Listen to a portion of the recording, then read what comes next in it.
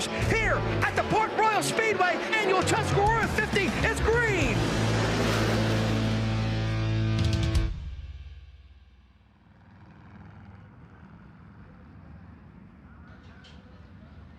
So you are looking at probably the most popular spot in the Juniata County Fairground. Port Royal Speedway, yeah, we're racing for a $58,000 payday today, but I just served the last 2 meals at the Port Royal Lutheran Church stand. This couple right here, they've been waiting 2 years to get a meal here. They've always shown up just a little too late. They are always selling out here at the church stand. They were 4 couples short today while I was coordinating how we were gonna do the open. And working with the church stand, we just said, hey, that's not right. They keep coming. They keep wanting to be a part of this. We held 2 meals back for them, put them ahead of time, made sure they're going to enter tonight's Tuscarora 50 happy as we are ready to roll for the 58th annual Tuscarora 50. Chase, Earl, let's get after it, guys.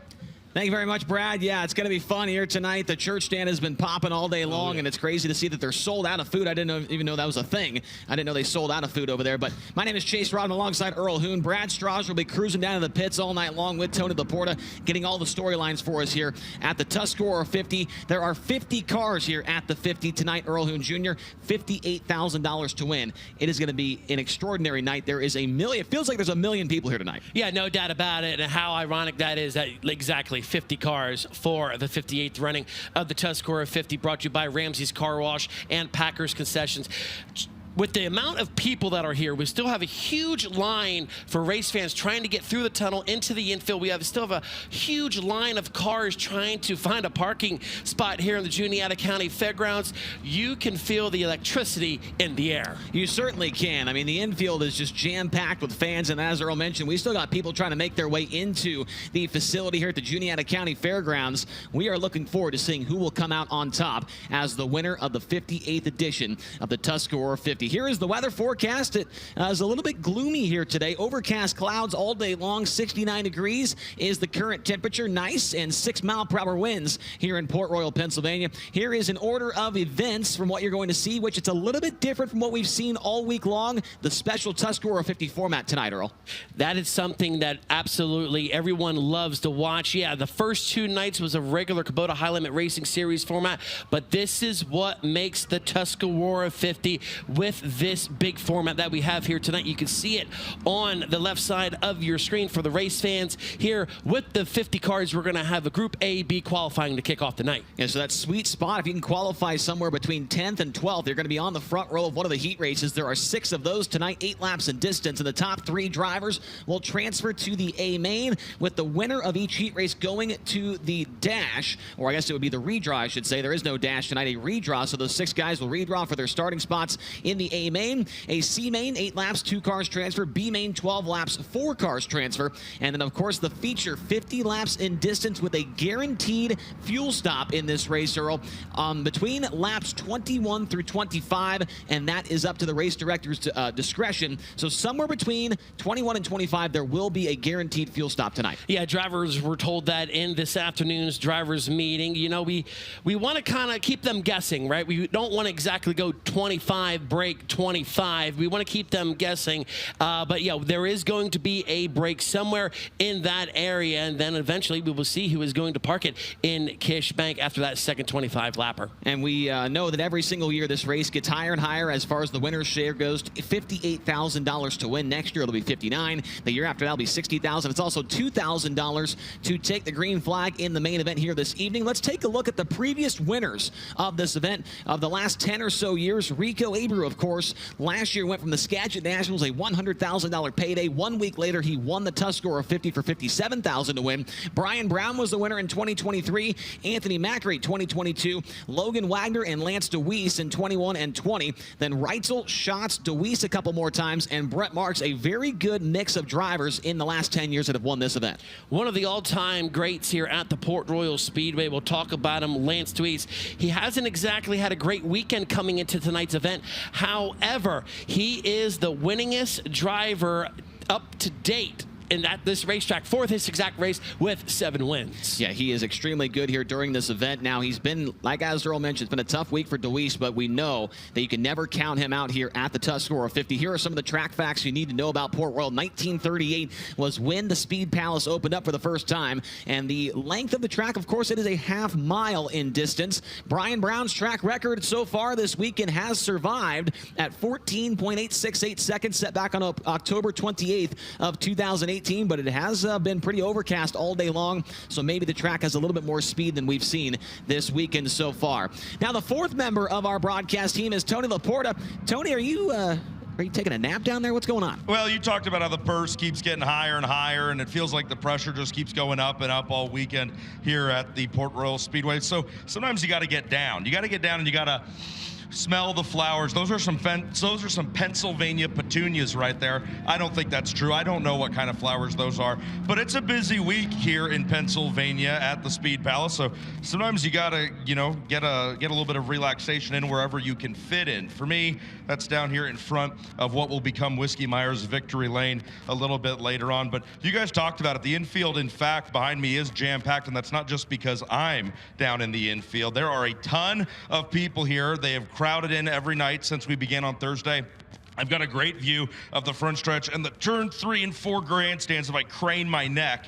And there are a lot of people here, spent some time in the t-shirt area, and people are just excited to be here at the Port Royal Speedway. The Tuscarora 50, a marquee event, not only here in central Pennsylvania, but as well as on the Kubota High Limit Racing calendar. And the racing is going to get so intense later on, I won't be able to relax. In fact, I'll have to sit up, probably stand up, to take in all the heart-pounding action. But right now, as cars make their way around wrapping up engine heat, I'm going to try to catch a few Z's down here, the last letter in the alphabet, as Chase knows all too well about. And I don't know.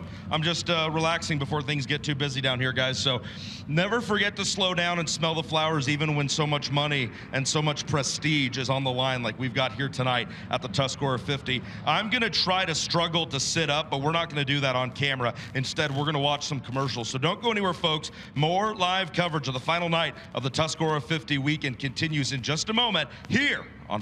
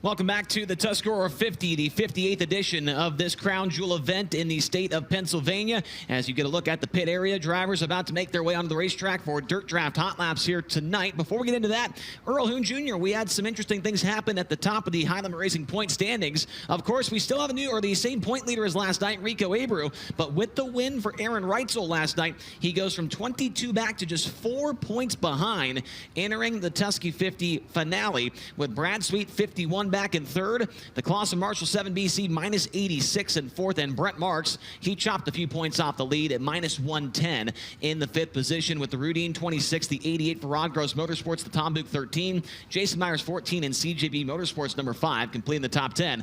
And so this is a High Limit Racing points event, so things can change a little bit more here this evening.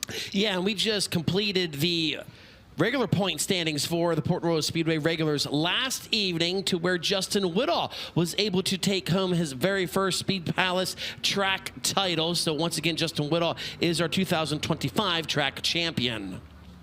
First set of drivers rolling onto the racetrack now for Dirt Draft Hot Lap session at number 1. Let's introduce you to the drivers from left to right on your screen.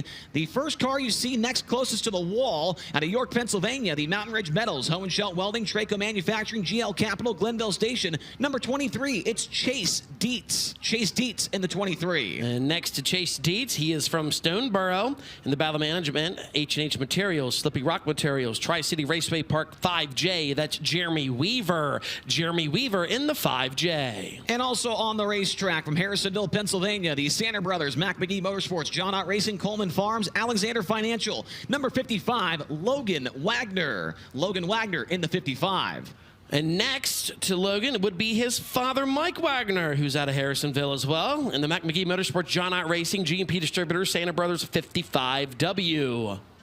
From Kunkletown, Pennsylvania, the Windustrial Fire Protection, Glenville Station, Getco, Kreitz Oval Track Parts, number 69K. It's Ryan Smith. Ryan Smith in the 69K. Also staging out here on the main straightaway, he is from Apollo. In the Mercedes Motorsports, Ducati of Pittsburgh, Hollywood Blasting and Coating, Mountain Mechanical, MAV Motorsports 42, that is Cy Lynch. Cy Lynch in the 42. And from Jonestown, Pennsylvania, in the Low Bar Incorporated, Moose's LZ Bar and Grill, Heavy Equipment Low Bar Associates, Milton Hershey School, number 8, Brock Zierfoss. Brock Zierfoss in car number 8. And from Mechanicsburg in the Hollinger Allebach Racing, Old Milwaukee, Orange Crate Brewing Company, Beer Hole Gang 5W. This is the beer wagon of Lucas Wolf. Lucas Wolf in the 5W. And from Glendale, Arizona, the Pell's Tire Service, RF Knox Company, Newman's Racing Engines, XXX DMI, number 1A, Ashton Torgerson. Ashton Torgerson in the 1A. Those are the drivers in Hot Lap session number 1, presented by Dirt Draft. If this is your first time being in a sprint car race, well, you chose a good one to come to at the Tuscarora 50, but a Hot Lap session, essentially a practice session for these drivers. They get about maybe 5 or 6 laps sometimes, a little bit more, usually 2 or 3, but with the new track, the first time we've seen cars on it, could see up to 5 laps for these guys in this practice session. Also, it's sponsored by Dirt Draft every single week with High Limit Racing.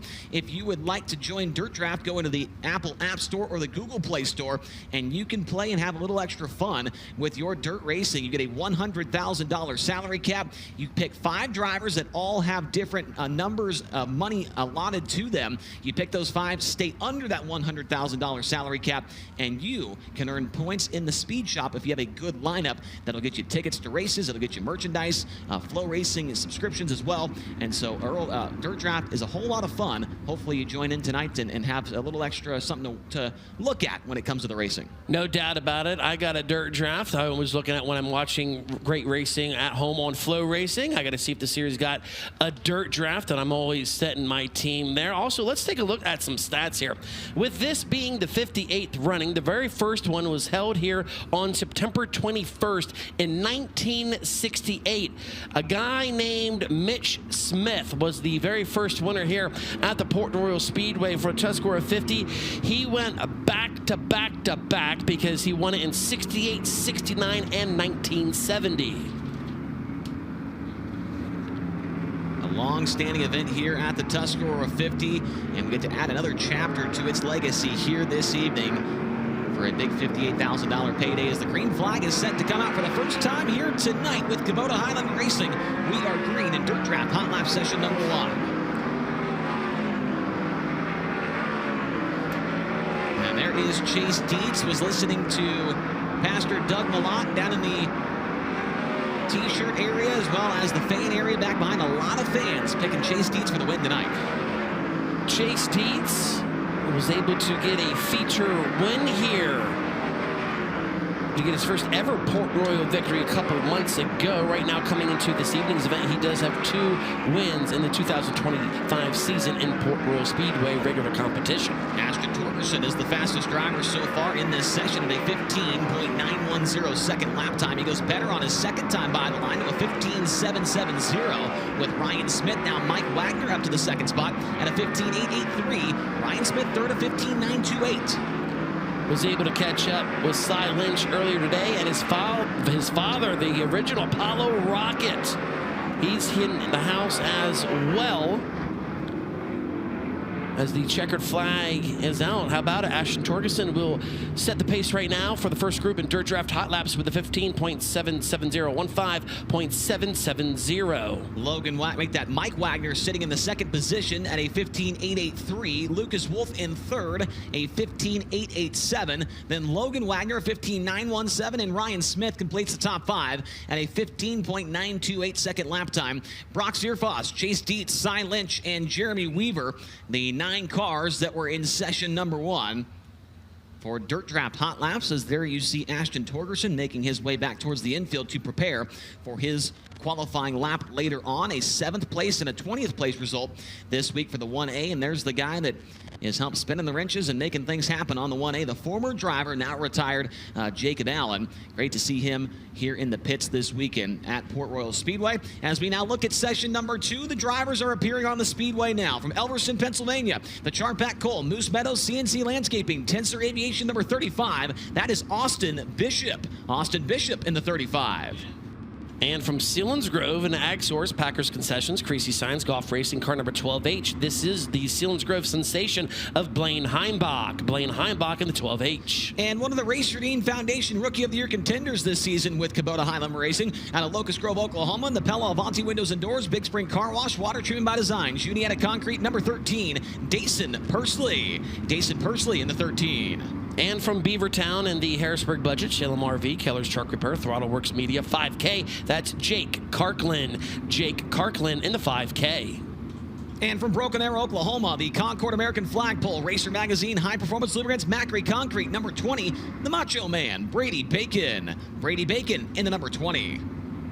And rolling in the middle of turns number 1 and 2 from Ephrata and the Fleet Reps, Risser Motorsports, the Tree Center, Keystone Ag Spray. 45, it's Jeff Halligan. Jeff Halligan in the 45. And making his first appearance of the weekend out there on the racetrack from Warrington, Pennsylvania, is the Karma Industrial Services, Bloss Plumbing, Glendale Labradors, A.H. Cornell and Son, number 55M, Dominic Miller. Dominic Miller in the 55M. And from Waco, Texas, in the All Ball Your Alternative, Infamous Inc., Bush's Chicken, Flint Rock Ranch, Trucks Decking, car number 9, that's Chase Randall. Chase Randall in the 9. So those are the drivers in session number 2 of Dirt Draft Hot Laps tonight. Did want to talk about Dominic Miller for a moment there, Earl, because as you mentioned, the only time we've seen him this weekend is here tonight. He shows up for the big night. Well, why is that? Because last year he won the non-qualifiers race here at the Tuscarora 50. That got him an automatic starting spot into the Tuscarora 50 here tonight. And so he will start the main event no matter what happens. Yeah, Dominic Miller was in competition with us about 2 weeks ago. He said, Earl, you know what?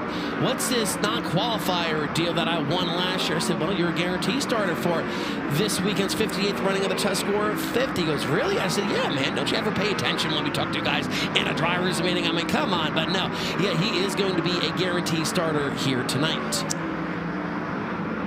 Brady Bacon, fastest driver. Now Dason Pursley goes up to the top of the speed charts at a 15.664. Brady Bacon in second, 15.698. Austin Bishop, now Chase Randall up to the third spot at 15.725. And Bacon moves down in the 15.5 second bracket at a 15.585. So Brady Bacon now the fastest driver as the checkered flag is coming out this time by. So these drivers are going to make that hard left-hand turn into the work area in the infield to catch up with their crew members to put in the final setup for the upcoming Capital Custom Trailer and Coaches qualifying, brought to you by Packers Concessions. We want to update you that whoever sets fast time overall here tonight will take home a $800 bonus courtesy from our friends at Packers Concessions. Yeah, it's been fun to watch that money grow every single night this week. $400, $600, now $800 to the fast time qualifier overall. As there's a look at the crew for Brady Bacon. Shawn Michael down there along with Bob Curtis. Their driver is currently the fastest overall, 15.585 seconds. Dason Pursley in second at 15.607. Chase Randall at 15.725. Austin Bishop fourth, 15.758. And Ashton Torgerson in fifth at a 15.770. Earl, group number 3 now rolling on the track. Staging here on the front straightaway. This driver's from Northport, Florida, in the Global Link, Moxie Sports Advisors, NRC Truck Conversions, Tar Heel Property Group, Easter Metal Signs, 24D. It's Danny Sams III. Danny Sams III in the 24D. And also on the racetrack from Monrovia, Indiana, driving the Skagit Speedway, Race Rudine Foundation, Ford Performance, Hager Realty, Rudine Management, number 26. It's Justin Peck. Justin Peck in the 26. Also staging here on the front straightaway from Geneva, New York, in the Frado Curbing, Speedway Performance, DMI Racing Components. Car number 22, it's Jonathan Preston. Jonathan Preston in the 22. From Sunshine Coast, Queens, and Australia, the Nutrien Homes, Nap Auto Parts of Gettysburg, Rudisill Trucking, Red Hill Transport, number 66. That's Ryan Newton. Ryan Newton in the 66. And about to roll into turn number 1 from Royersford in the Kaufman Financial Group, Sunny Hill Farm Trucking, TC Transportation, Royalton Recycling, car number 17B. It's the Royersford Rocket, Stevie Buckwalter. Stevie Buckwalter in the 17B. And from right here in Port Royal, in the DL George & Sons, West End Sunoco, Langenfelter Mechanical, Beavers Auto Body, number 27S. It's the Mayor, Dylan Sisney. Dylan Sisney in the 27S. Also out there in this hot lap session, he is from New Oxford in the Gibbsville Cheese, 87 speed, KR Perry Trucking, X1 Race Cars. Car number 2, it's Gerard McIntyre Jr. Gerard McIntyre Jr. in the 2. From Minden, Nevada, in the JST Motorsports, the Ritual, Smith Titanium Factory, Kane, Maxima Racing Oils, number 88, that is Tanner Thorson. Tanner Thorson in the number 88. Those are the drivers in the final hot lap session for Group A. Did want to give a shout out here, Earl, to some guys that had some good, quiet runs last night. Ryan Newton, a 12th place run, and Gerard McIntyre with an 11th place finish. Both those guys having some really solid nights yesterday. Sneaky, but good, right? Yeah, Gerard McIntyre Jr. been close about a few years ago of almost winning the Tuscarora 50, another driver that likes when the track gets very wide, very slow, and very slick. That's when that car really comes alive. There you see the Mayor, Dylan Sisney. He was able to get a feature win here during the Butch Renninger Memorial to kick off the Juniata County Fair, in only his second time in a 410 this season, and he was able to park it in victory lane. Fastest driver in this group is Ryan Newton. He's 7th quickest on the board at a 15.846. Now Danny Sams goes up to the 3rd spot at a 15.656. Justin Peck to 7th at 15.779. Checkered flag is displayed.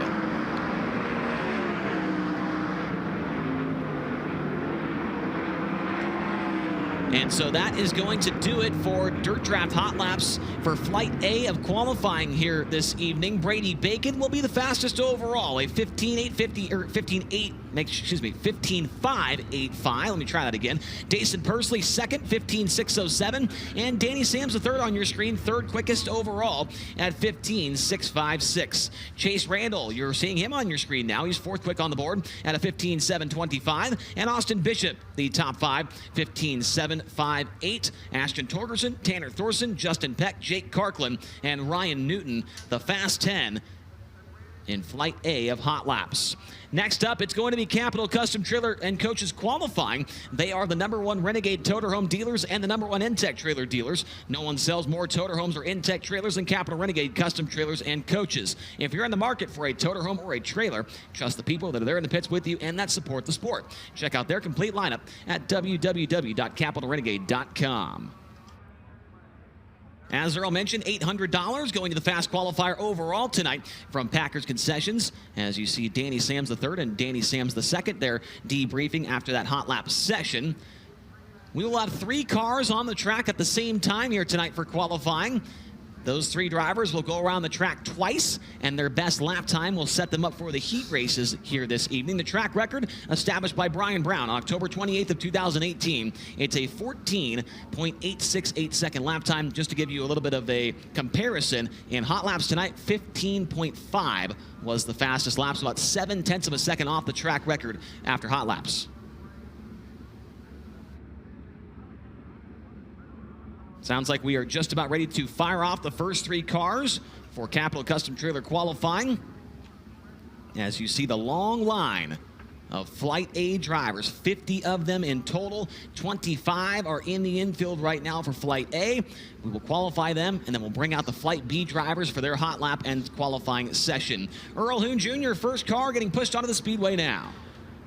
That driver is from Stoneboro and the Bala Management, H&H Materials, Slippery Rock Materials, Tri-City Raceway Part 5J. Jeremy Weaver coming up to speed in turn 2. And joining him from York, Pennsylvania, and the Mountain Ridge Metals, Hohenschelt Welding, Traco Manufacturing, GL Capital, Glenville Station Pub Grub, 23 of Chase Dietz, and third driver out to take time from Mechanicsburg and the Hollinger Allebach Racing, Old Milwaukee, Orange Crate Brewing Company, the Beer Hill Gang 5W. It's Lucas Wolf. Was able to catch up with Jeremy Weaver earlier this afternoon and got a feeling he might visit Port Royal Speedway a few more times during the 2026 racing season, as his first lap is going to be a 15.804, 15.804. Dietz will now go to the top at a 15.618, 15.618. Lucas Wolf, he'll time in second quick on his first lap at 15.785, 15.785. Weaver slower on his second lap at 15.900. Chase Dietz, he'll improve on his second lap. He's still at the top of the board with a 15.543. Lucas Wolf slower on his second lap, a 15.824. Having an issue firing off the next couple of cars here. Ryan Smith was getting a shove from behind, got into one of the push vehicles, and so we might have to wait on Ryan Smith. We are sending 2 cars out there now. The first driver you see on the screen, that is going to be Logan Wagner from Harrisonville, Pennsylvania. The Sandler Brothers, Mac McGee Motorsports, John Ott Racing, Coleman Farms, Alexander Financial, number 55, and he is joined on the track by the 42. That is Cy Lynch out of Apollo, Pennsylvania. The Mercedes Motorsports, Ducati of Pittsburgh, Hollywood Blasting Coating, Mountain Mechanical, MAV Motorsports, number 42. Lap 1 for Wagner, third quick, a 15.802, 15.802. Lap number 1 for Cy Lynch. He will go fifth quick at a 15.856, 15.856. Cy Lynch with 9th and 15th place finishes on the week. For Logan Wagner, he's sitting at I don't have that actually on my, I don't know what happened to my notes here, but Logan Wagner, he is going to slow down on lap 2 of 15.908. Cy Lynch goes to the second spot at 15.658 seconds. Tony Laporta, what's going on down there with Ryan Smith? They brought a new nose wing down for the front of the 69K. Series Director Mike Hess is on the scene communicating with the Kreitz Racing team. Don runs in here with impacts in hand, and it looks like they're going to allow the 69K to swap out the nose wing. That does seem to be, there's good damage to the front bumper as well. The big key here is going to be to make sure there was no damage done to either one of those front shocks. And based on my very limited point of view, it doesn't seem to be anything on the suspension, but they're going to have to swap out that nose wing.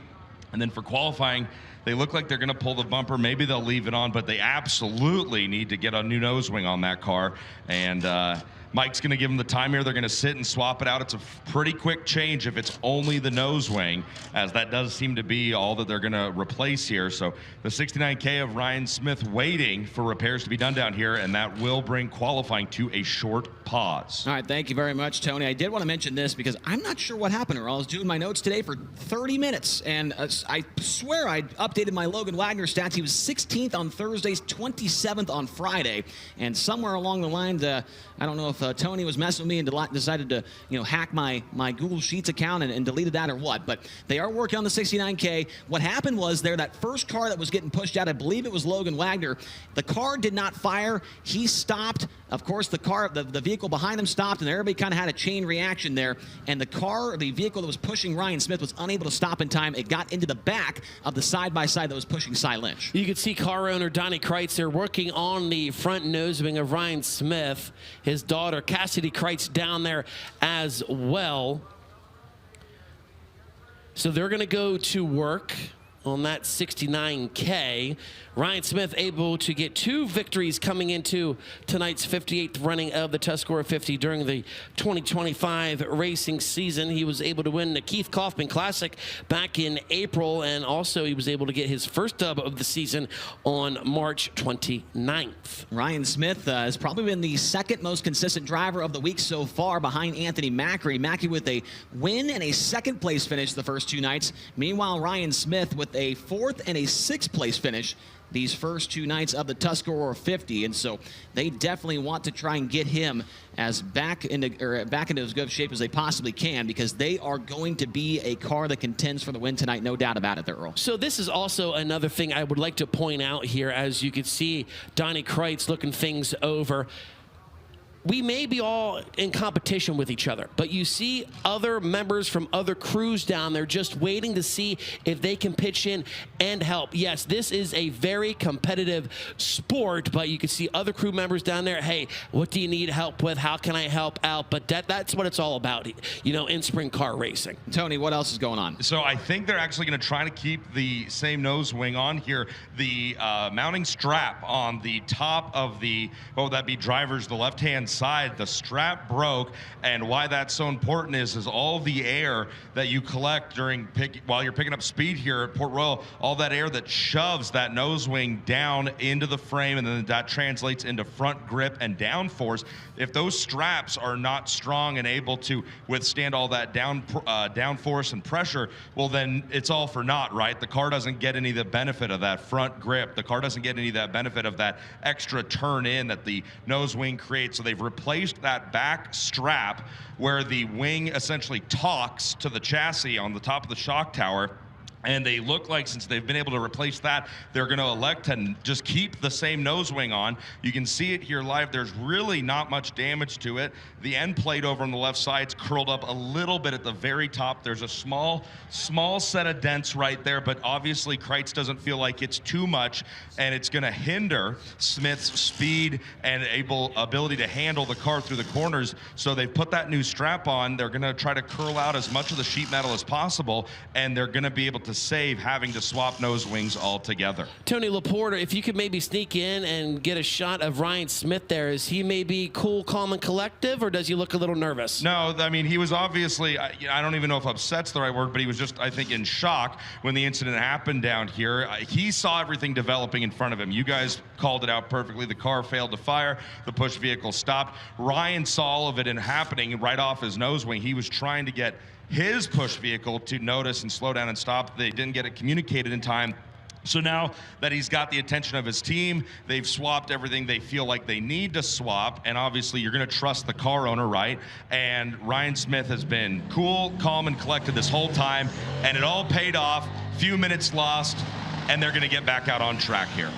So Ryan Smith will get the shove. He is from Kunkletown, PA. In the Industrial Fire Protection, Glenville Station Public Rub, Jetco, Kreitz Oval Track Products 69K. Also joining him out there from Glendale, Arizona in the Pell's Tire Service, RF Knox Company, Newman's Racing Engines, Triple X, DMI 1A of Ashton Torgerson, and third driver coming up to speed in turns 3 and 4 from Jonestown, and the Low Bar Incorporated, Moose's LZ Bar and Grill, Heavy Equipment, Low Bar Associates, Milton Hershey School, car number 8 of Brock Zierfa. So let's see what the first lap looks like here for the Kunkletown kid. He will go third quick at a 15.767, 15.767. Ashton Torgerson second quick at a 15.621. First lap for Zierfa. 8th quick out of 8 cars at a 15.845, 15.845. Ryan Smith slower on his second lap at 15.947. Torgerson also slower on his second lap at a 15.646. And Brock Zierfa slower as well at a 15.911. Next out there onto the racetrack from Harrisonville, Pennsylvania, the Mac McGee Motorsports, John Ott Racing, G&P Distributors, Santa Brothers, number 55W. It is the legend, Mike Wagner. And also out there on the Speedway, that is going to be Jake Karklin. He's out of Beavertown, Pennsylvania, driving the Harrisburg Budget, Salem RV, Keller's Truck Repair, Throttle Works Media, number 5K. And the third of this triplet going on the track as well is Brady Bacon. He's out of Broken Arrow, Oklahoma, the Concord American Flagpole, Racer Magazine, High Performance Lubricants, Macri Concrete, number 20. Mike Wagner rolling off of turn number 4 has not been able to make a feature so far this week. Lap number 1, he'll be 4th quick, a 15.686, 1.5686. Lap 1 for Karklin, he's 10th quick at a 15.946. Lap 1 for Brady Bacon, 5th overall, a 15.725, 15.725. Mike Wagner, lap number 2, he will slow down to a 15.837. First lap better, 15.686. Jake Karklin slows down as well, just barely to a 15.967. And Brady Bacon up to the 3rd spot, 15.643. 3rd quick for Brady Bacon, 5th quick for Mike Wagner, and 11th for Jake Karklin. Next 3 drivers roll out for Capital Custom Trailers and Coaches. Qualifying brought to you by Packers Concessions, heading down the back straightaway from Elverson in the Charpak Cole, Moose Meadow, CNC Landscaping, Tensor Aviation 35. It's Austin Bishop, and also joining him out there from Waco, Texas, in the All-Ball Your Alternative, Infamous Inc., Bush's Chicken, Flint Rock Ranch, Trex Decking. Car number 9, it's Chase Randall, and 3rd driver out there from Sealands Grove and the Ag Source, Packers Concessions, Creasy Science Golf Racing, 12 of Blaine Heimbach. First lap time for the 35 of Austin Bishop, 12th quick, a 16.036. Chase Randall, 11th quick, a 15.867. Blaine Heimbach, 14th quick, 16.193, 16.193. Austin Bishop better on his second lap, still 13th quick, a 15.967. Chase Randall, 11th quick, slower on his second lap, a 15.940. And Blaine Heimbach also slower at a 16.226. Next 3 qualifiers hitting the racetrack now out of Warrenton, Pennsylvania. The Karma Industrial Services, Bloss Plumbing, Glendale Labradors, A.H. Cornell and Son, number 55M. That is Dominic Malaire. And also qualifying now from Locust Grove, Oklahoma, the Pella Avanti Windows and Doors, Big Spring Car Wash, Water Treatment by Design, Juniata Concrete, number 13, Dason Pursley. And a problem for Jeff Halligan as he pulls the car back into the infield. So we will qualify with just 2 once again as an issue for the driver at effort of Pennsylvania. Lap number 1 for Dominic Malaire is 14th overall, a 16.019. Lap number 1 for Dason Pursley, he'll be 10th quick at a 15.807, 15.807. Dominic Malaire, we mentioned it earlier, has a guaranteed starting spot in tonight's Tuscarora 50 due to winning the non-qualifier last year. He's better on lap 2, a 15.990, still 15th overall. And for Pursley, he's up to the 8th spot, a 15.788. 8th quick for Dason Pursley and 15th for Dominic Malaire. Rolling trackside from Northport, Florida, in the Global Link, Moxie Sports Advisors, NRC Truck Conversions, Tar Heel Property Group, Easter Metal Signs, 24D of Danny Sams, and making his way down the back straightaway. This driver is from Monrovia, Indiana, in the Skagit Speedway, Race Redeem Foundation, Ford Performance, Hager Realty, Redeem Management, 26 of Justin Peck, and from New Oxford, in the Gibbsville Cheese, 87 Speed, KR Perry Trucking, X1 Race Cars, car number 2 of Gerard McIntyre Jr.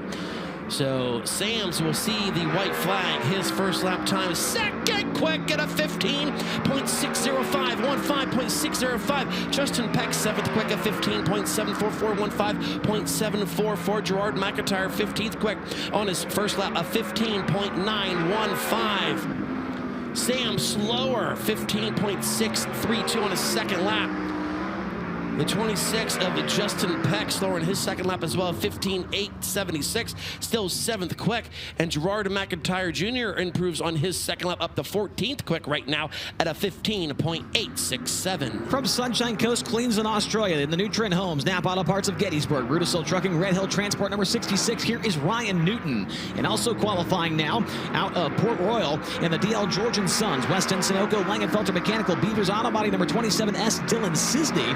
And And the final driver out there from Geneva, New York, it's the Frado Curbing Speedway Performance TMI Racing Components, number 22, Jonathan Preston. Jonathan Preston, 22.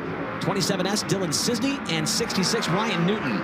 Newton on lap 1 is 14th overall, 15.853. Lap 1 for Cisney is 20th quick, 15.990. Here's Jonathan Preston to complete his first lap. He is 22nd quick at a 16.238, 16238. Ryan Newton's second lap is a little bit longer, a 16.112. First lap better, 15.853. Cisney slower as well, 16.116. First lap better, 15.990. And for Jonathan Preston, he will slow down as well, 16.369. First lap better, 16.238. Jonathan Preston 22nd, Dylan Cisney 20th, and Ryan Newton 14th. These are the final two drivers here for Group A qualifying during Capital Custom Trailers and Coaches qualifying, brought to you by Packers Concessions, as Tanner Thoresen comes to a stop there in turn number 2. So we will halt Group A qualifying. So a problem for the Ron Gross Motorsports number 88. Finishes of 27th and 13th on the week so far at the Tuscarora 50. That 27th place finish on Thursday night ended a streak of 15 straight top 10s in points-paying events for Tanner Thoresen. Tanner Thoresen also sits 5th in point standings with the Kubota High Limit Racing Series. He has 10 top 5s and 21 top 10s. So unfortunately, he is going to have to possibly make his way back to the pit area, as he will bypass the entrance into the infield. Yeah, we'll see what Thoresen does here. Unfortunately, he is the last car in the qualifying order here. And so we'll see if he decides to hang a left into the infield to try and make repairs. And if that is the case, and he does make timely repairs, he would be able to get one lap in qualifying. But looks like the 17B Steve Buckwalter may be qualifying by himself. And now Thoresen actually going to take a hard right to the outer pit area, Earl.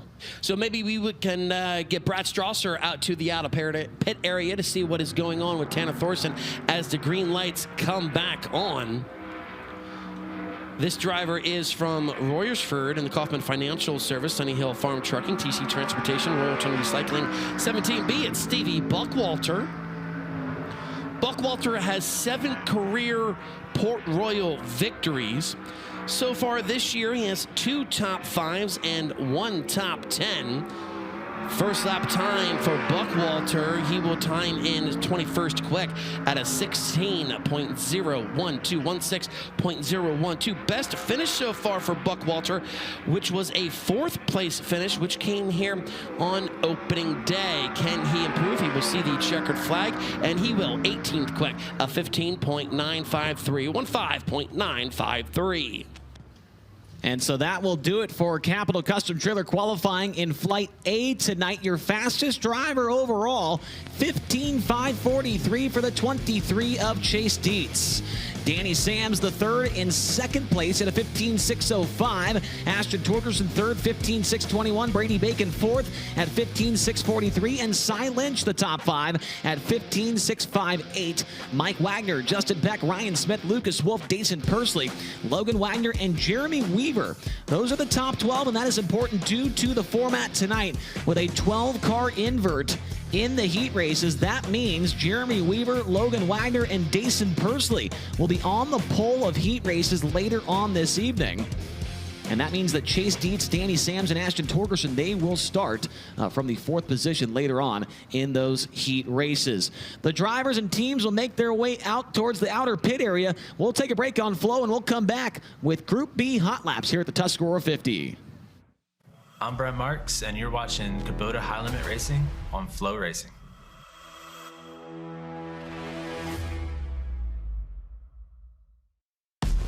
Introducing the My Kubota app. With My Kubota, connecting with your local dealer is easier than ever. Find them with just a tap and contact them quickly for any assistance you need.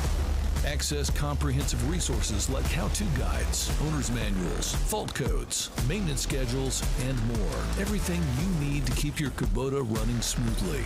Download the app today.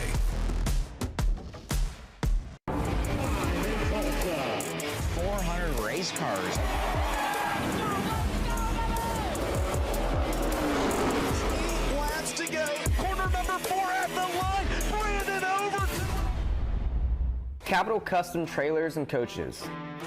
We are the #1 Renegade Toterhome dealer and the #1 Intech and Bravo Sprint Car Trailer dealer. No one sells more Toterhomes and Sprint Car Trailers than we do. Check out our complete lineup at capitalrenegade.com. If you're in the market for a Toterhome or a trailer, trust the people that are in the pits with you and that support the sport. Winning doesn't just happen. You have to engineer it. You have to test it and make it better than it was the last time. Our engineers have the passion to create the parts you need, the way you need them to be, again and again and again. We've led this game for over 40 years, and we design, refine, and perfect every valve train part worthy of the winner's circle. Since their 2001 inception, DMI Racing Components have changed the game. From open-wheel suspension, steering, and driveline components to their line of Bulldog quick change rears, they set the new standard for innovation, performance, and value. DMI and Bulldog products are backed by the best customer support in the industry with more than 150 years of race-winning experience. Let our experience help guide you to victory lane. We race, you race. Let's race together. Did you see us at the High Limit West Coast Swing? You got a glimpse of the craftsmanship, the precision, the performance potential. Handcrafted in America, wedge carts are built by racers for racers. Engineered for speed, handling, and durability. From the West Coast Swing to your home track, when it's time to race, it's time to get the wedge edge.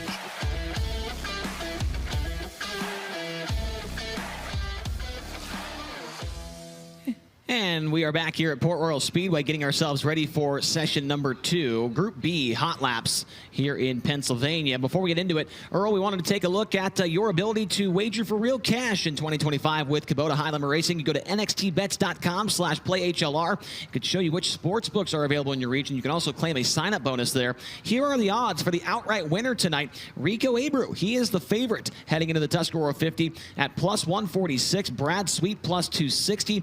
Anthony Macri +355. Last night's winner, Aaron Reitzel +500. Then a couple of long shots back there with Selzy, Marks, Crouch, and Timms.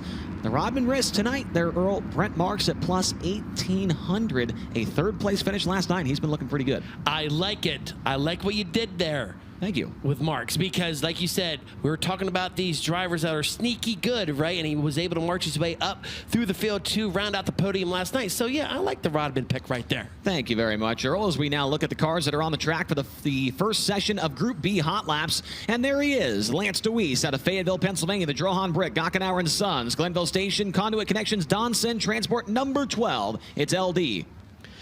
And from Hanover in the Leland's Collectibles, Hefner Racing Enterprises, Blazers Body Shop, Wood Brakes 27. That's Troy Wagaman Jr. Troy Wagaman Jr. in the 27. From Fresno, California, the NOS Energy Drink, Spire Motorsports, Elliott's Custom Chores and Carts, Brandt Professional Agriculture, Gainbridge. Number 7 BC, that is Hot Sauce, Giovanni Selzy. Giovanni Selzy in the 7 BC. Also rolling trackside, making his way here on the front straightaway. He is from Dillsburg in the J&S Classics, White Cap C&D Rigging, Class 1 Transportation, Randy Shear Plumbing and Heating. Car number 39M, it's the Concrete King, Anthony Macri. Anthony Macri in the 39M. Fifth place finisher from last night, led a few laps of that main event as well from Kokomo, Indiana. In the Indy Race Parts, DKW Transport, Charlie Garrett Racing Engines, Chalk Sticks Torsion Bars. Number 71, the law firm, Parker Price Miller. Parker Price Miller in the 71. Behind Parker Price Miller, he is from Fawn Grove in the Karma Industrial Services, McSherrystown Moose, Stevie Carr, Wing Dynamics X. That is Matt Campbell. Matt Campbell in the X. From Rising Sun, Maryland, in the A1 Mulch, Rapid Tire, Arts Custom Machine, the Frozen Farmer, number 27H. The driver is Steven Snyder Jr. Steven Snyder in the 27H. And from Mannheim in the Drohan Brick, Dunson Transport, Shear Welding, West Fabrication 29S, it's Brent Shear. Brent Shear in the 29S. And TJ Stutz, the final driver on the track for this session. He's out of Liverpool, Pennsylvania, the Mountain View Travel, Village Square Plaza, High Tech Metal, Smith Titanium, number 11. Underway with Group B hot laps here at Port Royal Speedway. It is the Tuscarora 50. And We are being told by Brad Strasser back in the pit area that there is a mag box that has been changed on the 88 for Tanner Thorson, and so that was what was the issue for him on his qualifying run. Lap times coming across our screen here for this session: 16.118, now a 16.007, now a 15.77 for Anthony Macri. He shows the way. So drivers will see the checker flag this time by Parker Price Miller right there, second quick here for the first flight of hot laps here in Group B, almost winning a few nights ago for the Labor Day Classic. That driver needs no introduction right there. Anthony Macri, he will set the pace right now here in hot laps for Group B at a 15.770, 15.770. He is followed by Parker Price Miller at 15.944. Giovanni Scelzi third, a 16.007. Troy Wagaman Jr. at a 16.118, and Matt Campbell in the top five at 16.154. Lance Deweese, Steven Snyder Jr., TJ Stutz, and Brent Shear. There is a look at the crew that help out Anthony Macri. Nate Repitz there on the left, Joe Mooney on the right, as they will get their car prepared for Capital Custom Trailer qualifying when he arrives down there in the pit area in just a few moments, as we're already rolling the next set of cars onto the racetrack.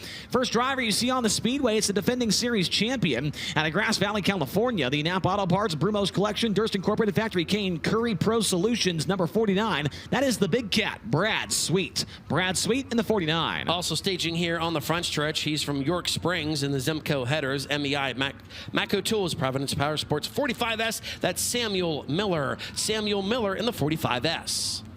And lined up next to him, it's going to be the driver out of Selinsgrove, PA, the Rose Post, Center Roofing and Contracting, Victory Auto, BK Motorsports, number 77, Mike Walter. Mike Walter in the 77. And from Sydney, New South Wales, Australia, in the Trones Outdoor DMI, Smith Titanium 39, it's Linton Jeffrey. Linton Jeffrey in the 39. From Birchtown, Pennsylvania, driving the Vinyl Options, Medical Marijuana, ASF Motorsports, Ryan Taylor Graphics, CP Carrillo, number 20T, Ryan Taylor. Ryan Taylor in the 20T.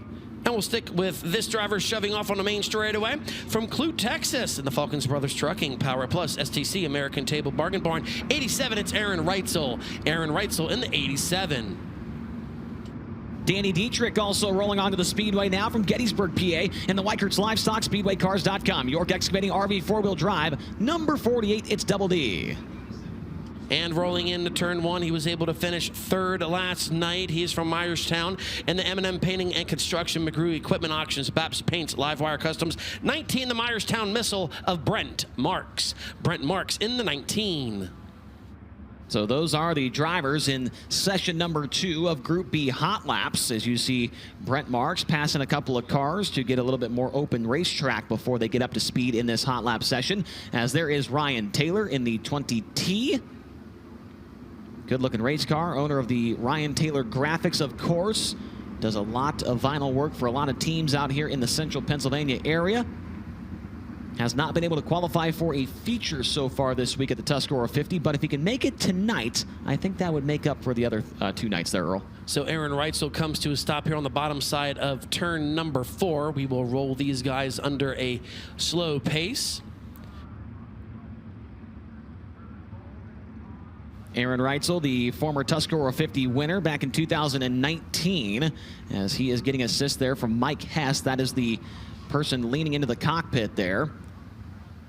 As Brent Marks in that brightly colored number 19, that is the paint scheme that he had from the Knoxville Nationals this year. Like a lot of teams did this week, they kind of brought those schemes back out. And talk about a very clean, good-looking paint scheme. I was able to catch up with Marks earlier this afternoon when both of us decided to get toasted cheese sandwiches just below us for lunch. And I said, hey, man, you know, you're a past winner of this event, and like, you had some speed last night. What exactly happened? Because at one time, he wasn't even in the picture, right? And he goes, I think my tire was sealed over about halfway across that race when he was able to get up in that third spot, and he just didn't have a lot of speed there. But he has a lot of confidence. As we mentioned, he is a past winner of the Tuscarora 50. Yep, that was in 2015 when the Myerstown Missile was able to park it in victory lane here at the 50.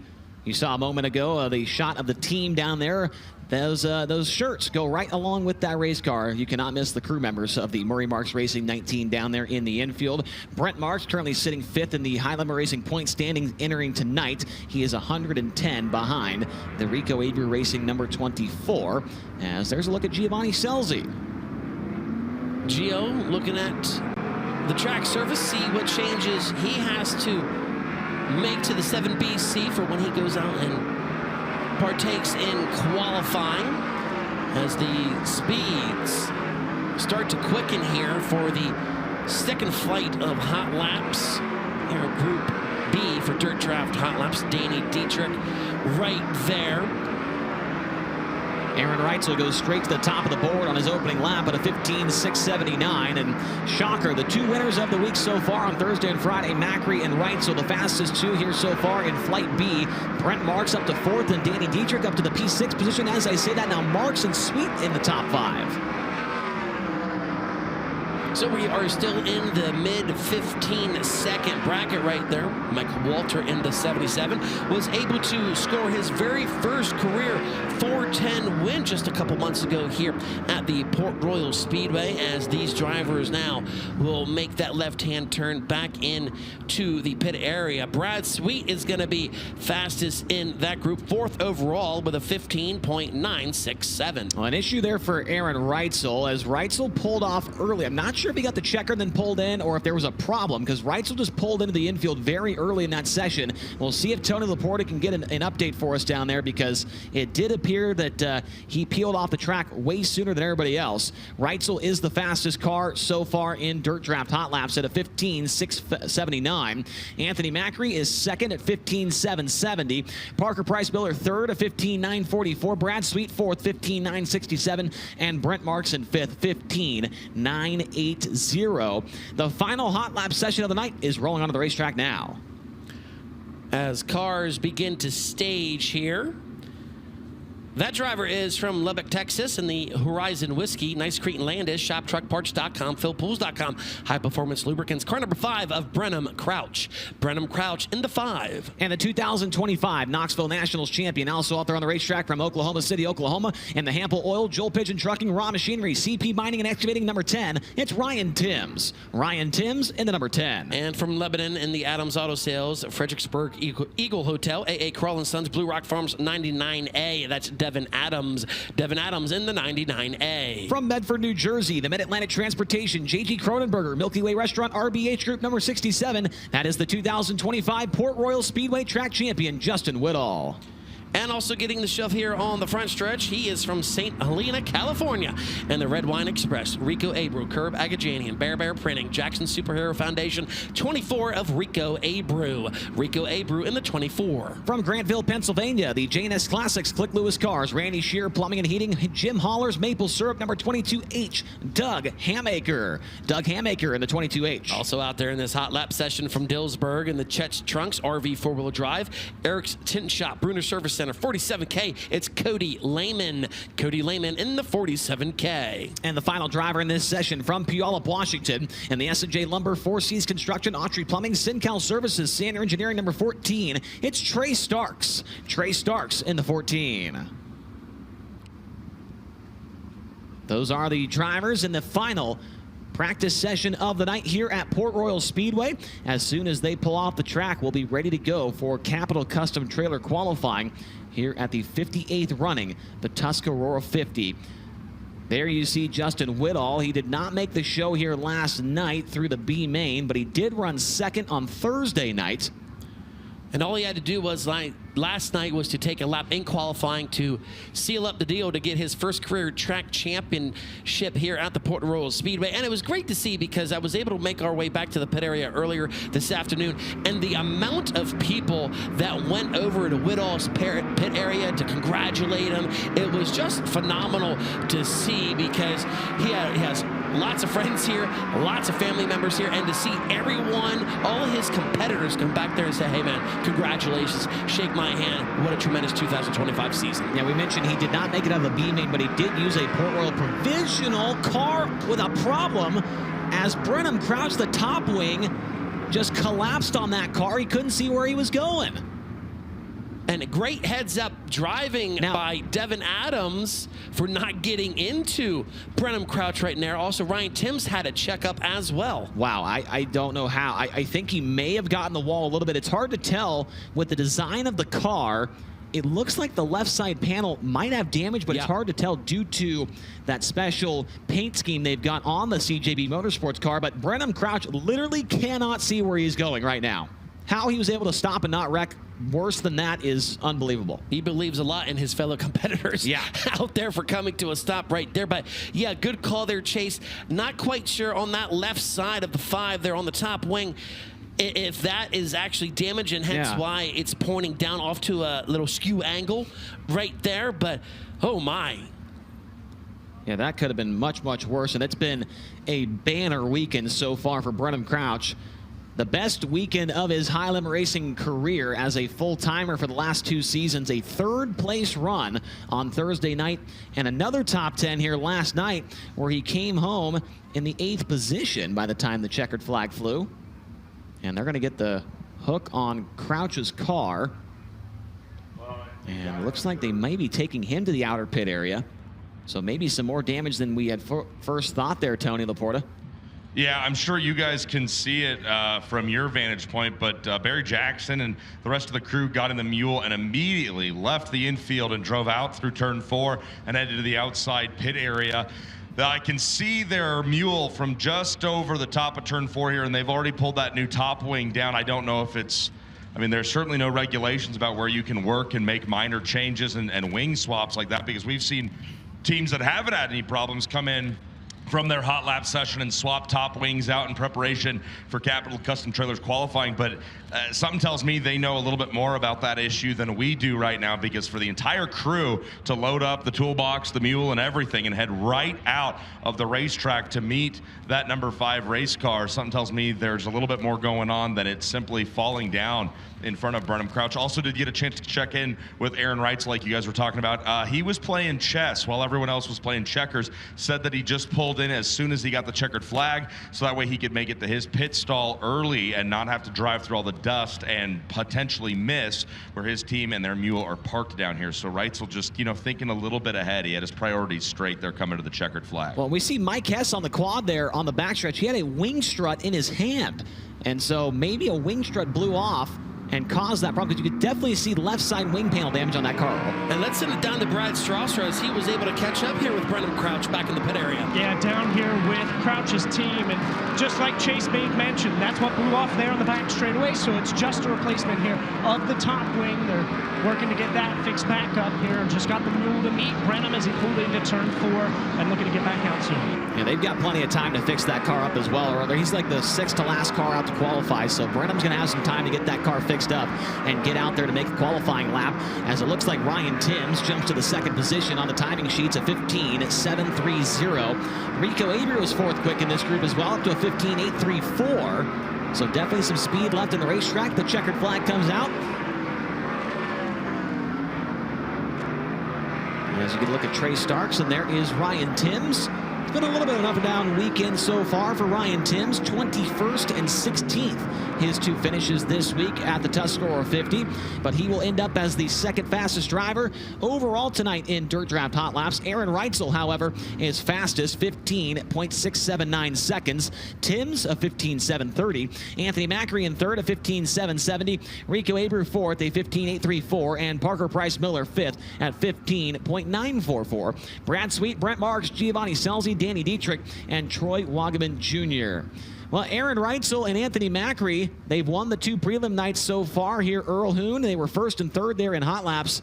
These are going to be the 2 guys that are going to be very, very tough to beat tonight. No doubt about it. They're always in the hunt, no matter where they go, but they really love the Port Royal Speedway. I love that. The 1-foot wonder versus the concrete king, right? That doesn't get any better than that.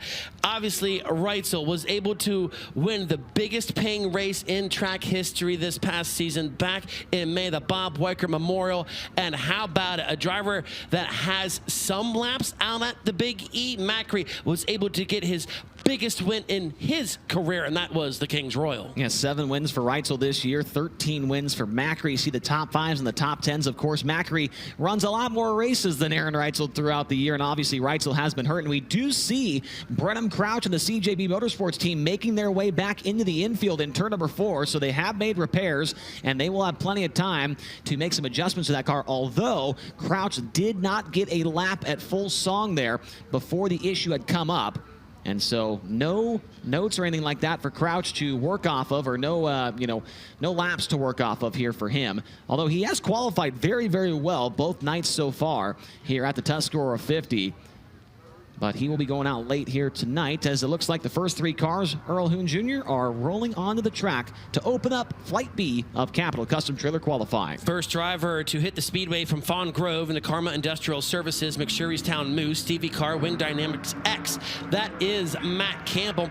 And joining him, that driver is from Kokomo, Indiana, in the Indy Race Parts, DKW Transport, Charlie Garrett Racing Engines, Chalk Sticks Torsion Bars, 71 of Parker Price Miller, and third driver out there from Mannheim. And the Drohan Brick, Donson Transport, Shearer Welding, West Fabrication, 29S of Brent Shearer.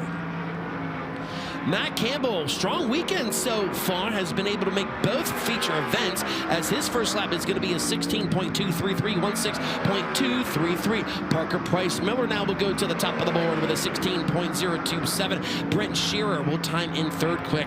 Out of 3 drivers right now in Group B, and it's 16.411. Matt Campbell slower on his second lap, a 16.261, still second quick. Parker Price Miller slower as well on the second lap, a 16.125. And Brent Shearer improves on his second lap, still third quick out of 3 drivers at a 16.349. From Hanover, Pennsylvania, here's the Leland's Collectibles, Hefner Racing Enterprises, Blazers Body Shop, Willwood Brakes, number 27, it's Troy Wagaman Jr. And from Fayetteville, Pennsylvania, the Drohan Brick, Gotchenauer & Sons, Glenville Station Conduit Connections, Don Sin Transport, number 12, it's Lance DeWeese. And from Liverpool, Pennsylvania, in the Mountain View Travel, Village Square Plaza, High-Tech Metal Smith Titanium, number 11, TJ Stutz. TJ Stutz in the 11, Lance DeWeese in the 12, and Troy Wagaman Jr. in the 27. Wagaman, the hard charger last night, up to the 9th spot at the end of the feature. Lap 1 to the top, 16 flat, 16.000. DeWeese goes to the top, 15.974. TJ Stutz, lap 1 is 6 quick, a 13, make that a 16.350, 16350. Troy Wagaman, lap number 2, he'll slow down to a 16.121. Lance DeWeese on lap number 2, he will slow down as well to a 16.104. And TJ Stutz will come across the line. He will slow down on lap 2, 16.455. First lap better, 16.350. Lance DeWeese to the top, Troy Wagaman second, and TJ Stutz in P6. Next 3 drivers to hit the speedway from Rising Sun, Maryland, in the A1 Mulch, Rapid Tire, Arts Custom Machine, the Frozen Farmer, 27H, it's Steven Snyder Jr. And coming up to speed on the back straightaway from Fresno, California, and the NOS Energy Drink, Spire Motorsports, Elliott's Custom Trailers and Carts, Brant Professional at Gainbridge, 7BC of Giovanni Selzy, and coming down to get the green flag from Dillsburg, and the Dranettes Classics, Whitecap C&D Rigging, Class 1 Transportation, Randy Shear Plumbing and Heating, 39M of Anthony Macri. First lap time for Steven Snyder Jr., 5th quick at 16.310, 16.310. Giovanni Selzy, 4th quick, a 16.028, 16.028. Anthony Macri, 5th quick on his first lap at a 16.081. Second lap time for Snyder Jr., slower at 16.414, still 7th quick. Giovanni Selzy, slower as well, 16.120. Anthony Macri to the top of the board, tied Lance DeWeese with the exact same lap time, a 15.974. Three more drivers trying to put in their qualifying times out of Grass Valley, California. Here's the Napa Auto Parts, Brumos Collection, Durst Incorporated, Factory Kane, Curry Pro Solutions, number 49. It's the Big Cat Brad Sweet. And from Gettysburg, Pennsylvania, the Weichert's Livestock, SpeedwayCars.com, York Excavating, RV 4-wheel drive, number 48, Danny Dietrich. And from Clute, Texas, the Fulkins Brothers Trucking, Power Plus, STC Global, American Table Bargain Barn, number 87, Aaron Reitzel. Lap 1 for Brad Sweet is going to go fourth quick, a 16.019, 16019. Danny Dietrich, lap number 1. He'll go seventh quick, a 16.108. Aaron Reitzel, lap number 1. He will go to the top, 15.763. Lap number 2 for Brad Sweet. He'll go fourth quick, 15.995. Danny Dietrich, can he improve on lap number 2? The answer is yes. It's still eighth quick, a 16.060. Aaron Reitzel, lap number 2, he'll slow down to a 15.792, but his second lap still would have been quick time overall. Aaron Reitzel to the top of the board of the 15.763. Coming up to speed in turn 2 from Myerstown in the M&M Painting and Construction, McGrew Equipment Auctions, Baptist Paints, Livewire Customs, 19, it's Brent Marks. Joining him, this driver is from Sydney, New South Wales, Australia, in the Trones Outdoor DMI Smith Titanium, 39 of Linton Jeffrey, and third driver out there from Selinsgrove. And the Roast Post Center Roofing and Contracting, Victory Auto, BK Motorsports, 77 of Michael Walter. Marks was able to round out the podium in the night before the 50. Last night, his first lap time is going to be 8th quick at a 16.035. Linton Jeffrey, 11th quick at a 16.297. Now, Michael Walter will go into that 11th position at a 16.278, 16.278. Can Marks improve? Yes, he can. 6th quick at a 16.027, 16.027. Michael Walter, he'll improve as well. 10th quick is 16.149, and the 39 of Linton Jeffrey slower on his second lap, a 16.351. He's still 12th quick right now. Next to qualify from Mertztown, Pennsylvania, the Vital Options Medical Marijuana, ASF Motorsports, Ryan Taylor Graphics, CP Carrillo, number 20T, it's Ryan Taylor. And qualifying along with him, out of York Springs in the Zemco headers, MEI, Matco Tools, Providence Motorsports, number 45, S. Samuel Miller. And the final car in this group at 11 in Pennsylvania, the Adams Auto Sales, Fredericksburg Eagle Hotel, AA Crawl & Sons, Blue Rock Farms, 99 of Devin Adams. Lap 1 for Ryan Taylor put him 14th in the books at a 16.326. Lap 1 for Samuel Miller, he'll be 17th at 16.950. Devin Adams is now 17th at a 16.652. None of these drivers have been able to qualify for a feature so far this week. Ryan Taylor, lap 2, he'll slow down to a 16.338. Samuel Miller, lap number 2, he will go faster, but still 18th at a 16.875. And Devin Adams, he will slow down. His first lap was better, 16.652. Miller 18th, Adams 17th, and Taylor 14th. So they were able to change the top wing on the driver from Lubbock, Texas, in the Horizon Whiskey, Nice Street, Landis, ShopTruckParts.com, PhilPools.com. High Performance Lubricants, car number 5, Brenham Crouch's machine. Also out there joining Crouch, making his way off of turn number 4 from Southampton, New Jersey. He's in the Mid-Atlantic Transportation, J.G. Cronenberger Milky Way Restaurant, RBH Group, 67 of Justin Woodall. Also out there from Oklahoma City, Oklahoma, in the Hample Oil, Joel Pigeon Trucking, Raw Machinery, CP Mining and Excavating, number 10 of Ryan Smith, as the 5 of Brenham Crouch off the pace in turns number 1 and 2. A bad night gets a little bit worse there for the CJB Motorsports team. Did not get a lap in hot laps and will not get a lap as of right now in Capital Custom Trailer qualifying, which is just tough to see, Earl, after he's had such a great weekend so far. Yeah, no doubt about it. And we all know that this is a long day and a long night to begin with, but to have problems in the beginning of the night just makes it even longer for him. So hopefully the guys in the pit area can find out what exactly is wrong with Brenham Crouch, and hopefully they can come back out to get one lap here in Group B. Yeah, he's going to pull into the infield and see if they can make some quick repairs to that car and maybe get him out here at the tail end of the field for one lap and one lap only. So it'll be Whittall and Timms, the two cars here. After that, we've got 4 more cars to qualify unless Crouch does come back out. There will be 4 more after this. So there is a 2025 track champion, Justin Whittle, coming up the speed.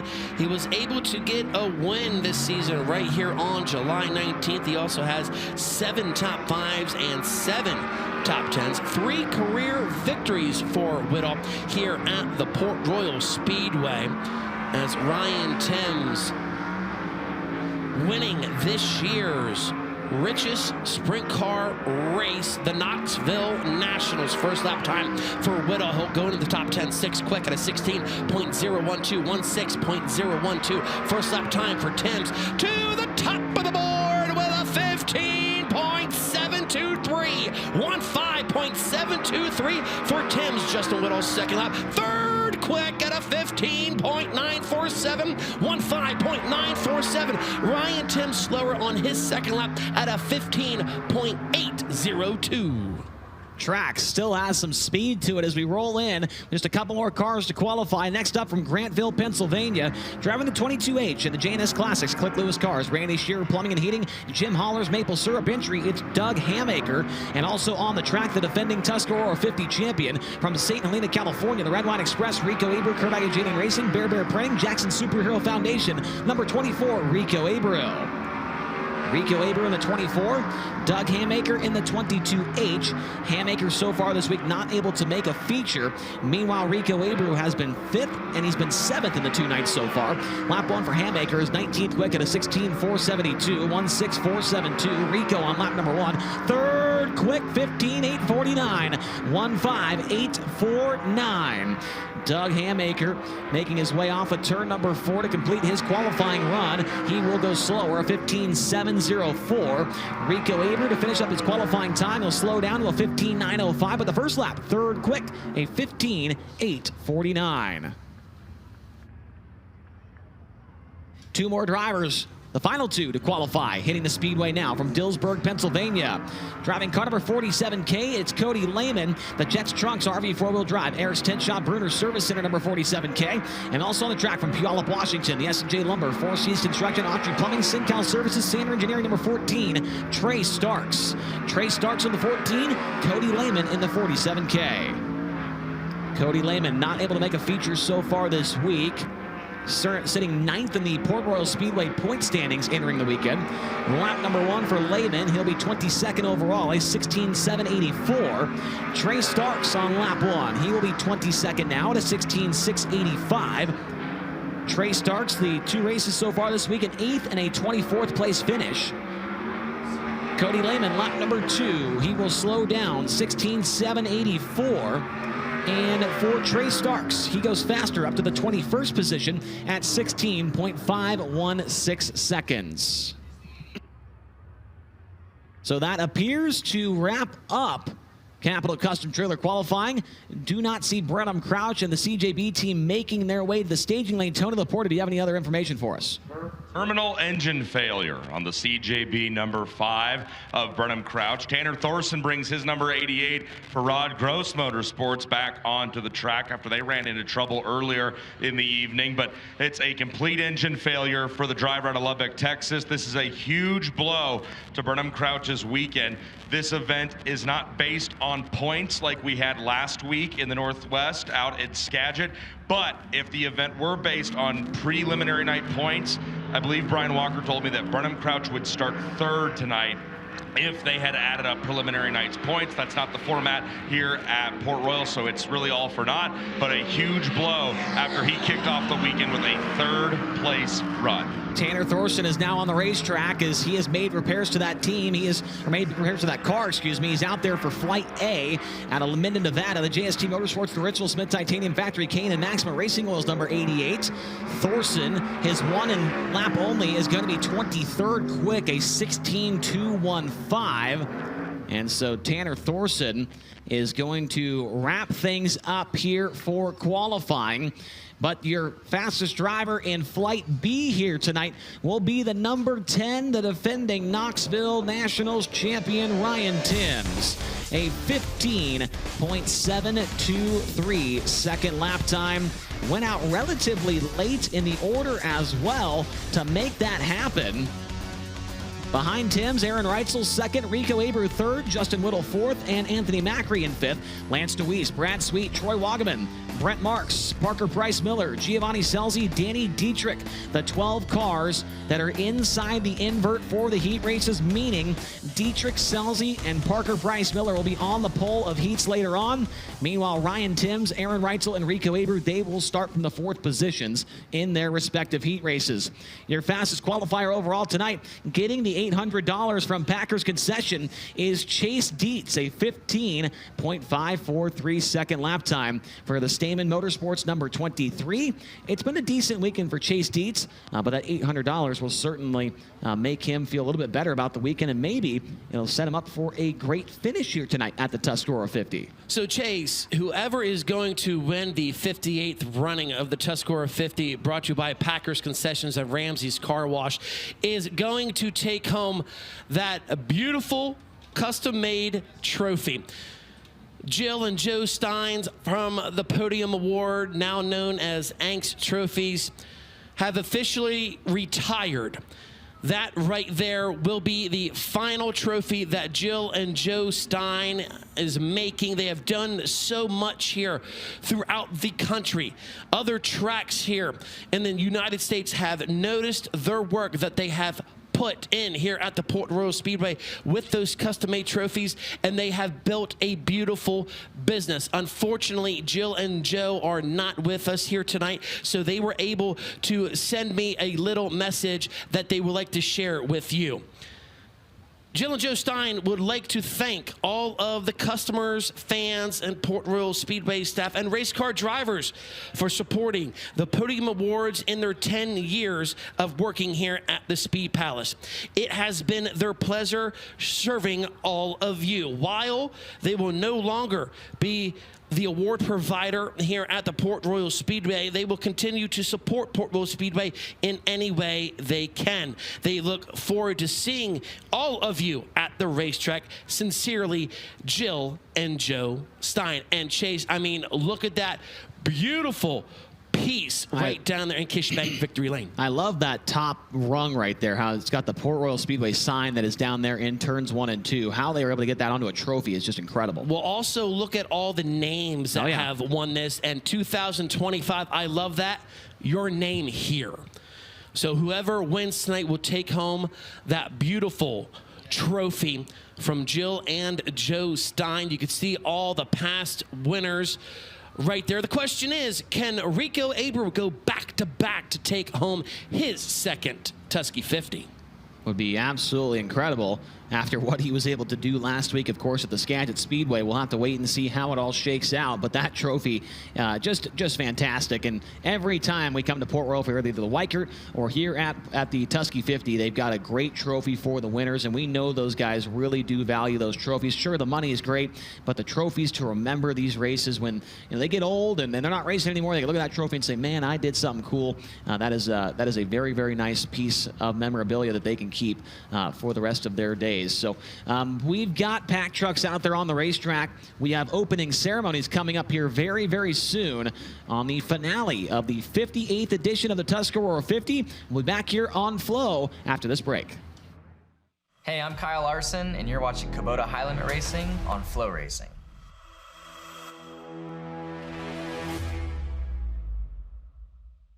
Established in 1983, FK Rod Ends has been the industry leader for both midget and micro racing. Family owned and operated, we take pride in our products and our name because we know you value yours. Visit our website, www.fkrodends.com, to find out how you can join our winning team. FK Rod Ends. To beat the best, you've got to use the best.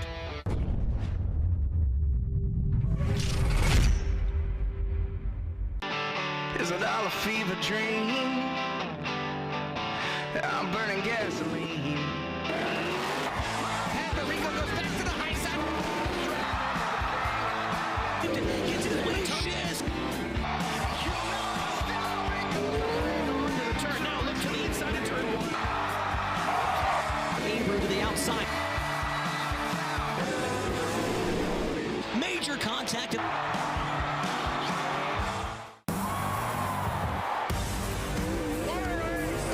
This is save your lunch money for. Welcome to the High Limit Room. My first car was, I don't know the year of it, but it wasn't new. It was like a maroon Nissan Pathfinder, manual transmission. I remember like if I turned too far, it would blow the power steering line off. So I had to make sure not to blow the power steering line off. So I didn't ever turn too far, but I didn't have it very long. I don't remember because there was like a cash for clunkers, you know, kind of promo going on. So my parents traded it in and got themselves a new car. And then I got the other hand-me-down, which was a Camry.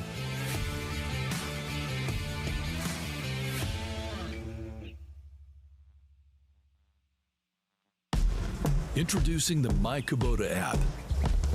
With My Kubota, connecting with your local dealer is easier than ever. Find them with just a tap and contact them quickly for any assistance you need. Access comprehensive resources like how-to guides, owner's manuals, fault codes, maintenance schedules, and more. Everything you need to keep your Kubota running smoothly. Download the app today.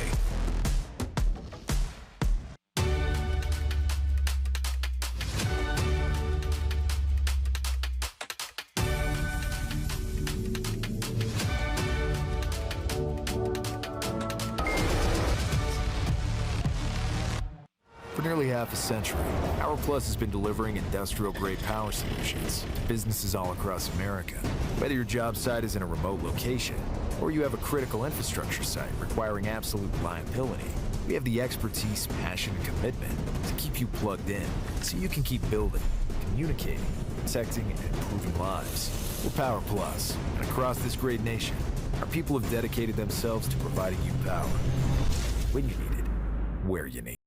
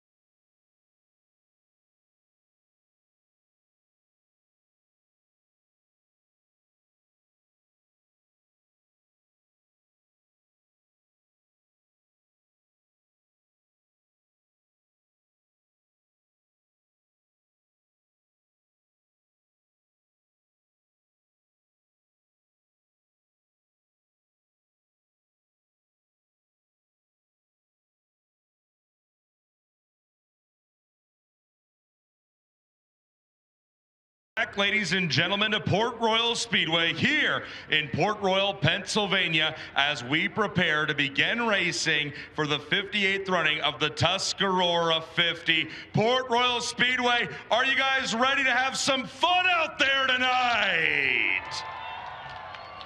We are down here in Whiskey Myers Victory Lane getting ready to kick off opening ceremonies, but before we can do that, it's my pleasure to welcome in Chase Dietz, who picked up quick time honors in Capital Custom Trailers qualifying, and thanks to our friends at Packers Concessions, there is $800 for you. Don't count it. I didn't take any. I promise, okay? You're going to be just fine. Hey, I got to spend a little bit of time with you. I think it was yesterday, learning a little bit more about you. Let's talk about that cool side of your life. You and your wife, Lauren, have a side hobby. You foster dogs, don't you? Yeah, you know, obviously we're at the racetrack all the time, but you know, we got a great love for dogs, as I'm sure most people do here in the grandstands in the infield. But we try and help dogs get to new homes, and you know, they socialize quite a bit with our own 3 that we have at home. So it definitely keeps us busy outside of racing, and we enjoy doing it. Well, you've got a lot of dogs in your home. You've got that dog in you. You went quick time in Capital Custom Trailers qualifying, but qualifying, as important of a part as it is at every single 410 wing sprint car race, there's a lot more of your night to go. What can you do? How do you feel going into the rest of this evening? Well, last night we did the same thing, and it didn't end up too good for us. So it's just a matter of, you know, when you're in the car, you got to drive as hard as you can for every lap that you have and make it count. And you know, for us here, you know, we still got to get in a qualifying spot the way the format is, and honestly, it'd be wonderful if we can get to, you know, win the heat and put ourselves in the redraw. So just got to drive the wheels off of it and try and get ourselves there. And we have the team, the car, and the ability to do that, and we'll try and make that happen. He was fast in qualifying. He's going to try and stay fast all night long. How about at Port Royal one more time for Chase Dietz? $800 from our friends at Packers Concessions. They're going to grab a quick photo with Chase right here, showing the hundreds, as the kids say. Chase is going to go spend all that money probably back at Packers Concessions. JK, that's probably what I would do if I had $800 bills in my pocket. Opening ceremonies nearly ready to begin, but first let's go back upstairs to Earl and Chase. Thank you, Tony Laporta, and we'd like to thank our great friends from Ramsey's Car Wash and Packers Concessions for sponsoring once again the Tuscarora 50 here on Championship Saturday night in Juniata County. An absolutely jammed-packed house here tonight. I mean, the grandstands here, Chase, looks phenomenal, but even better looking our rowdy section, that huge infield that we have in front of us. Infield, how you doing here tonight?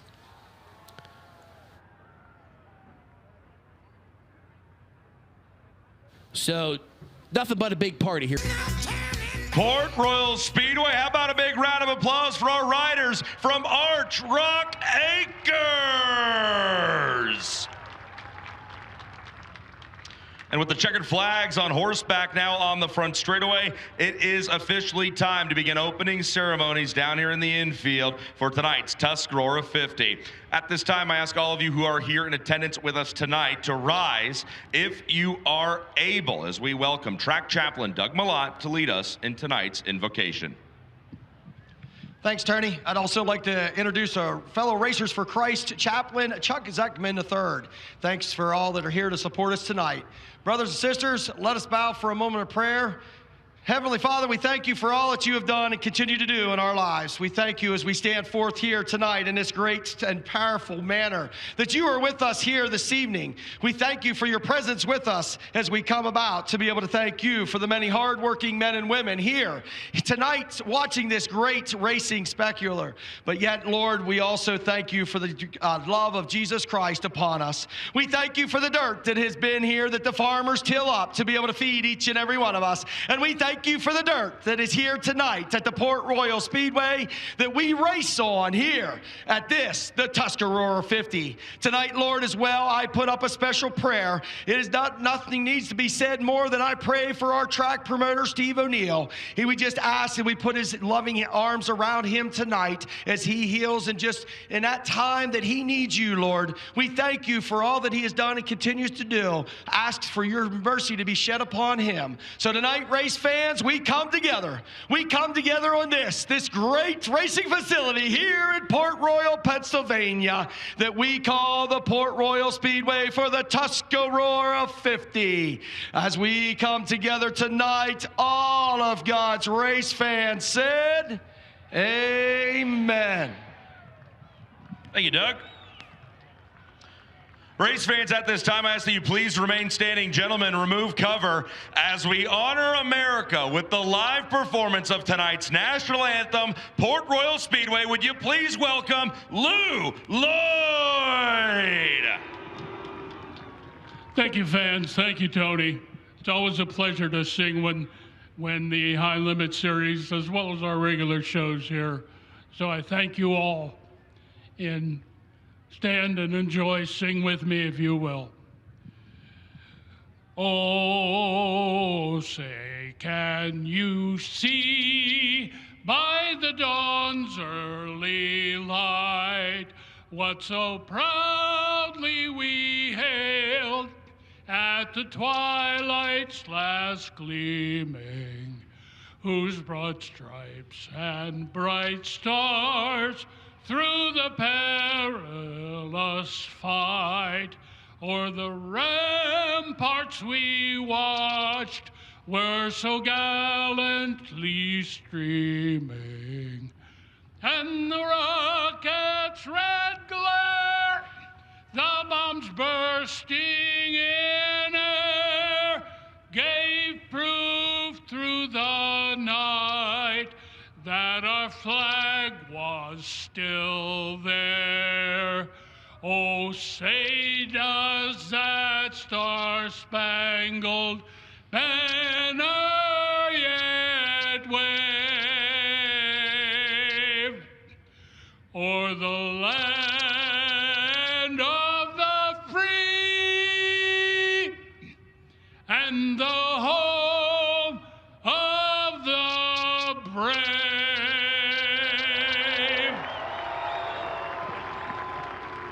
Port Royal, how about it one more time for Lou Lloyd? He was accompanied by Lori Snook performing the national anthem in American Sign Language. And Port Royal, how about it one more time? They can still hear you all the way on the backstretch. One more big round of applause for the riders from Arch Rock Acres. Well, Port Royal Speedway opening ceremonies are concluded. I can see you now. Talk to me. Are you ready to go sprint car racing? With that, it is time to get race cars on track. It's time to go racing at the Tuscarora 50, and it's time to go all in with Kubota High Limit Racing.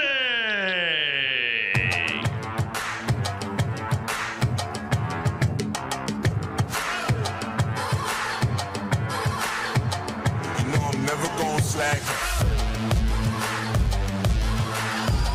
You know I'm never gonna slack. You know I'm never gonna slack.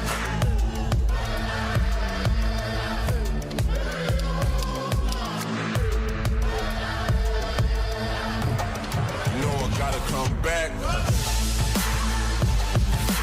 Never gonna slack. Never gonna slack.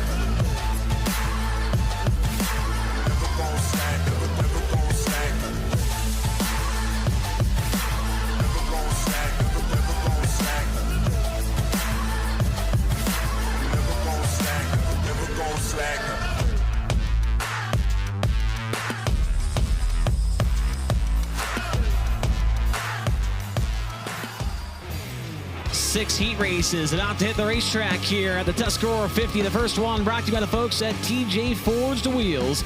TJ Forged only builds aluminum forged wheels using proprietary tooling and exclusive manufacturing processes that clearly elevate our wheels above the competition.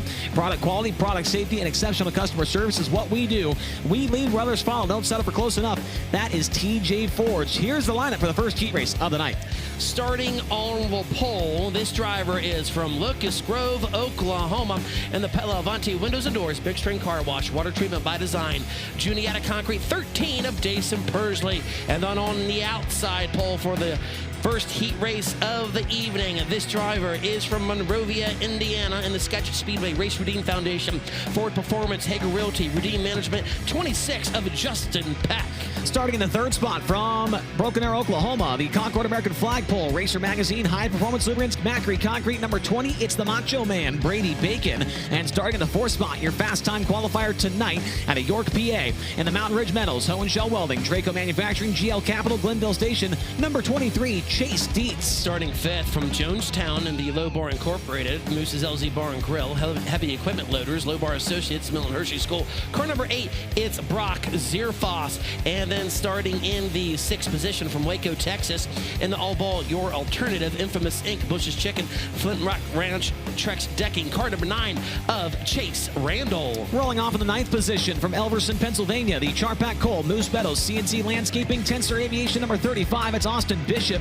And from Sealands Grove to his outside, and the Ag Source, Packers Concessions, Creasy Signs, Goff Racing number 12H, Blaine Heimbach. And final starter in this one from Ephrata and the Fleet Reps, Risser Motorsports, the Tree Center, Keystone Ag Spray, 45 of Jeff Halligan. So that is the lineup in TJ Forged heat race number 1. Each heat race will be 8 laps in distance. Earl, only the top 3 will move on to the A main, with the winner going to the redraw. 4th, 5th, and 6th will go to the B main. The rest of the drivers will go to the C main. So if you're interested in where everybody will shake out when it comes to their finishing position and which main event they will land in, top 3 to the A, 4, 5, 6 B, and the rest going to the C.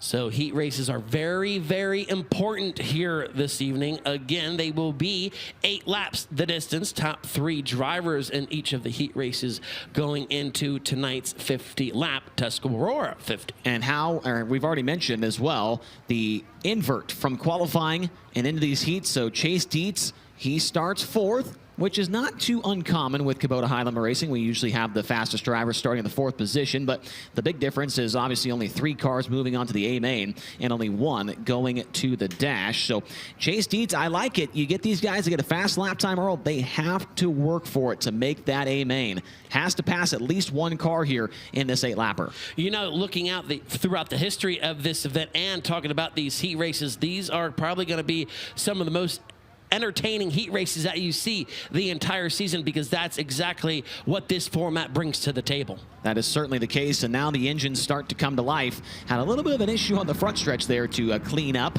as that's not the first time we've seen something like that happen this year with High Limit Racing. It did not come from a horse last time. It did come from a canine, however, as all 8 to make that 9 drivers will be able to fire off, and it does not look like Jeff Halligan is out there. Remember, we saw him pull off on his qualifying run, and so for the 45 car, it looks like their night may be over. He was going to roll off from the 9th spot. Did not get even 1 lap of qualifying in the books for Jeff Halligan. And so we'll see what happens here. Dason Persley, Justin Peck, a pair of high rollers up here on the front row. For Persley, it's been a little bit of an up and down week here. At 26th and 21st in the features, although Persley did have a pretty solid run in the heat race, the early night portion from yesterday, but slipped back in that main event. So maybe a good way to rebound here if he can win this thing, put himself in the first 3 rows of the feature. Yeah, and also let's talk about the driver starting 5th in this one. He won the Labor Day Classic, Brock Zierfoss. He knows exactly what is on the line here. He has his work cut out as he will try to take that Rich Eichelberger owned number 8 at least to the top 3. Well, Aaron Reitzel, he was last night's winner, and tonight we're going to listen into his high roller playlist. Here is the first song from Aaron's selection.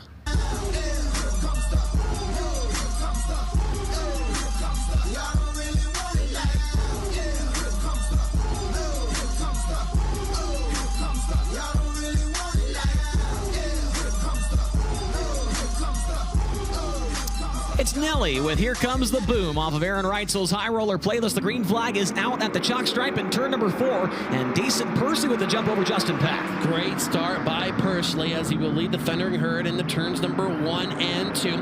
Justin Peck will roll right into that second spot. Has a run on Persley side by side in the turns number 3 and 4. They are close. They're off the turn. Oh my! Justin Peck will lead lap number 1. We know how crucial it is to win these heat races. Only one car going to the dash, and that is, of course, the heat race winner. Peck taking big advantage there out of Decent Persley. Was off the pace slightly, rolling into turn 3. Now Persley points the car down low, pulls up next to Peck in turn number 4, but Justin Peck maintains the race lead. Chase Dietz goes to third around Brady Bacon. Brady Bacon pulled to the inside to try to make it into that third and final transfer spot. Right now he will sit 4th. Brock Zierfoss right behind him in 5th. Can Decent Persley close in on the leader of Justin Peck as we have 5 laps to go this time by? 5 laps to go, and Justin Peck has set sail. Has already pulled away 10 car lengths for the Buick Motorsports number 13, his former ride. It was a great weekend last week at the Skagit Nationals for Peck. Led laps in 2 features, ended up 2nd. At this point in time, though, he is looking to be up front for the Tuscarora 50A main if he can get the job done in heat race number 1. We are halfway, 4 laps to go in the first heat race of the night for Championship Saturday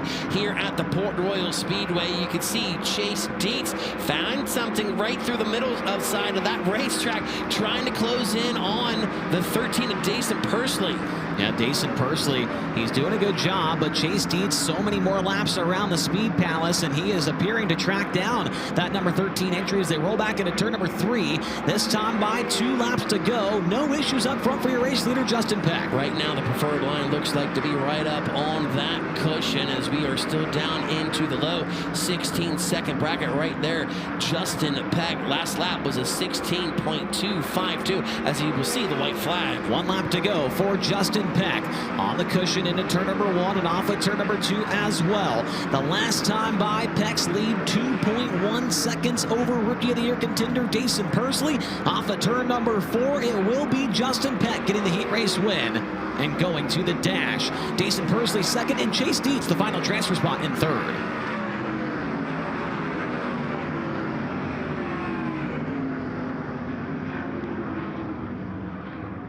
Justin Peck gets the win. He is going to the redraw, not the dash. There's no dash here tonight. I'm just so used to having a dash. But Justin Peck going to the redraw. Decent Persley 2nd, Chase Dietz in 3rd. Those will be your 3 cars moving on to the A main. Brady Bacon 4th, and Brock Zierfoss in 5th. Chase Randall, Austin Bishop, Blaine Heimbach, the finishing order in that one, with Jeff Halligan not taking the start of TJ Ford's heat race number 1. So Justin Peck, we mentioned it, came so close to 2 wins at Skagit Speedway last week. This week, however, at Tuscarora 50 weekend, it's been a 13th and a 14th place result for him. Maybe tonight things can change. He will at least be in the first 3 rows of the A main as he will join 5 others in the redraw later on in the program. Tony Laporta, you're going to be able to talk to Big Peck Energy down there. Oh, Big Peck Energy, Chase. You're dropping the nicknames early here tonight. I want to know if you had to have some Big Peck Energy when things got as tight as they did over there off turn number 4. I don't know what your view of it all was like, but out there going wheel to wheel, wing to wing with Decent Persley, what was your perspective? You know, I knew I had to get a good start, and I just, you know, I didn't anticipate him starting that late. I thought for sure he was going to roll into it a little earlier than he did. So just had to try and stay in clean air, you know, get a run off the top of 1 and 2, and had a decent run down the backstretch. But you know, I was trying to set a good gap. I set a little too much of a gap before I got into 3, and I had to go for it. I mean, that was going to be my one opportunity. I mean, we're just wide open around the top right now in that first heat race. So you know, I took my chances. You know, I had to take the one shot I had at you know, getting a win here in a heat race and try to start in the top 6 of the feature. But you know, we got a little bit more work to do. You know, Tyler and the boys back there are gonna tune this Ford Performance engine up. We're gonna take Racer Dean Foundation to victory lane. If you had one shot, one opportunity, Justin Peck knew that's all he had, and that's what he took.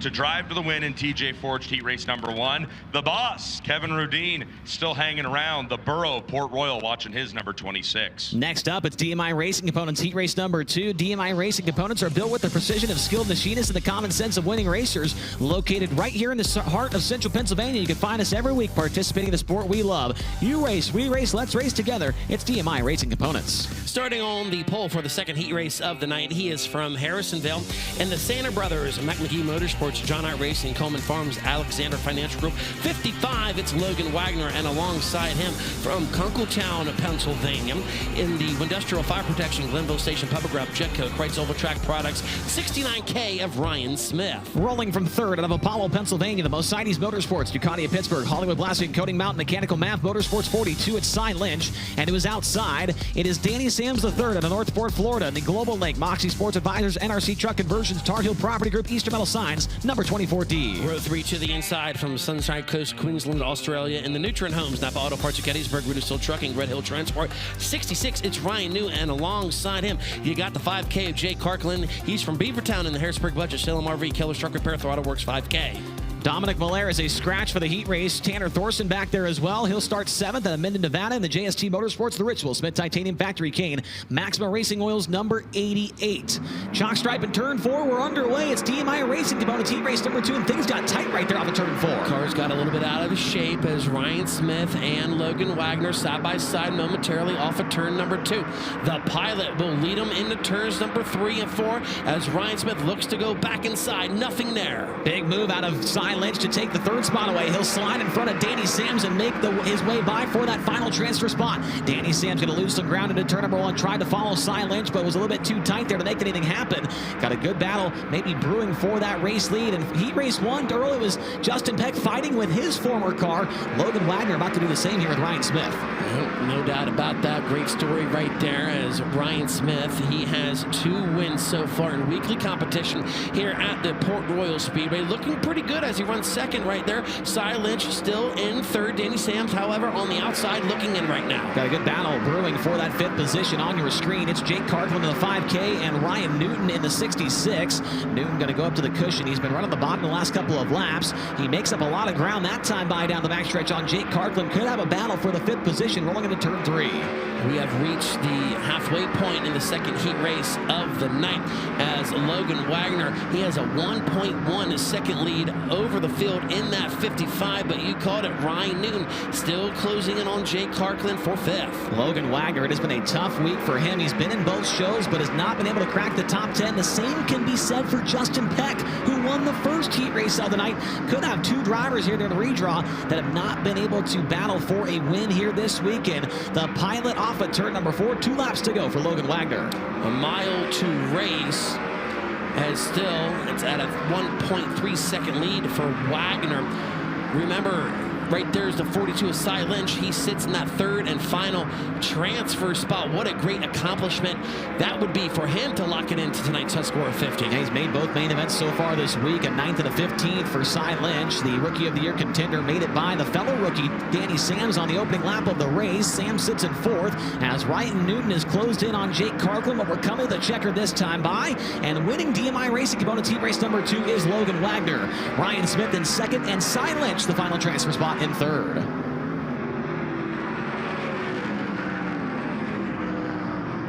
So your results from heat race number 2.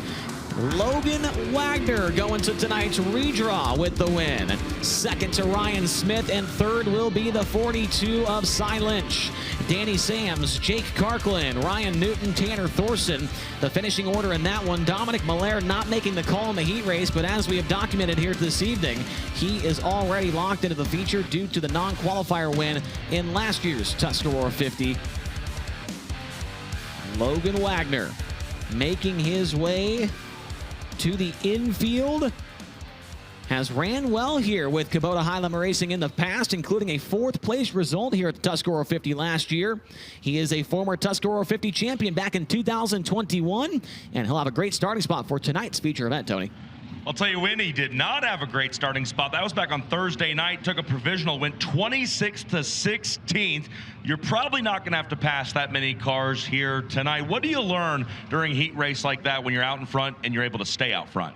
Yeah, I mean, you got to run consistent laps. You know, we know that 69K is pretty good. Felt like if I got a decent start and held my own, I'd be all right there. But yeah, I mean, the whole year leads up to this. I got to thank Sander Brothers, Mac McGee Motorsports, GMP Distributors, LD2 Catering. It's a bunch of really good people and really good support. So thanks to everyone involved. 26th to 16th on night number 1. We don't need to talk about how last night went for Logan Wagner. For now, he's locked into the redraw after an impressive win in DMI Heat Race number 2. Next up, it's BR Motorsports Heat Race number 3. When it comes to buying sprint car parts, there's only one place to shop, and that is BR Motorsports. With over 250,000 parts in stock, BR Motorsports only sells the best parts by the best manufacturers, like King Racing Products, MST Ignition, Kaiser Wheels, and Triple X Chassis. Here's how the front row will look to the inside of row number 1 from Stoneborough and the Bala Management, H&H Materials, Slippery Rock Materials, Tri-City Raceway Park 5J, that's Jeremy Weaver. And then to the outside from Mechanicsburg and the Hollinger All About Racing, Old Milwaukee Orange Crate Brewing Company, Beer Hill Gang 5W of Lucas Wolf. We just saw his son win Heat Race number 2 from Harrisonville, Pennsylvania. The Mac McGee Motorsports, John Ott Racing, GMP Distributors, Santa Brothers number 55W. It's the legend Mike Wagner. And starting from 4th out of Glendale, Arizona, it's the Pell's Tire Service, RF Knox Company, Newman's Racing Engines, Triple X DMI, number 1A, Ashton Torgerson. Starting 5th from New Oxford and the Gibbsville Cheese, 87 Speed, KR Perry Trucking, X1 Race Cars, car number 2 of Gerard McIntyre Jr. And starting in the 6th position from Royersford in the Kaufman Financial Service, Sunny Hill Farm Trucking, TC Transportation, Royalton Recycling, 17B of Stevie Buckwalter. Your 7th starter is from right here in Port Royal. It's the DL George & Sons, West End Sunoco, Langenfelter Mechanical, Beavers Auto Body number 27S, Dylan Sisney. And outside of him, rolling off in 8th from Geneva, New York, in the Fraudo Curbing, Speedway Performance DMI Racing Components number 22, Jonathan Preston. Oh, how about Jeremy Weaver here, rolling from the pole? If he can just lock into the Tuscarora 50 feature, that would be a massive accomplishment for that driver, as he is rolling from the front row next to Lucas Wolf. The green flag is out in heat race number 3, and looks like we got one around contact back in the field. Mike Wagner goes around, and Gerard McIntyre has a flat right front tire. Gerard McIntyre on your screen.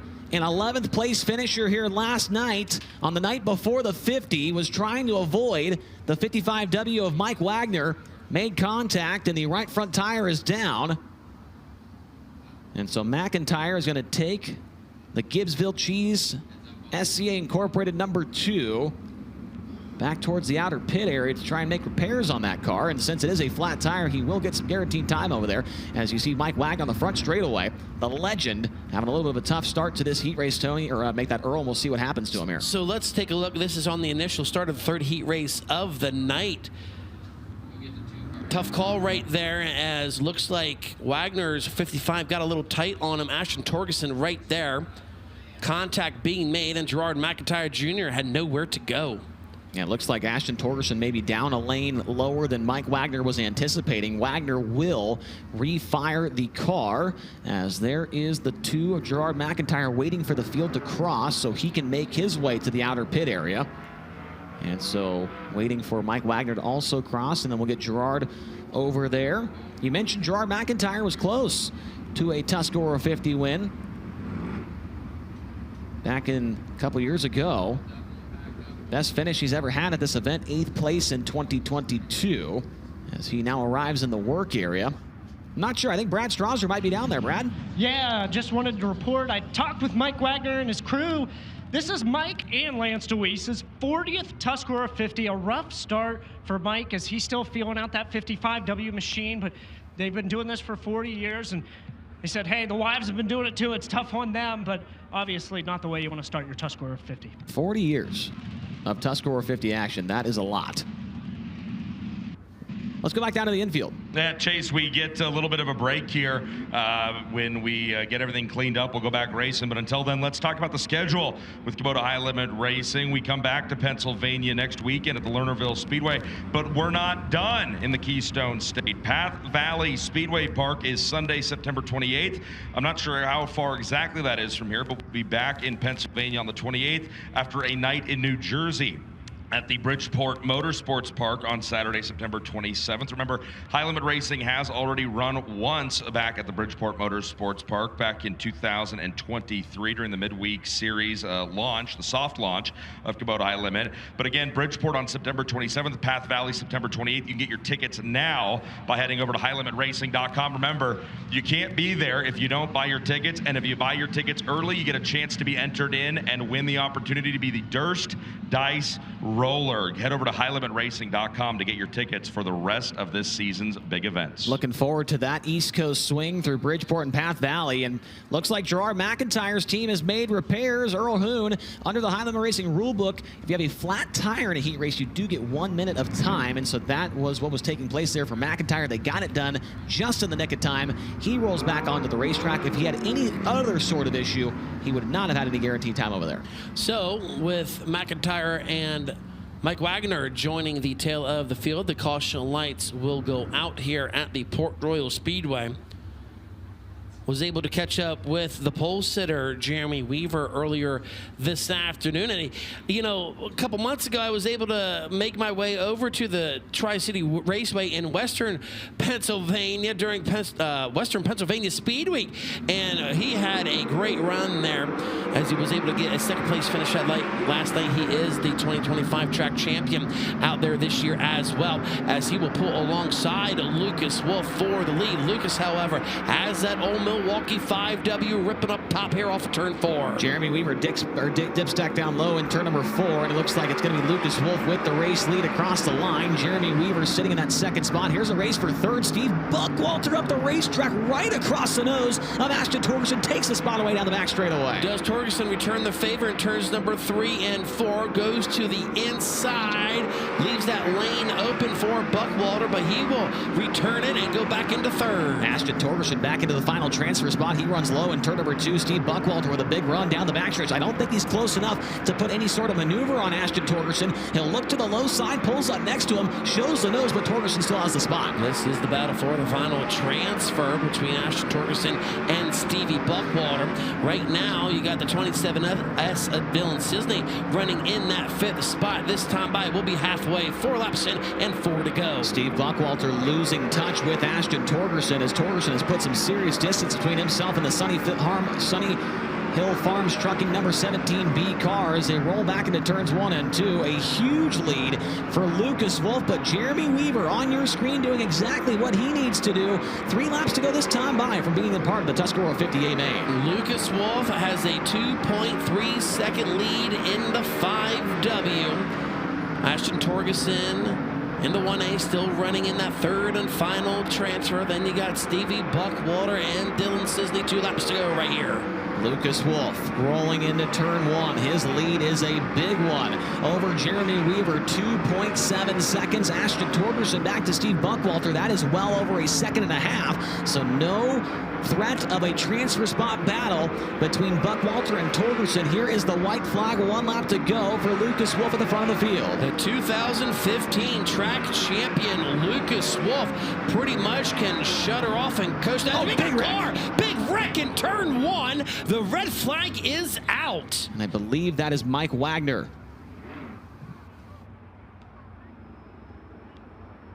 Mike Wagner involved along with another car. That is the 22 of Jonathan Preston in turn 1. As the safety officials arrive on scene, MedStar along with High Limit Racing officials and Port Royal Speedway track officials as well to check on the condition of the legend Mike Wagner.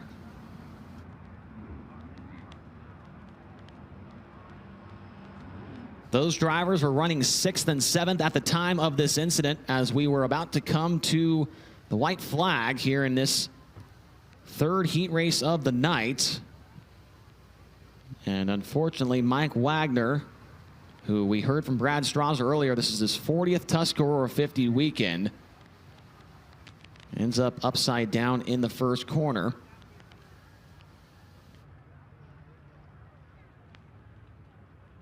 Mike Wagner, a 15-time winner here at the Port Royal Speedway and a 3-time track champion as well. He has 6 top 10s at Port Royal Speedway this year. He's 12th in points on a limited schedule.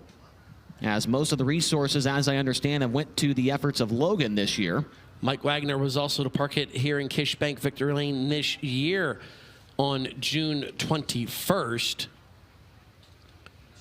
And so Jonathan Preston is up there as well. He is going to get some assistance from the tow truck to get the 22 back to the pit area. Jonathan Preston was a fast time qualifier with Kubota High Limit Racing this year at the Ransomville Speedway, a night where he would end up and go on to run 9th in that main event.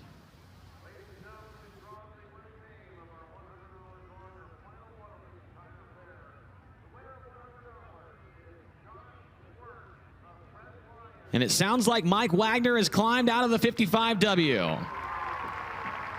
You see him right there in the middle of that crowd of people. Mike Wagner up on his 2 feet and speaking with safety officials. His son Logan Wagner down there as well, checking in on his father.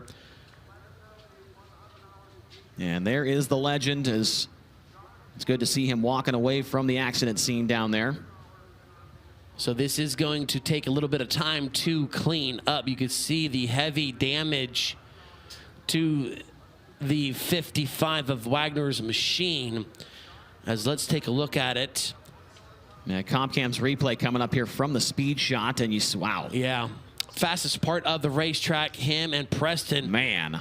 Making contact on what a ride that the legend Mike Wagner took going into turn 1.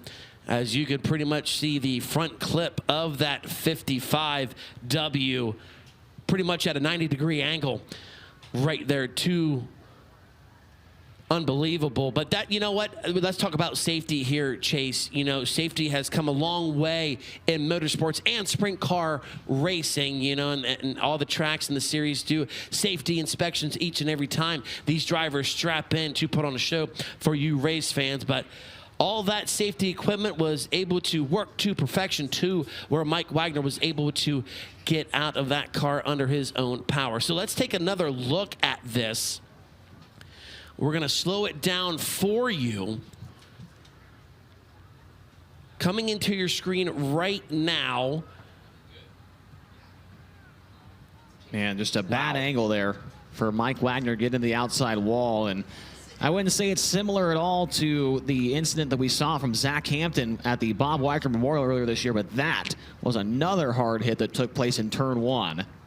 Brad Strasser, I also saw you make your way down to the accident scene in turn 1. Yeah, Mike Wagner able to walk away under his own power. He's going to be taken for some, just further looked at. Obviously a hard wreck, but he was obviously alert and up and walking and talking with EMS officials and under his own power. Jonathan Preston as well rode back on the record. He was okay. Both declined to comment at the time, but obviously a scary one there in turn 1, guys. Yeah, great to hear both drivers are okay. Now, we do have a special announcement here as well. Travis Snyder, if you are here tonight, you have left something very important at the Brenham Crouch merchandise trailer. So, Travis Snyder, if you could make your way back over to the Brenham Crouch merchandise trailer, you have lost something that is definitely very important to you. So, please go grab that. Thank you. And while it's quiet here, a couple heat race sponsors we would like to thank. The first heat race was brought to you by Ichabod Beverage, located in sunny Perry County. It's always sunny on race day at the Port Royal Speedway, and Ichabod Beverage loves you race fans. Make sure you stop by their beer distributor on your next trip to the track. Second heat race was brought to you by Harshberger Sub and Malt, serving you at 2 locations, one in McVeigh and the other in Mifflintown. They serve great food in a 50s mood. They offer 24 flavors of homemade ice cream and great daily specials, including 50s Night Wednesdays. And this heat race is brought to you by Buntwood Campground, located just 2 miles from the Speedway along the Juniata River on East River Road. With over 270 tent and RV campsites, Buntwood Campground has an atmosphere of mountains, rolling farmlands, and fresh country air to complete your camping experience. Make sure you plan your next trip to the races and campground around the Buntwood Campground. Check them out on the web at www.buntwoodcamp.com. As Mike Wagner's car gets dropped off at the trailer, the Yellow lights replace the red lights, and we are back to caution flag conditions here. Gonna have a 2-lap dash to the finish here, Earl, and that is going to be a big help to Steve Buckwalter, who was almost 2 seconds behind the transfer spot, along with Dylan Cisney and Gerard McIntyre. Here's another look at that replay one more time for the reason that we were under red flag conditions. And look how high up Wagner gets there after making that hard initial contact to the outside wall in the turn 1. But you mentioned Stevie Buckwalter now on this restart will be right on the rear bumper of Ashton Torgerson. Lucas Wolf was getting the white flag. He had a very healthy 3.2 second lead. Now, obviously, this puts Jeremy Weaver and Ashton Torgerson right behind him. Yeah, it sure does. And man, I just can't imagine if Jeremy Weaver can hang on, this would be a monumental achievement for that team. It's a team that does not run a lot of big tracks, Earl. That's for sure. They run Mercer, Tri-City, Lernerville. He got a win at Lernerville earlier on this year. He was the Western PA Sprint Week champion this year. He did show up to Eldora Speedway this year with Kubota High Limit Racing. He actually made the show, his first ever time there for the Double Down Duels. And so Jeremy Weaver been branching out a little bit more this year to these bigger tracks. And if he can make this Tuscarora 50, it'd be a huge achievement for him and that team. So we're coming back to green here at the cone on the front straightaway. Pace trucks are in. Can Lucas Wolf hang on and pick up this very important heat race win to make it into the redraw here tonight as the pace quickens off of turn number 4?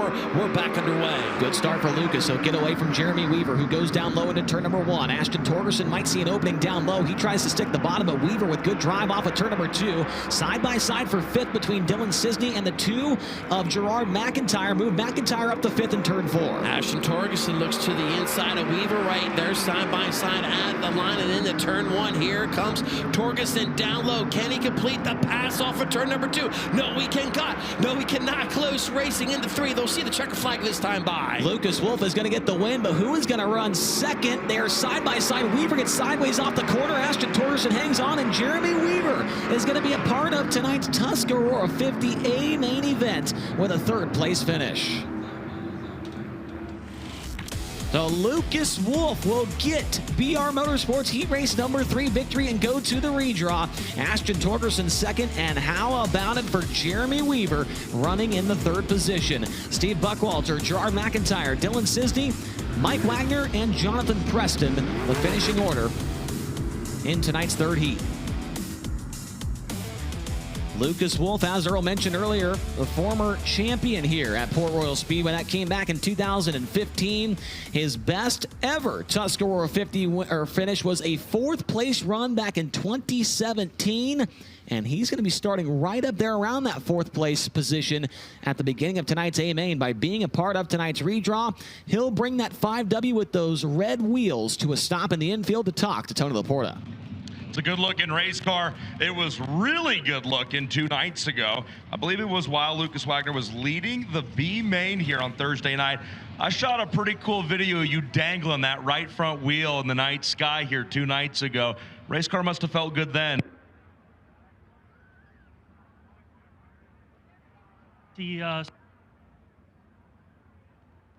But it's a work.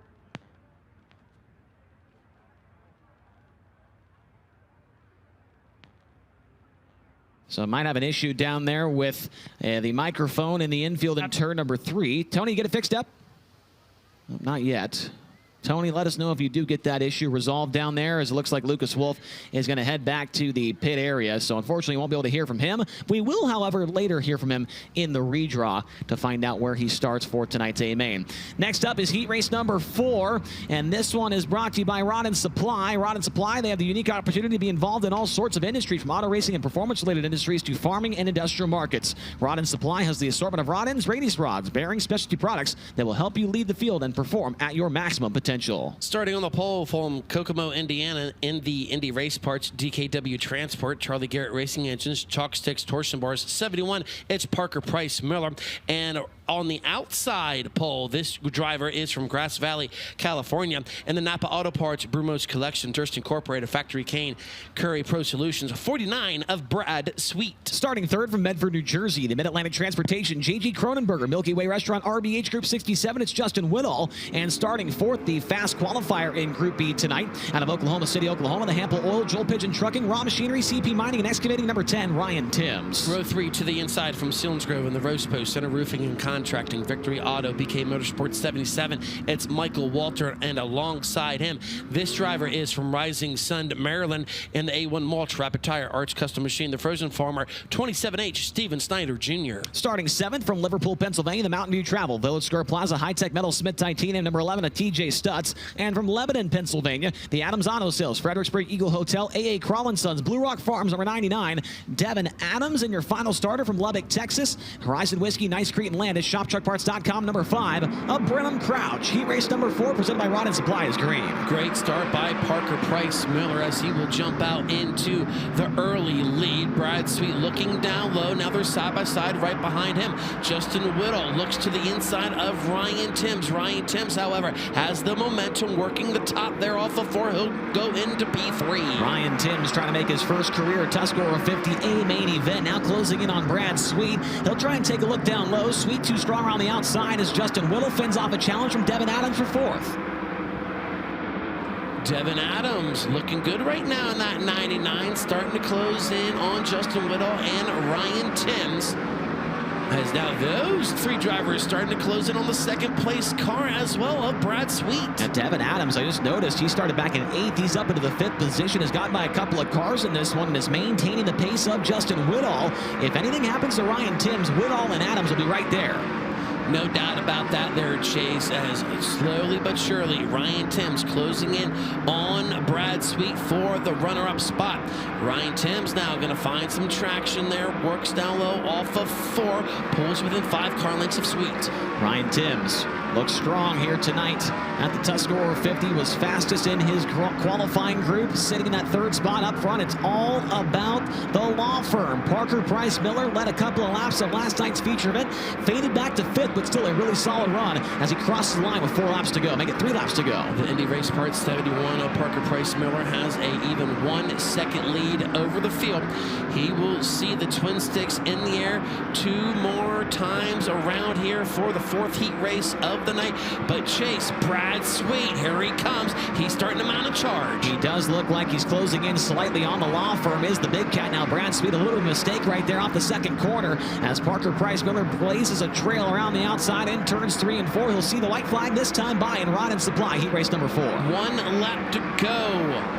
Parker Price Miller has a 1.3 second lead right now as once again Brad Sweet has tracked, or excuse me, Ryan Timms has tracked down Brad Sweet as off of 4, winning the 4th heat race of the night, and going to the redraw will be Parker Price Miller. Brad Sweet finishing the 2nd and Ryan Timms in that 3rd and final transfer spot.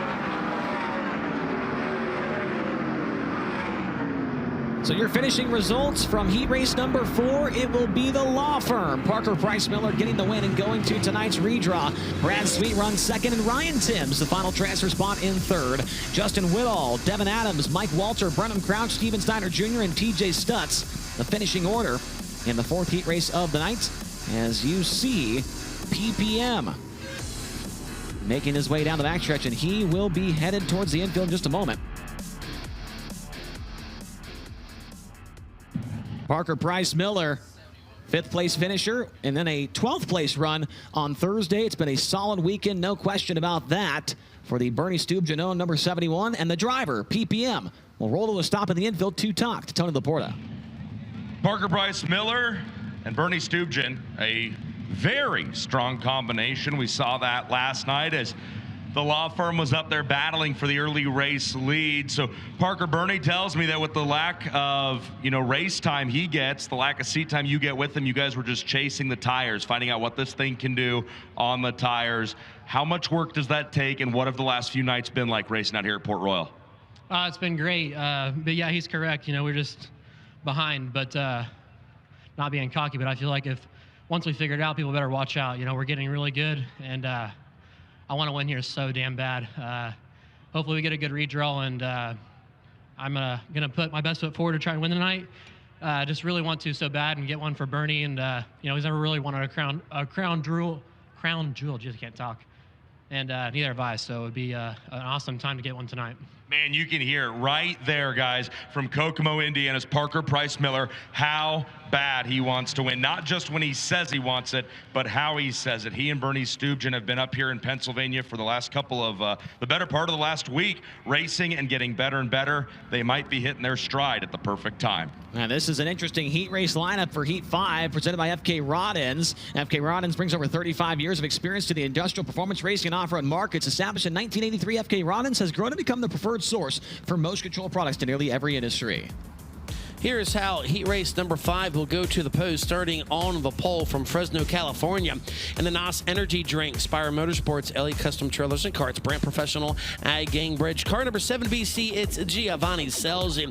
And starting right next to him outside pole, the driver is from Hanover. And the Leland's Collectibles, Hefner Racing Enterprises, Blazers Body Shop, Willwood Brakes 27 of Troy Walkeman Jr. Row number 2 features both of the winners so far this week at Tuscarora 50 weekend at Dillsburg, Pennsylvania. The J&S Classics, Whitecap, CME Rigging, Class 1 Transportation, Randy Shearer, Heating and Plumbing, number 39 Emmett's Anthony Macri, and starting 4th out of Clute, Texas, in the Fulton's Brothers Trucking, Power Plus, STC American Table Bargain Barn, number 87, Aaron Reitzel. Rolling off 5th from Fawn Grove in the Karma Industrial Services, McSherrystown News, Stevie Carr, Wing Dynamics, X Machine of Matt Campbell, and rolling off in P6. This driver is from Merchtown in the Vital Options Medical Marijuana, ASF Motorsports, Ryan Taylor Graphics, CP Carrillo, Car 20T of Ryan Taylor. Starting 7th, it's Doug Hamaker out of Grantville, Pennsylvania. The J&S Classics, Click Lewis Cars, Randy Shearer, Plumbing and Heating, Jim Holler's Maple Syrup 22H,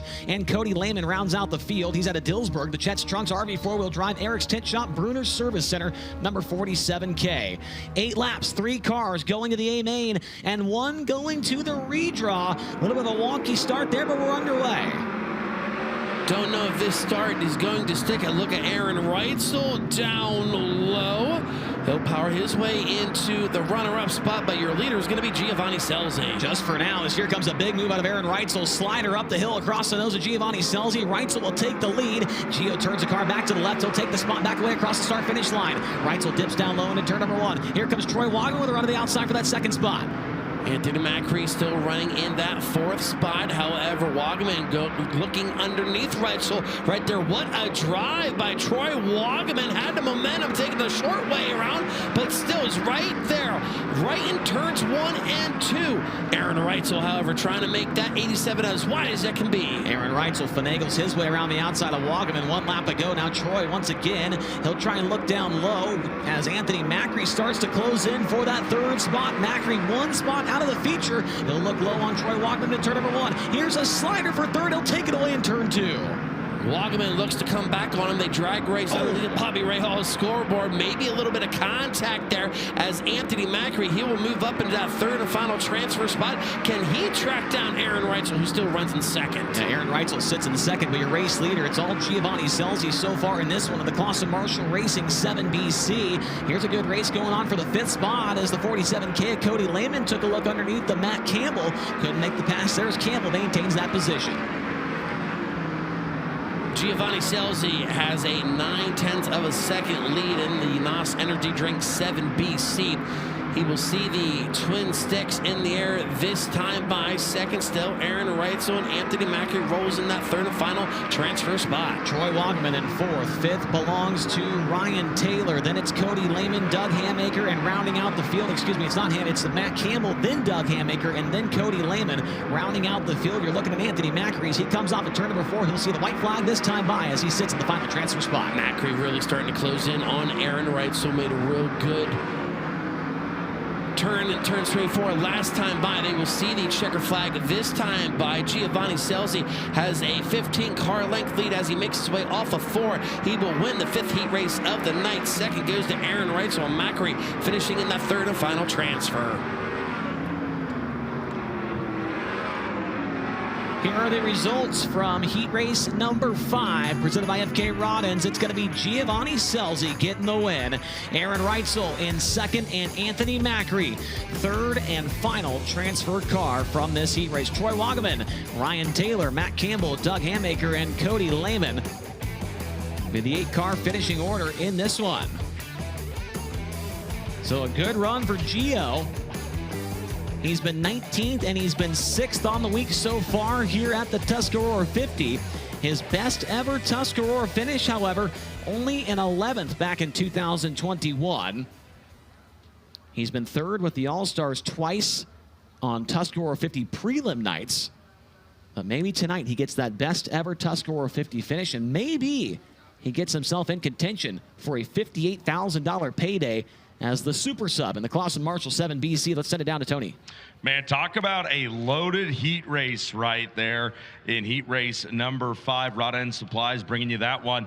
Giovanni Scelzi, you had to go to battle with the last 2 nights' winners. Aaron Reitzel and Anthony Macri were both in your heat race. You bested them, though, and crossed the finish line first. What did you learn about your race car? Yeah, I mean, Troy, Aaron, and Anthony are really good here. So didn't make it easy, but didn't feel like I got a great start. I was just able to get some grip there down the straightaway and move up. Would like to enter on top 1 and 2, but kind of had to slide across and now let Aaron get a run on me. So car feels good. It's going to change a lot here till feature time, so we'll see. Makes changes and get better.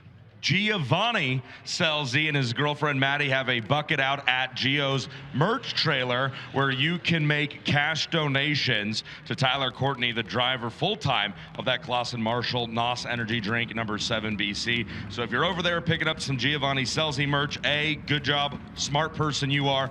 B, consider helping out Tyler Courtney and drop a little bit of cash in that bucket. They are taking donations probably through the rest of the season. All right, thank you very much, Tony. Final heat race of the night presented by Jake's Golf Carts. They are the nation's premier club car dealer and have been supporting dirt track racing for over 30 years, and they are a proud official golf cart supplier of High Limit Racing. Starting on the pole from Gettysburg in the Whitechurch Livestock, SpeedwayCars.com, your excavating RV 4-wheel drive 48, it's Danny Dietrich.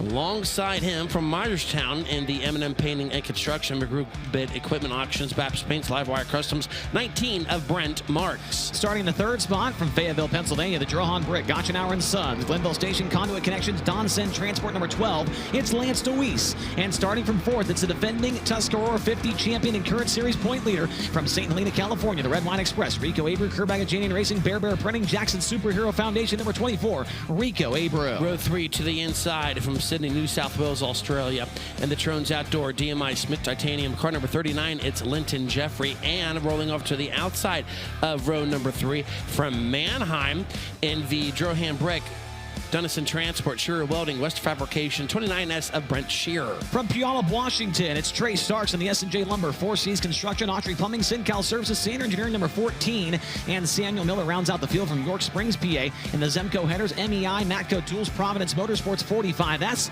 It's Jace Golf Carts heat race number 6, and it is green off of turn 4. Field comes to life at the Packers concession chalk line there in turn 4. Great start by Brent Marks as he leads them in the turns number 1 and 2. Car to the wall, but the caution is going to come out. It did look like Brent Marks got a very good start there, Earl. And so now we'll see what they do. It sounds like Lance DeWeese will be promoted to the front row as Marks on the throttle early there. So Brent Marks put back a row. That will move Lance DeWeese to the outside of the front row alongside of Danny Dietrich, with Rico Abreu and Brent Marks now in row number 2. Linton Jeffrey, Brent Shearer, Trey Starks, Samuel Miller. Jake's Golf Carts heat race number 6. Who is going to win this one and be the final driver into the redraw? We're about to find out in 8 short laps around the Speed Palace. Chalk stripe in turn 4 is where they will accelerate. We're green. And who are going to be the final 3 drivers to go directly into tonight's Tuscarora 50? Lance DeWeese looking down low at Danny Dietrich. He'll roll into second. However, Double D leads him down the backstretch. Danny Dietrich with the lead. Lance DeWeese going to point the car down low in turns 3 and 4. Tries to run the low side of the racetrack, but it's not going to work out for him. And Dietrich pulls away down the front straightaway. Brent Marks hounding the 24 Rico Abreu for that 3rd and final transfer spot. Rico got a good run, but he gets into the guardrail there off for turn number 2. Here comes Brent Marks. Brent Marks is going to go up high there off of turn turn number 4 has Rico right in front of him. Brent Marks trying to shimmy his way into that third spot and look down low on Rico and take the spot across the line. Brent Marks now into the final transfer, putting the defending Tuscarora 50 champion outside of a transfer spot. Rico trying to track him back down as they roll into turn 3. Rico takes the 24, tried to find some bite down low to keep pace with Brent Marks.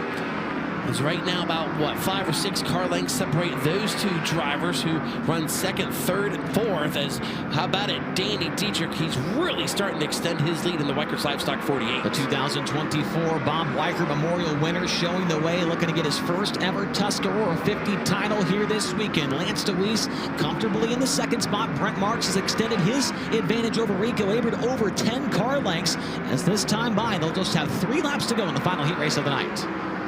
Danny Dietrich, he has a 2.2 second lead. Looks good here in the final heat race of the night. Brent Marks starting to mount a charge, and he's starting to close in on Lance DeWeese, who runs in that runner-up spot. Lance DeWeese, it's been a tough week, but if he can finish second in this one, he'll have a decent starting spot for tonight's Tuscarora 50-50 lap main event. And obviously 50 laps is a long ways. That's plenty of time for Lance DeWeese to make his way up through the field. As they roll down into turn number 3 and 4, Danny Dietrich will see the white flag, 1 lap to go. Final time around. Dietrich now has a straightaway lead over the field. He'll make his way down the back straightaway for the time as Marks really closing in on Lance DeWeese once again for second. Danny Dietrich is going to come off at turn number 4. We'll keep an eye on the battle for second as Marks will go down low as DeWeese tries the top side in turn number 4. It's not going to work out for Marks. DeWeese will hang on to second and Marks will come home in third.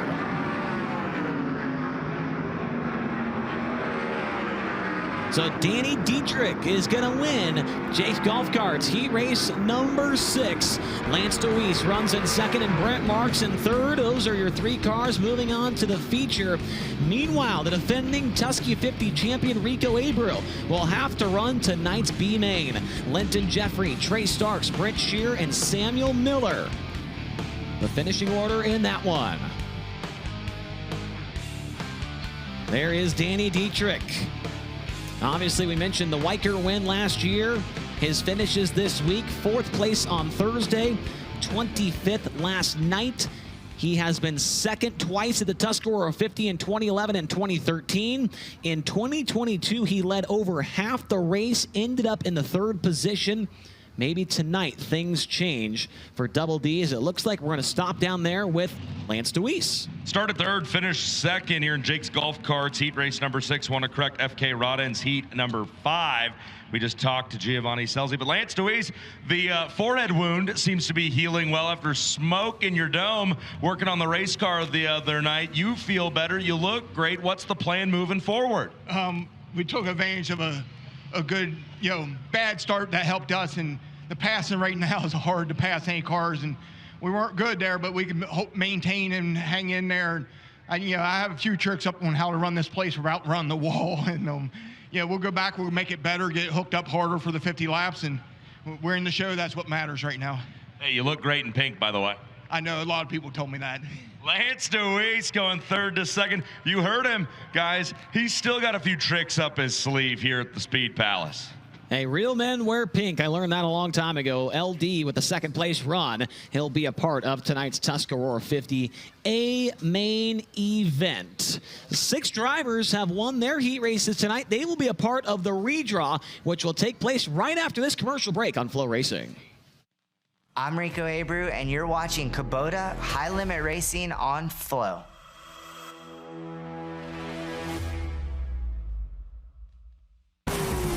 When it comes to magneto ignition performance, there's only one name that you can trust, and that's BR Motorsports Ignitioneering. Servicing the racing industry for over 30 years, our state-of-the-art Magneto Dyno Test Lab facility is equipped with the most technically advanced equipment available.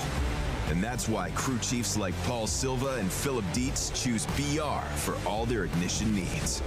To learn more, visit us at brpromag.com.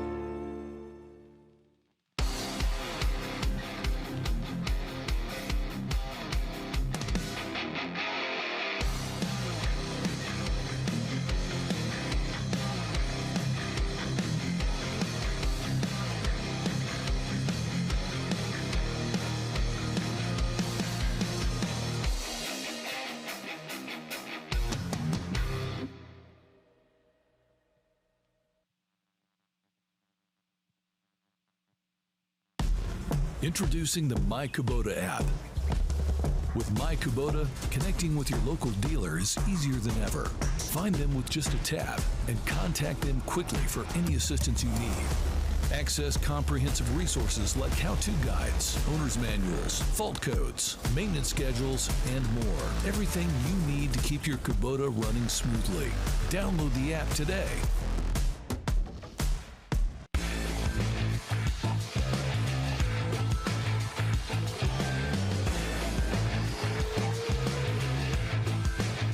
Brian lived a lifetime of moments in those 27 years. Through his death, the lives that are being saved because of that one decision has just been incredible. And that's all I wanted for Brian and I was more time. And through Brian's gift, here Dan gets to have that with his daughters.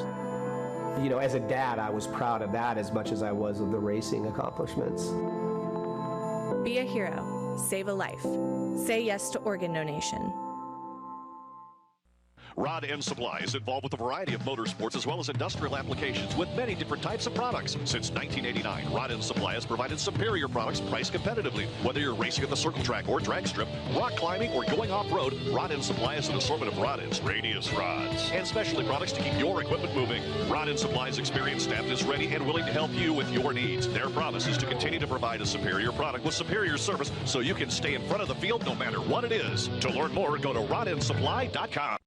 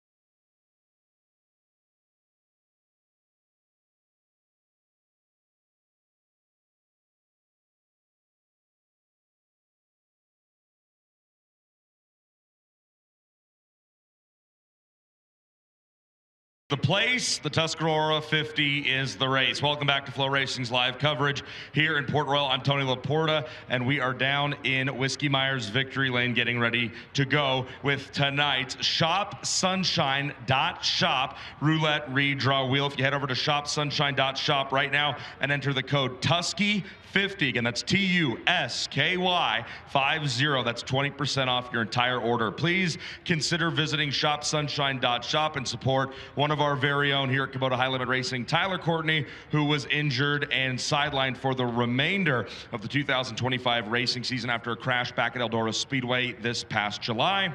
When race car drivers aren't able to race, they aren't able to make money. So that t-shirt shop is Tyler Courtney's sole source of income for the time being. Please consider visiting shopsunshine.shop and enter the code TUSCY50. Look at that. You help them, they're going to help you and get you 20% off your order through the rest of this weekend. We're down here at the shopsunshine.shop roulette redraw wheel. How about a big round of applause, Port Royal Speedway, for our Tuscarora 50 Court. That name was bestowed upon them about 90 seconds ago by Brad Strasser.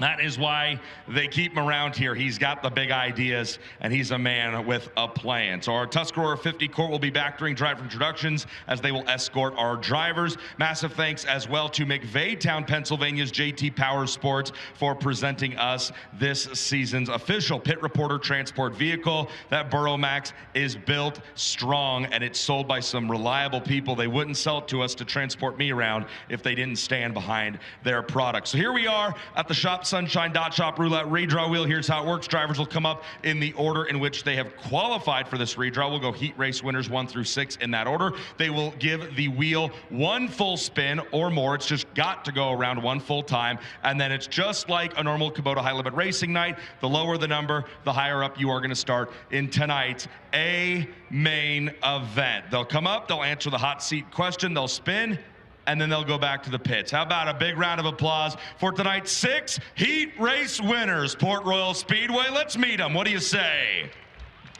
We will begin with heat race number 1, brought to you by TJ Forge, which was won by the driver out of Monrovia, Indiana, in the Skagit Speedway, Racer Dean Foundation number 26. It's Justin Peck.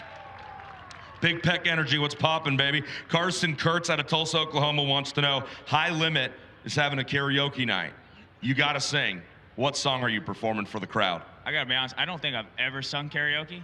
And it'd probably be some kind of song I used to listen to when I was younger, like in the car with, with my mom or dad. I can't even tell you because I've never done it, so I don't know. All right, well, you go back and listen to Spotify, and then you come back with an answer tonight, all right? Let's make some noise for Big Peck Energy. Justin Peck hits the shopsunshine.shop roulette redraw wheel. It spins. Where will it stop? Nobody knows. The lower the number, the higher up he will start tonight's A main event. And a number 12 is not a bad way to kick things off. 12 is the number to beat here tonight. We move now to DMI heat race number 2. That race was won by the pilot. It's his Logan Wagner. Logan, we did this last year here on Saturday night of the Tuscarora 50. The question is different, the pressure all the same. Carson Kurtz out of Tulsa, Oklahoma wants to know, High Limit Racing is having a karaoke night. What song are you performing? Oh, that'd have to be Pina Colada. I mean, who doesn't like getting caught in the rain? We don't want to get caught in the rain here tonight. How about you give that thing a spin for me? And let's make some noise for Logan Wagner, Port Royal. So if he can go an 11 or lower, Wagner will inherit the provisional pole position for tonight's A main event. And no, the wheel stops at 2:0:20, and that puts him second of the 2 drivers we've seen spin so far. Next to visit the shopsunshine.shop roulette redraw wheel, he won BR Motorsports heat race number 3. This is Lucas Wolf. All right. You were so fast and so impressive, you broke our microphone when you got up to talk the first time, but we made sure it's going to work for you here. Carson Kurtz out of Tulsa, Oklahoma wants to know, Kubota High Limit Racing karaoke night. You're invited. What are you singing? I'd give my best attempt at Don't Stop Believing. You look like a guy who won't stop believing. How about some noise here for Lucas Wolf in the 5W, Port Royal? We've got a 12 by Justin Peck. That's the number to beat right now. And number 20 was just spun by Logan Wagner. Lower than 20 would put Lucas Wolf on the outside of the front row, and a number 14 will do that, but it is not low enough to supersede Justin Peck with a number 12. That's still the number to beat. We go now to our next 3 heat races in Rod End Supply. Heat race number 4, the victor, Parker Price Miller. You're back. You're back, just like someone who's back, Parker. Carson Kurtz out of Tulsa, Oklahoma wants to know, Kubota High Limit Racing has a karaoke night. You're coming, of course. What are you singing? Won't Back Down by Tom Petty. I don't ever want you to back down. How about you spin the Shop Sunshine Shop roulette redraw wheel? The law firm, as they call him, that's because he's got a hyphen in his last name. Parker Price Miller trying to go lower than a number 12. If he gets that number 8, he'll do it. No, the number 19. Don't make me call my lawyer, law firm. Parker Price Miller with a number 19. That puts him third of the 4 drivers we've seen spin so far. Up next, FK Rodden's Heat Race number 5. Your winner to spin next, it's Hot Sauce Giovanni Scelzi. Man, that fire suit looks sharp, dude. I'm not even kidding, boy. I'm serious. What's that? I said you can wear it if you want. Maybe later. Maybe definitely a lot later. Let me run back home to Indianapolis first. Carson Kurtz out of Tulsa, Oklahoma wants to know, high limit karaoke. You are a high roller, so what are you singing? I'm not much of a karaoke guy, but my brother's go-to song is Crazy Rap by Afro Man. He will bust a rhyme in that song anytime. Okay, so you and him are both going to perform that is what I'm hearing. How about some noise for Giovanni Scelzi, Port Royal Speedway? Scelzi's trying to go lower than a number 12 here on the Shop Sunshine.Shop roulette redraw wheel. Remember, you can also make cash donations at Giovanni's merchandise trailer at the remainder of Kubota High Limit Racing. Oh no, the number 30 is probably not what the fill-in driver at Clausen Marshall was looking for. Next up, Jake's Golf Carts Heat Race number 6 was won by Double D. It's Danny Dietrich. Wow. You didn't pay all those people to clap for you, did you? Not tonight, not tonight. Hopefully they're on their feet tonight, seeing a good show, and hopefully we'll get back on the stage. All right, High Limit Karaoke, you're invited. What song are you singing? Friends in Low Places, Garth Brooks. Classic, classic. Give that wheel a spin for me. One more time, Port Royal, for Danny Dietrich. Okay, he could shock him right here. If he can go an 11 or lower, Dietrich's going to lead the field of the 58th running of the Tuscarora 50, and it's a 36. Oh, man, the 13 would have put him just to the outside of the front row, but it is instead a number 36, resulting in a 6th position start here tonight. So it's going to be Justin Peck leading the field to the green flag here tonight for $58,000, alongside Lucas Wolf starting in second. Row 2 sees Parker Price Miller in third, alongside Logan Wagner rolling off in fourth. And then it's Giovanni Scelzi and Danny Dietrich after spinning a 36, rounding out the top 6 starters here tonight for the Tuscarora 50 A main event. Again, folks, please stop over and visit the shopsunshine.shop website. Don't forget to enter the promo code TUSKY50, TUSKY 50 to get 20% off your entire order. Tyler Courtney, thinking of you and can't wait to see you back at the racetrack. We're going to step aside here on Flow Racing, but when we come back, more on track racing here at Port Royal Speedway.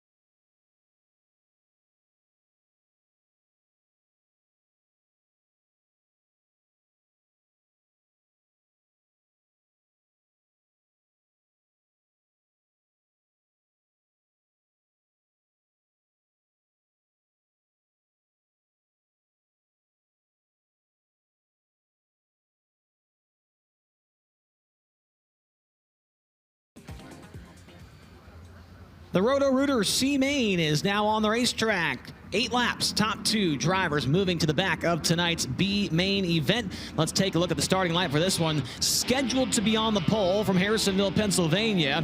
It's Mike Wagner in the Mac McGee Motorsports, John Ott Racing, G&P Distributors, Santa Brothers 55W.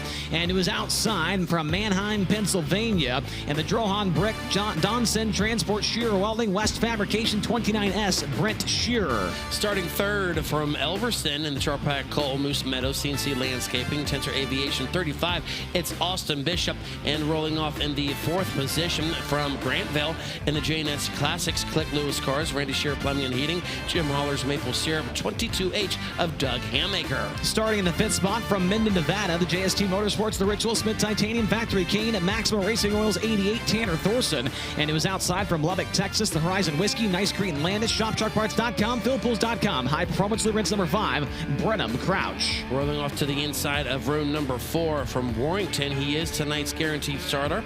And the Karma Industrial Services, Bloss Plumbing, Glendale Labradors, AH Crown Sun, car number 55M, Dominic Miller. Rolling off in the 8th position from Rising Sun, Maryland, in the A1 Mall Trapper Tire Arch Custom Machine, the Frozen Farmer, 27H of Steven Snyder Jr. Starting 9th from Sealands Grove, Pennsylvania, the Ag Source, Packers Concessions, Creasy Signs, Goff Racing, 12H, Blaine Heimbach. And starting 10th from Dillsburg, PA, the Chet's Trunks, RV 4-Wheel Drive, Eric's Tech Shop, Bruner's Service Center, 47K, Cody Lehman. Starting 11th from Geneva, New York, at the Frado Curbing, Speedway Performance, DMI Racing Components, 22, Jonathan Preston.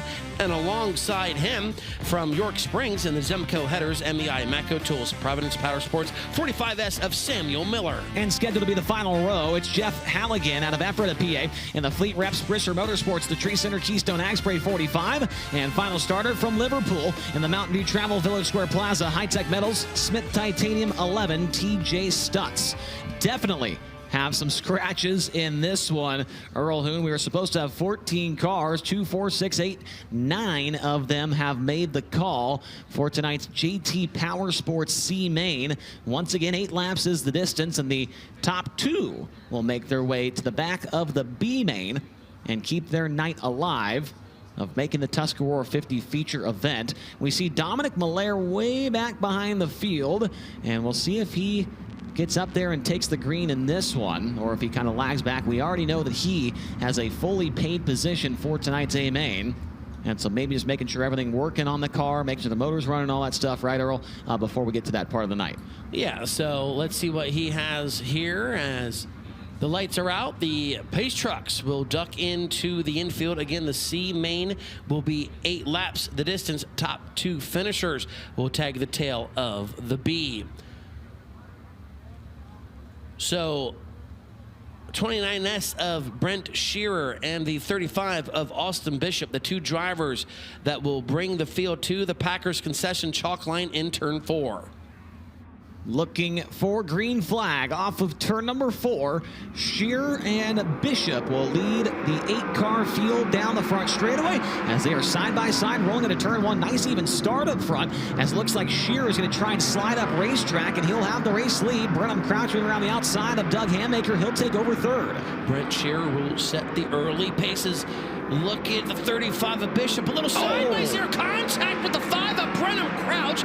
We stay green. Now Crouch, he will move up into that second and final transfer. Brenham Crouch just shimmied his way right into the transfer position as Austin Bishop is losing spots left and right. He's now back to the 6th spot. He was in second coming off a turn 4 the last time by.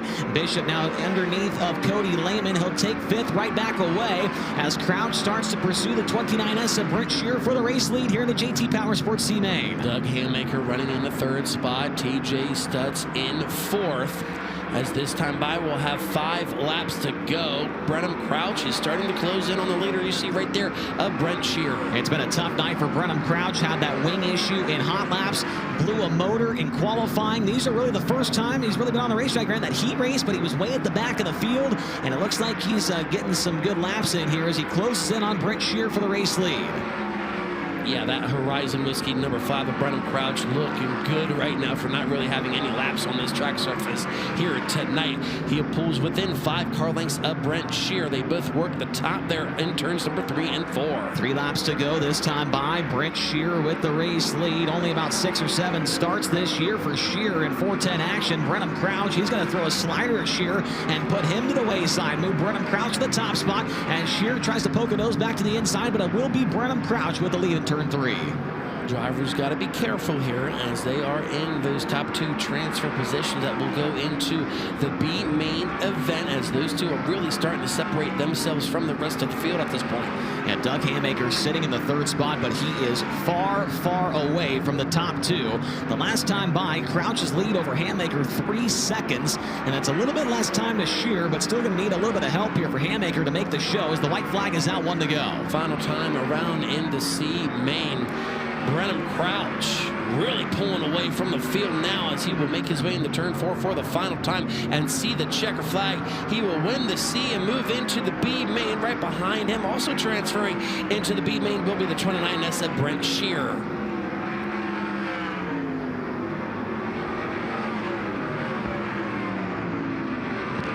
So your results from tonight's JT Power Sports C Main, it is Brenham Crouch getting the win. Brent Shear finishes in 2nd. Those 2 will tag the backup tonight's B Main. Doug Hamaker is done for the night, along with TJ Stutz, Cody Lehman, Austin Bishop, Steven Snyder Jr., Samuel Miller. Dominic Blair not done for the night. He ends up in 9th, and Mike Wagner did not take the green. He ends up in the 10th spot at the end. Well, Crouch and Shear have a quick turnaround, Earl, because the Winters Performance B main is about to be hitting the Speedway here momentarily. Let's tell you a little bit about Winters Performance. They have been manufacturing speed parts for the racing industry for over 65 years. Many of the winningest sprint cars in history are equipped with Winters quick change rears and driveline components. Visit wintersperformance.com today as we now look at the lineup for the B main. Here's how they will make up that lineup for the final qualifying race of the night, starting on the pole from Northport, Florida, and the Global Link, Moxie Sports Advisors, NRC Truck Conversions, Tar Heel Property Group, Eastern Metal Signs. Car number 24D, it's Danny Sams III, and right alongside him from St. Helena, California, in the Red Wine Express, Rico Abreu, Curb Agajanian, Bear Bear Printing, Jackson Superhero Foundation, 24 of Rico Abreu. The 3rd starter comes to us out of Broken Arrow, Oklahoma, in the Concord American Flagpole Racer Magazine High Performance Lubricants, Macri Concrete, number 20, the Macho Man Brady Bacon. And rolling off 4th, the 2025 Port Royal Speedway track champion.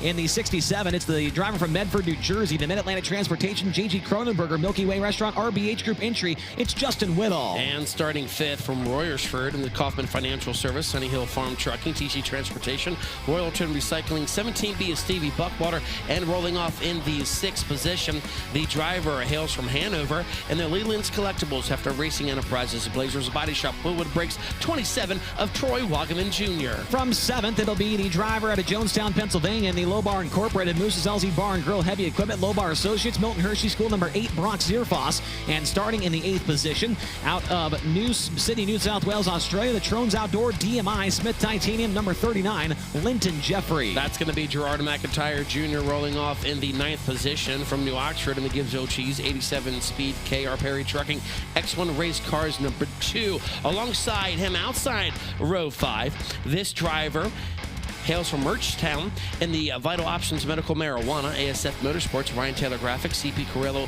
20T, it's Ryan Taylor. Starting 11th from Beavertown, PA, in the Harrisburg Budget, Salem RV, Keller's Truck Repair, Throttleworks Media, number 5K, it's Jake Karklin. And starting in 11th, at 11 in Pennsylvania, the Adams Auto Sales, Fredericksburg Eagle Hotel, AA Crawlin Sons, Blue Rock Farms, 99, Devin Adams. Starting in the 13th position, from the Sunshine Coast, Queensland, Australia, and the Neutron Homes, Napa Auto Parts at Gettysburg, Rudderstone Trucking, Red Hill Transport, 66, it's Ryan Newton. And starting 14th here tonight in the B main from Selinsgrove, and the Rose Post Center Roofing and Contracting, Victory Auto, BK Motorsports, 77, it's Michael Walter. From Waco, Texas, the all-by your alternative, infamous St. Bush's Chicken, Flint Rock Ranch, Trex Decking, number 9, that's the Quickest Chicken, Chase Randall. And starting 16th at a Fawn Grove, PA, PA, the Karma Industrial Services, McSherrystown Moose, Stevie Carr, Wing Dynamics, Letter X, Matt Campbell. Starting 17th from right here in Port Royal in the DL George & Sons, West End Sunoco, Lagenfelder Mechanical, Beavers Body Shop. Car number 27 has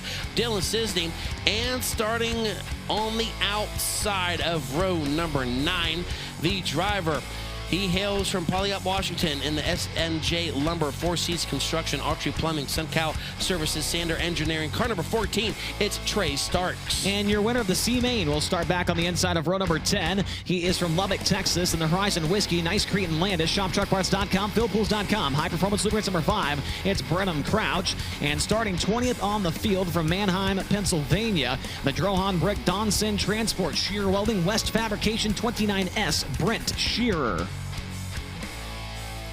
So 20 cars strong for 12 laps in the Winters Performance B Main.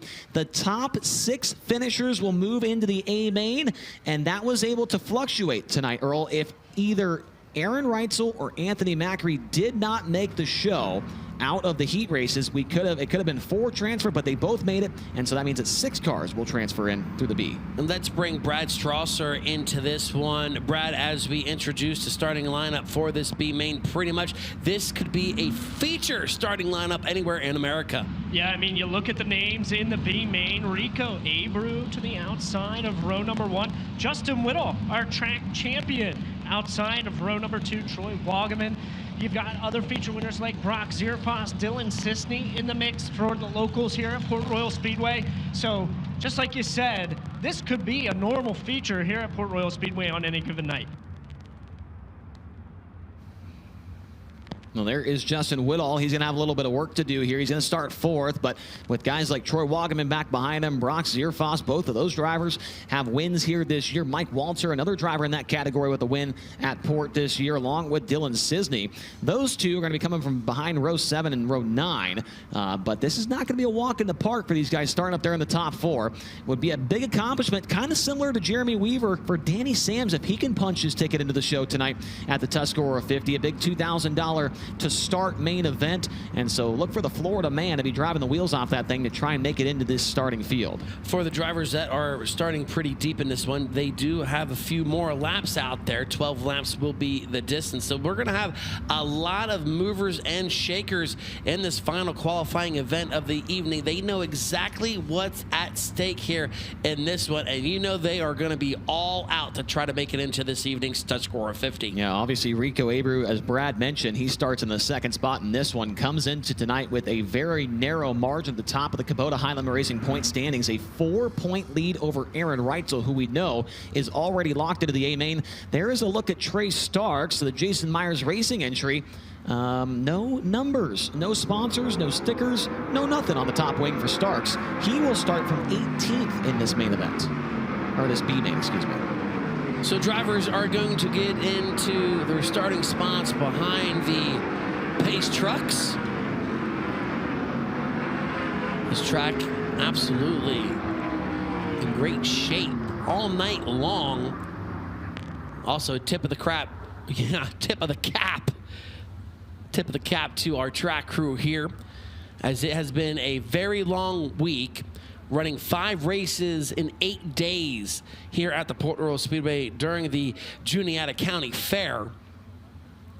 Yeah, certainly a busy week for everybody, really, that's involved at Port Royal Speedway. You guys ran, what, Monday? You ran Sunday or Saturday? Well, we kicked it off on Saturday to kick off the fair. Then we came right back here on Labor Day. Then obviously right here on Friday, or Thursday, Friday, Saturday here tonight. So lineup is good. Rob Kirk, chief starter here at the Port Royal Speedway, going to let the field know that we are possibly going to go green next time by.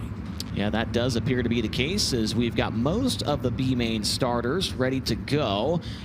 Hopefully the next time by. The lights are still on top of the pace trucks, however. We might have a couple cars out of line, and that was the case, as Trey Starks now gets put in his perfect spot for this A main lineup. As we come to green this time, let's listen into a song off the playlist of Aaron Reitzel. High roller playlist, the Winters Performance B main is set to come to green off of turn number 4. Danny Sams and Rico Abreu lead him down. Rico Abreu with a great great start. Here comes the 67 and Justin Whittle side by side in the turns number 1 and 2.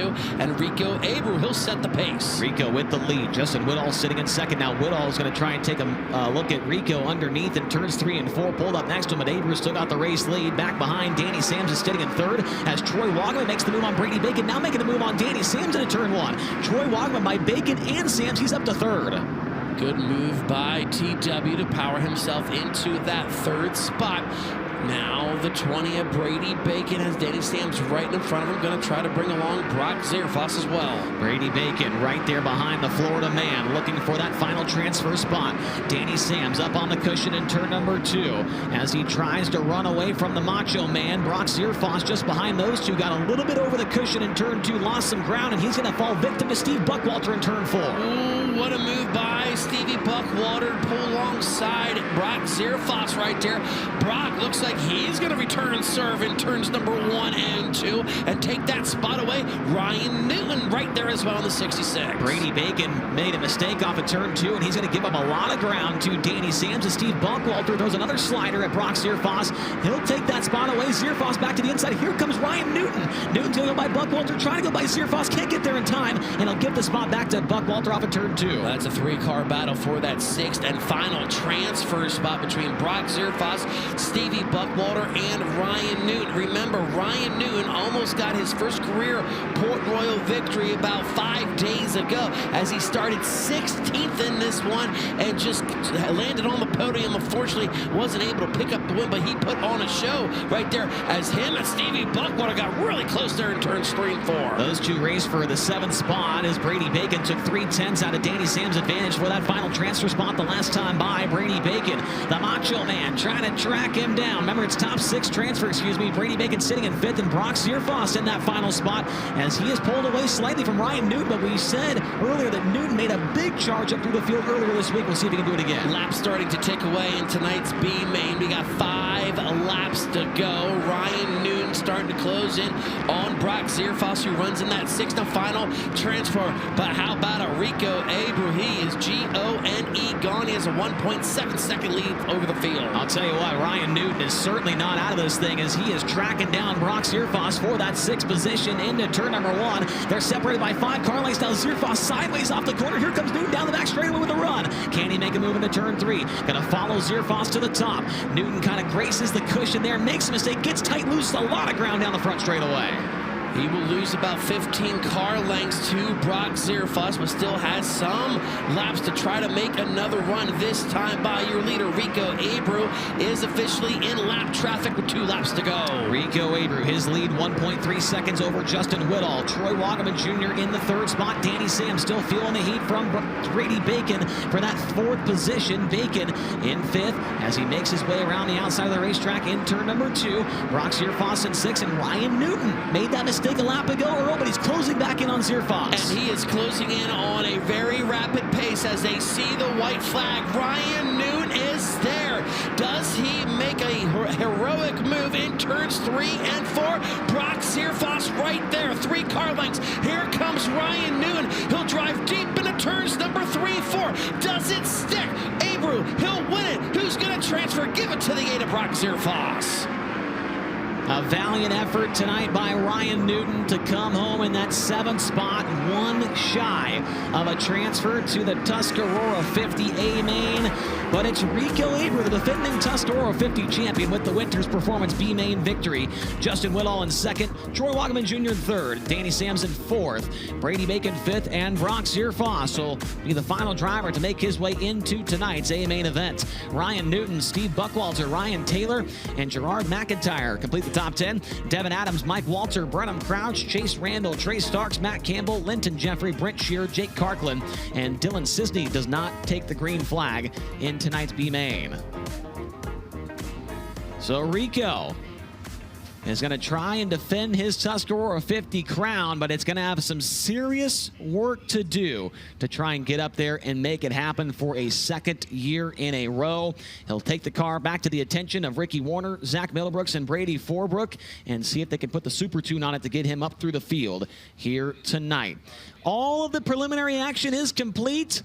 The only thing left is driver intros and the feature, and of course, the Warrior Award for tonight. We'd like to welcome Sandy Klein from JNS Classics back up to the booth here tonight. We are going to pick our first Warrior Award recipient here for the B main. So, Sandy, if you can do the honors, please.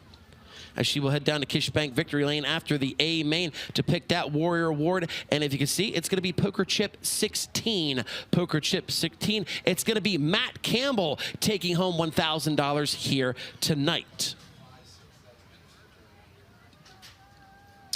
So with that, we'll go to a break here on Flow, the feature coming up here at the Speed.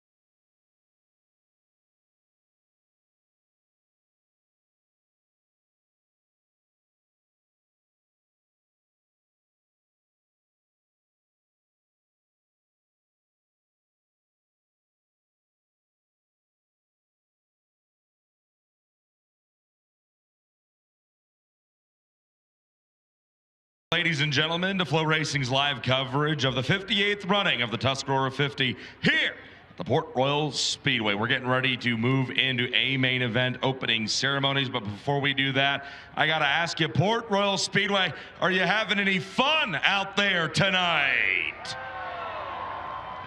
A main event set to roll here very, very shortly, but before we can do that, we of course have to introduce you to tonight's Durst Dice Rolling fan. I'm pleased to be joined by Justin Deal. Yes. All right, I want to make sure I got that right. Justin, where do you come from? Hanover, PA. How far is that from here? About 2 hours. All right, all right. Are you making the drive back and forth every night, or are you camping out? No, we're camping out. Very smart man. All right, so Justin here earned the right, or the opportunity rather, to be our Durst Dice Rolling fan of the night because his name was drawn at random out of our pre-sale ticket purchasers. So Justin, I got to ask you, do you even remember how early you bought your tickets for this Tuscarora 50? The day they went on sale in July. That's what I'm talking about. You clearly have your priorities right. I enjoy that about you very much. All right, I see a Macri shirt on. Man, everybody wears a Macri shirt out there. Is that who you're pulling for tonight? Yes, sir. All right, let's see. Do you have a chance to roll for him? No, he does not start in the top 12. So that's your top 12. Anybody in there you're really hoping to roll for tonight? I guess any of the posse. Maybe other than Dietrich. Oh, any of the posse other than Dietrich? That's not very nice. Double D, he's a friendly fellow. All right, so what's going to happen here in a moment, Justin Deal is going to be handed the Durst Dice by Kendra Jacobs here. The Durst Dice are now in Justin's hands. That's a lot of pressure. Don't worry, though. We've got you, okay? So he's going to roll those dice, and wherever those dice stop, we're going to count the numbers facing up. Whatever numbers those two dice add up to represents the starting position of tonight's Durst Dice Roll driver. So if you roll a 7, and it'd be funny if that was Danny Dietrich. No, it's Chase Dietz, for example. If you roll a 7, Chase Dietz is your Durst Dice Roll driver, and if Chase Dietz wins, you and that driver split $5,000. So whoever you roll, you're cheering for them. Does that make sense? Yes, sir. All right, have you ever had this much excitement or this much pressure packed into one moment? No. That's what I'm talking about, but you're handling it beautifully. Are you ready to roll? Yep, let's do it. All right, Port Royal Speedway, he needs your luck. Let's get loud. Let's make some noise. Justin, roll those dice. Whoa, kind of tosses them. They're going to go all the way over by the court. A 4 and a 1. That is 5th place starter Giovanni Selzy. You were 1 away from getting your man Danny Dietrich starting in 6th. Giovanni Selzy is tonight's Durst Dice Roll driver. Should Giovanni drive from 5th to the win, you and Giovanni are splitting $5,000. Good luck. Thank you, sir. That is Justin Deal rolling the number 5 for Giovanni Selzy in the NOS Energy Drink number 7BC. We're done down here with the Durst Dice Roll. Let's go back upstairs to Chase Rodman. All right, thank you, Tony. So keep an eye on Gio in tonight's feature if he can get the win.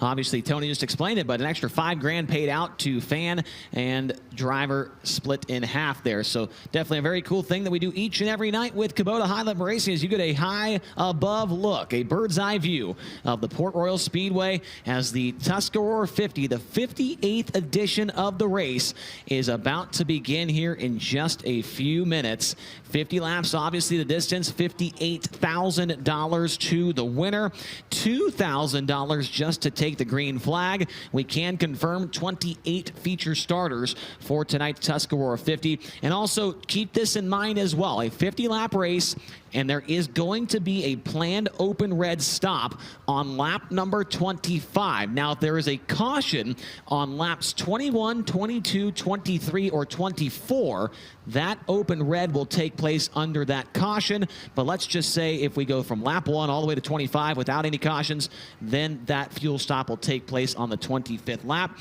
And that is a good possibility this week. So far in feature action, just 1 yellow flag in the features. And of course, that was on Thursday when Brock Zierfoss lost a right rear tire. Other than that, have not had any incidents in the features this week. And so obviously we love to see that.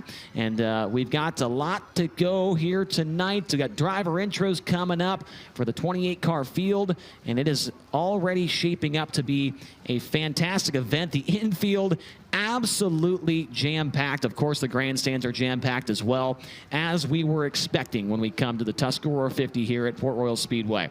We'll take a break here on Flow. When we come back, it should be time to meet the starting field for the 58th edition of the Tuscarora 50.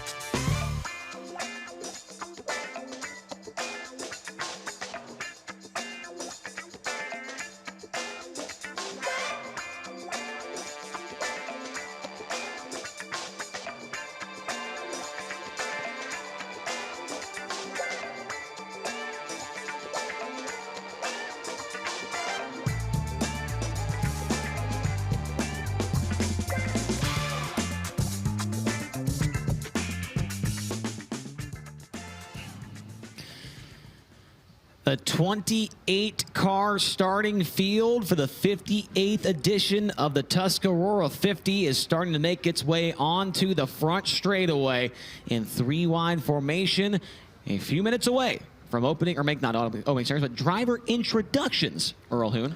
And as tradition here at the Port Royal Speedway for this race, people were able to sponsor laps. All 50 laps have been sold, and we like to thank the following businesses, race fans, team members, etc. for buying a lap for the 58th running of the Tuscarora 50, brought to you by Ramsey's Car Wash and Packers Concessions.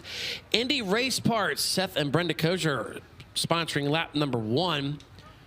Port Royal Speedway Ministries sponsoring lap 2. GL Capital sponsoring lap 3.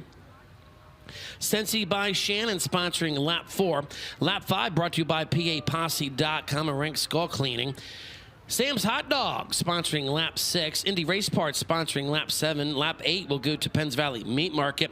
GL Capital sponsoring lap 9. Sponsoring lap 10, East Salem Community Church. Also, lap 10 is in memory of James White Sr. Penns Valley Meat Market sponsoring lap 11 and lap 12. Lap 12 also brought to you by Packers Concessions and Sealands Grove Speedway. GL Capital sponsoring lap 13, also in memory of James White Senior. Corporal Zach Kramer sponsoring lap 14. Penns Valley Meat Market sponsoring lap 15, 16, 17, and 18. GL Capital sponsoring lap 19. Lap 20 also brought to you by Penns Valley Meat Market. Marlowe's Metal Fabricating, Bellevue Inn, and Judy Speech Rate of Century 21 sponsoring lap 21. Ginter Racing bringing lap 22 to you. Lap 23 brought to you by GL Capital. Robert Stackhouse sponsoring lap 24. Lap 25 is brought to you by Lance Corporal Josiah Cabillo, Rank Skull Cleaning, and MedStar Dirt Track Crew. Lap 26 is in memory of Justin Hertz. Also lap 27 in memory of Justin. Lap 28, Eric Blass and Team Racers for Christ.com. GL Capital sponsoring lap 29. Lap 30 is in memory of Bill and Ruthann Rapp. BDI, the auction guy in Bellevue Inn, sponsoring lap 31. Lap 32 goes to GL Capital. Mifflin Hill Beverage sponsoring lap 33. Huckleberry Entertainment sponsoring lap 34. Lap 35 is in memory of Pete Arnold. Lap 36 brought to you by Falcon Machine Services, LLC. Cornerstone Deli sponsoring lap 37, lap 38, GL Capital. Lap 39, Good Luck, Anthony from Karen and Mike Levine. Also Packers Concessions sponsoring 39. Lap 40 is in memory of Butch Straub and Dan Bigler. Lap 41, Otterbein Global Methodist Church of East Salem bringing lap 41. Lap 42 is in memory of Scott Stuck. GL Capital sponsoring lap 43. Lap 44 brought to you by Huckleberry Entertainment. Cornerstone Deli sponsoring lap 45. Lap 46 brought to you by Falcon Machine Service LLC. Marlin's Metal Fabricating sponsoring lap 47. Packers Concessions sponsoring lap 48. Lap 49 brought to you by GL Capital and Sealands Grove Speedway. Lap 50 is brought to you by Packers Concessions, Annika and Lydia Kozier, DB Power Washing, and is in memory of Larry Smith. We like to thank everyone for sponsoring a lap here tonight for the 58th running of the Tuscarora 50. Of course, 58 years of racing here at this event, 57 winners in the past. Let's talk about some of the past Tuscarora 50 champions. Of course, Earl mentioned it earlier. Mitch Smith won 3 in a row at the very beginning back in 1968, 69, and 1970. Just a couple of different names that have won this race, some of the biggest in the sport, some Hall of Famers. Smokey Snellbaker's on the list, Lynn Paxton, Kenny Weld, of course, Doug Wolfgang, Stevie Smith, Bobby Allen, Todd Schaefer, Don Kreitz Jr., Greg Hodnett, Fred Raymer. We could talk all night long, Earl, about who has won this race, some of the biggest names in the sport.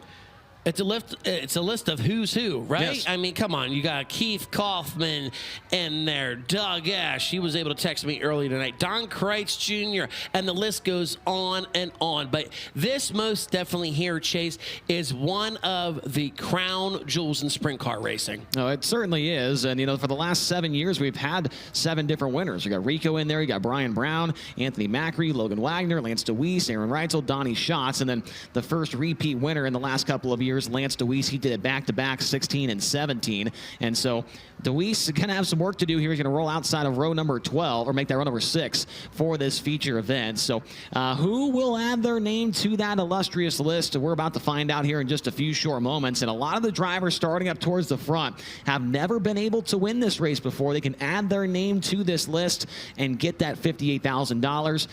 And, of course, get that very, very special trophy, which some of these guys, Earl, obviously the 58 grand is incredible. That's awesome money.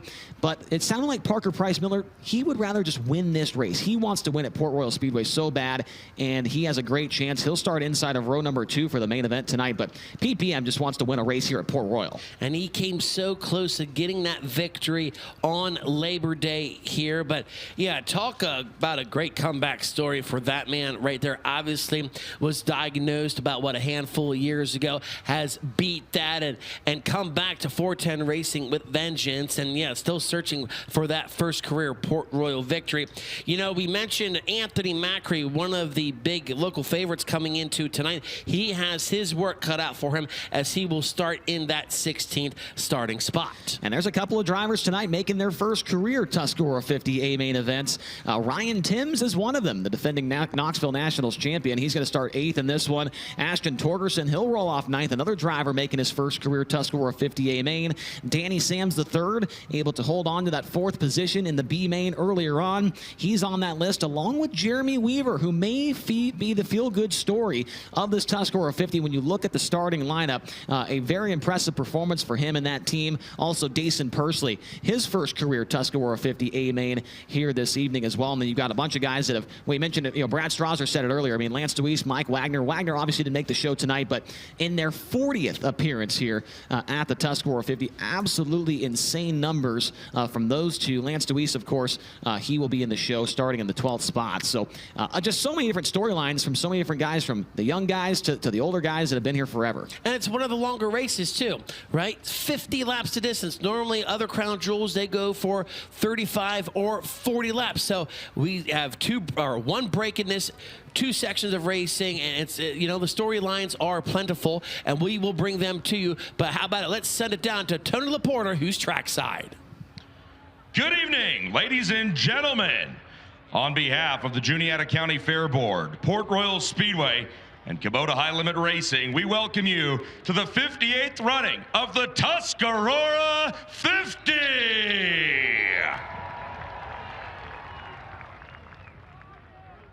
Race fans, are you ready? Let's meet tonight's Tuscarora 50 starting field.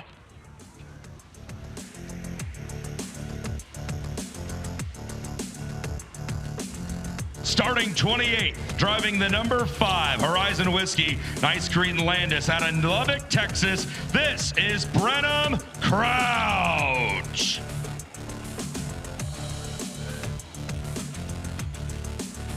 Starting 27th, driving the 55M out of Warrington, Pennsylvania with Karma Industrial Services and Bloss Plumbing on the side, it's Dominic Malaire.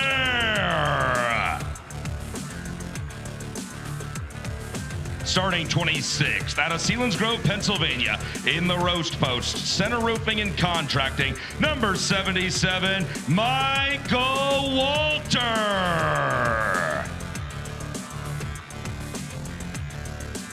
Starting 25th, out of Minden, Nevada, in the JST Motorsports and the Ritual, number 88, this is Tanner Thorson.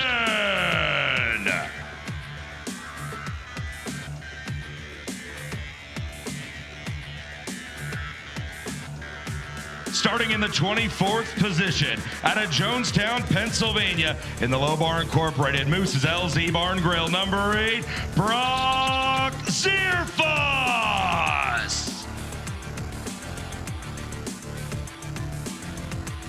Starting 23rd, driving the number 20 out of Broken Arrow, Oklahoma with Concord American Flagpole and Racer Magazine on the side. This is Brady Bacon. Starting in the 22nd position out of Northport, Florida in the Global Link and Moxie Sports Advisors number 24D, it's Danny Sams the third.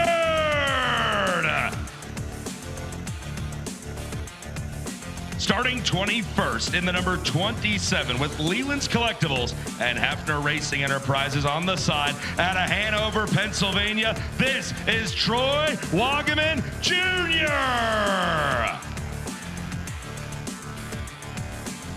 Starting 20th, driving the 67 with Mid-Atlantic Transportation and J.G. Cronenberger on the side from Medford, New Jersey. Say hello to Justin Whittle.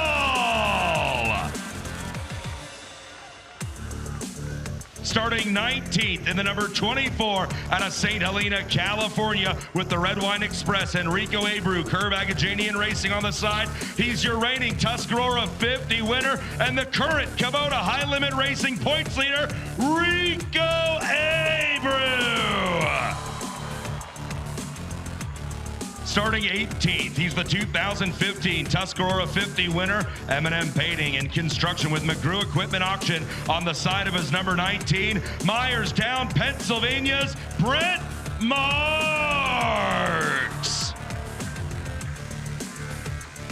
Starting 17th out of Stoneboro, Pennsylvania in the Bala Management H&H Materials number 5J, this is Jeremy Weaver. Starting in the 16th position, he's the 2022 Tuscarora 50 winner, and he's this year's Kings Royal Champion, driving the J&S Classics White Cap number 39M out of Dillsburg, Pennsylvania. It's Anthony Macri. Starting 15th in the number 42 at Apollo, Pennsylvania, Mercedes Motorsports and Ducati of Pittsburgh on the side of Cy Lynch.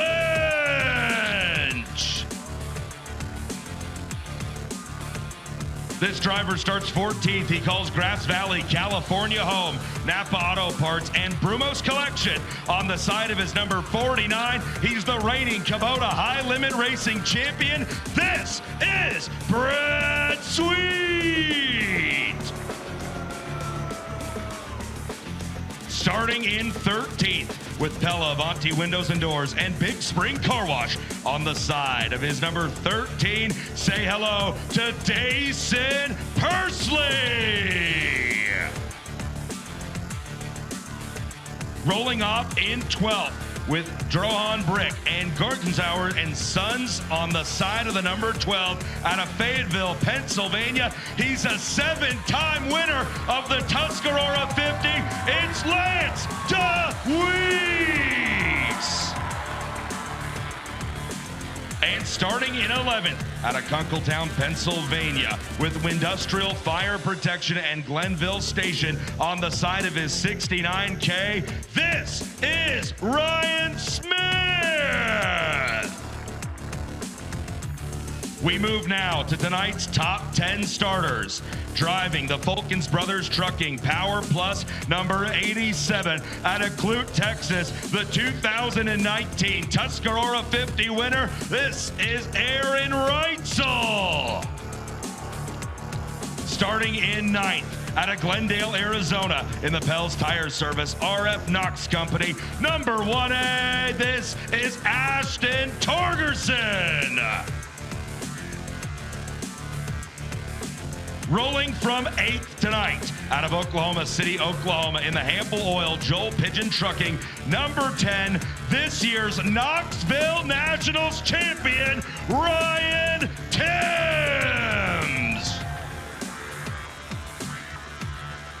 Starting in 7th with Mountain Ridge Metals and Hohenschel Welding on the side of his number 23 from York, Pennsylvania, it's Chase Deeds.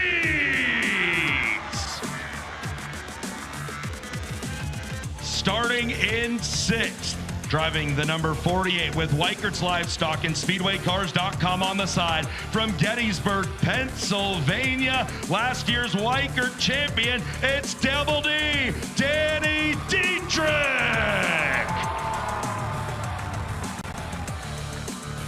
We move now to tonight's top 5 starters. Starting 5th, driving the 7BC with NOS Energy Drink and Spire Motorsports on the side. He's celebrating his mother Juliana's 29th birthday, Giovanni Selzy. Starting in 4th, driving the Santer Brothers Mac McGee Motorsports, number 55, out of Harrisonville, Pennsylvania. This is Logan Wagner. And starting in 3rd, out of Kokomo, Indiana, in the Indy Race Parts DKW Transport, number 71, this is Parker Price Miller. To tonight's front row, starting in 2nd, in the Hollinger Allbach Racing, Old Milwaukee, number 5W, out of Mechanicsburg, Pennsylvania, this is Lucas Wolf.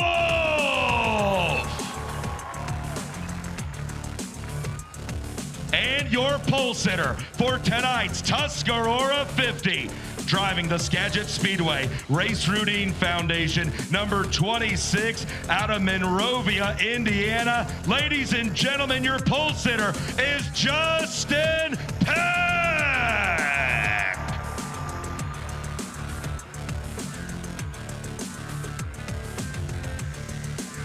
Ladies and gentlemen, that is your starting field for tonight's Tuscarora 50. The starting field of 28 gathers here in Whiskey Myers Victory Lane. For a field photo, your starting grid assembles, ready to go racing. And folks, with that, the cars are on the main straight. The drivers are assembled behind us. That means it's time to go racing for $58,000. It's time to go here at the Port Royal Speedway, and it's time to go all in with Kubota High Limit Racing.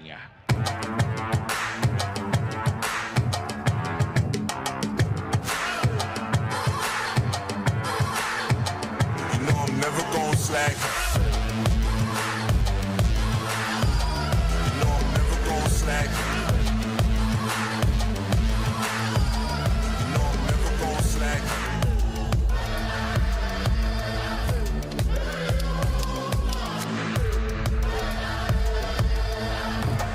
You know I gotta come back. Never gonna slack, never gonna slack. Never gonna slack, never gonna slack. Never gonna slack, never gonna slack. Never gonna slack, never gonna slack.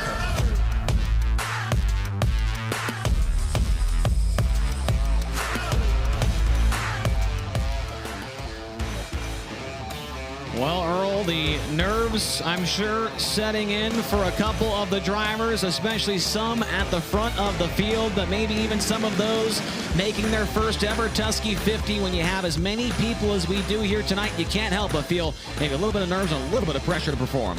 It all comes down to this, the 58th running of the Tuscarora 50, brought to you by Ramsey's Car Wash and Packers Concessions. You look at row number 6. I am very curious of row number 6 in this one. Ryan Smith and Lance Deweese. Deweese, so very well known for these long races and coming to life at the end.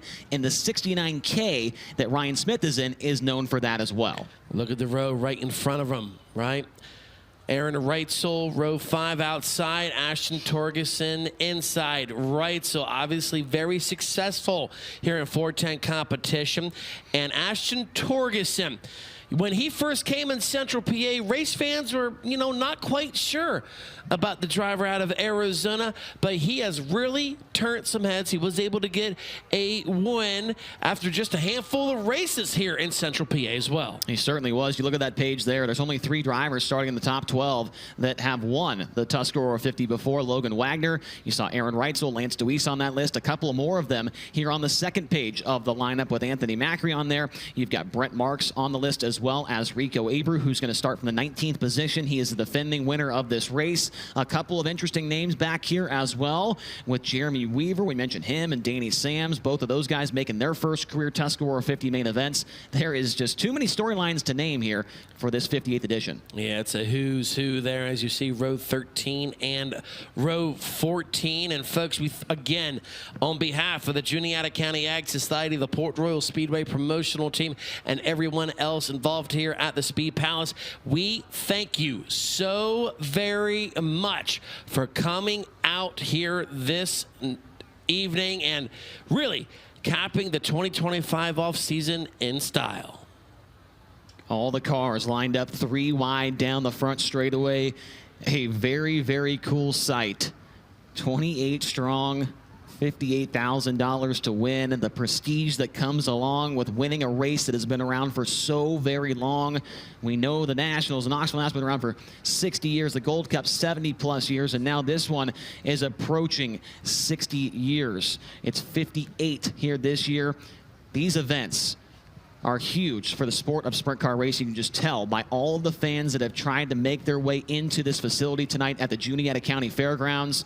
Brad Strasser and Tony Laporta, you two have been down in the infield all night long. What's it feeling like down there? I feel like the energy's got to be high. Well, I mean, it's crazy. From Thursday night to tonight, and Brad, you can comment on this, I think the crowd has more than quadrupled, octaconed. I don't know what the math term would be, right? But there are so many people down here. They were hanging on the edge of the fence, watching driver introductions. It's just cool how much Pennsylvania sprint car fans care about their sprint car racing. Yeah, absolutely. I was talking to some of our security here, and one that's been with us for a while says, I've never seen this many people in the infield for a Tuscarora 50, and I've been here for many years. So these guys love this event. They're so excited to be here, just as much as the drivers and just as much as you and me. See, I thought they hired you to do security on top of everything else. Yeah, I mean, you can tell. I was definitely, when Steve O'Neill saw me, he was like, I want you for security. I said, how about an announcing? And he was like, all right, I guess. Yeah, he said, there's a guy who can stop some crime. I think this race, just like any of these, I call them long distance. That might upset some people in sprint car racing, but you know, these long distance races where you know you're going to have a fuel stop. We saw it last year. Obviously, nobody really wanted the track to go the way that it did, and rubber become an issue, and the surface become just so hard packed. But I think whether you have a really, really favorable surface or you get unlucky and something like that happens, regardless, these races are all about patience. You can't win it in the first 25. You can't win it in the first 40, if we're being honest. It's really going to come down to what you've got with 10 to go. Yeah, I mean, we've seen Anthony Macri charge from the back of the field to win his Tuscarora 50 championships. We've seen guys early look really good. Brent Shear, just a few years ago, was really good in the Tuscarora 50 early. Gerard McIntyre led laps here in the Tuscarora 50 looking for his first win. So really a long race like this could be anybody's race, but when you get to that red flag, that open red flag, things really change and these guys go to work, and it's a full team effort, and you really get to see it during the Tuscarora 50. I'll tell you, he's parked conveniently right behind us. We didn't plan this at all. We just picked up our microphones and we're born this way. But Parker Price Miller in that Indy race parts number 71, he rolls off for this thing in the 3rd position. I hope you were able to hear his heat race interview after he picked up the heat race victory tonight. He just wants to win here at Port Royal, and he wants to win one of the sprint car majors. Tuscarora 50 certainly falls into that category. I think it's a crown jewel on the Kubota high limit racing schedule. People love to pick apart what a crown jewel is and what it isn't, but on our schedule, I certainly think it is. He and Bernie Stubjan have been here. They raced Saturday, they raced the Labor Day on Monday, had that heartbreaker, but he is someone that I am saying you absolutely have to keep your eye on. And with that bright green colored race car, it's gonna be pretty easy to do that. Yeah, and at Port Royal Speedway, a car can be really good one week and then we see them not make the feature. That Indy race part 71 has been good since Labor Day, since since they joined us. Obviously, heartbreak, like you said, but all 3 nights, that 71 car has been very solid up front. Excited to see what he can do. 50 laps of racing is set to begin very, very soon. Let's go back upstairs to the top as we get ready to go racing at the Tuscarora 50. The 28 cars now begin to come to life. For the final time tonight, we get to listen into a song off the playlist.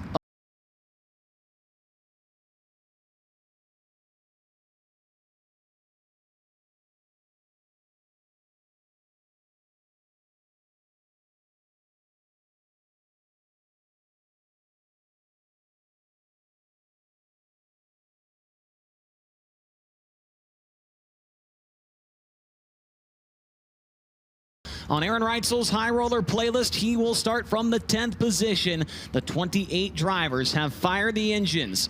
And now we are moments away from the green flag at the 58th running of the Tuscarora 50.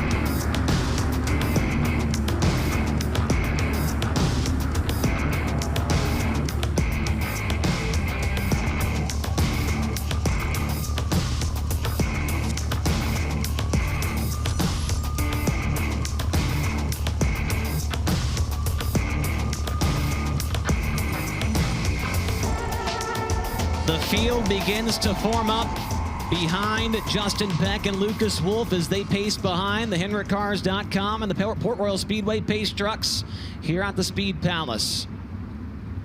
28 cars, all with a chance at glory to join the list of legends that have won one of Pennsylvania's biggest races, the Tusky 50. Those ones on your screen right now, obviously with the best starting spot to do so, but in a 50-lap main event, as Brad Strasser mentioned there, anything can happen. Anybody can be a part of the mix by the end of this race. In front of an absolutely jam-packed grandstand and inside of the racetrack as well, absolutely jam-packed. Goosebumps on our arms right now as the anticipation of the green flag building here at the Port Royal Speedway.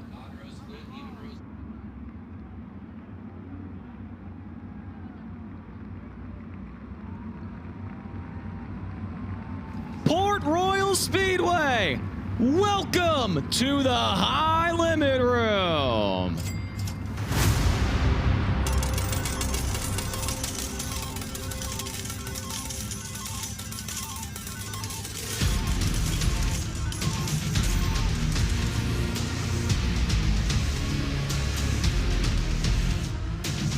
We've got 28 high rollers, but only one is hitting the ultimate jackpot here tonight.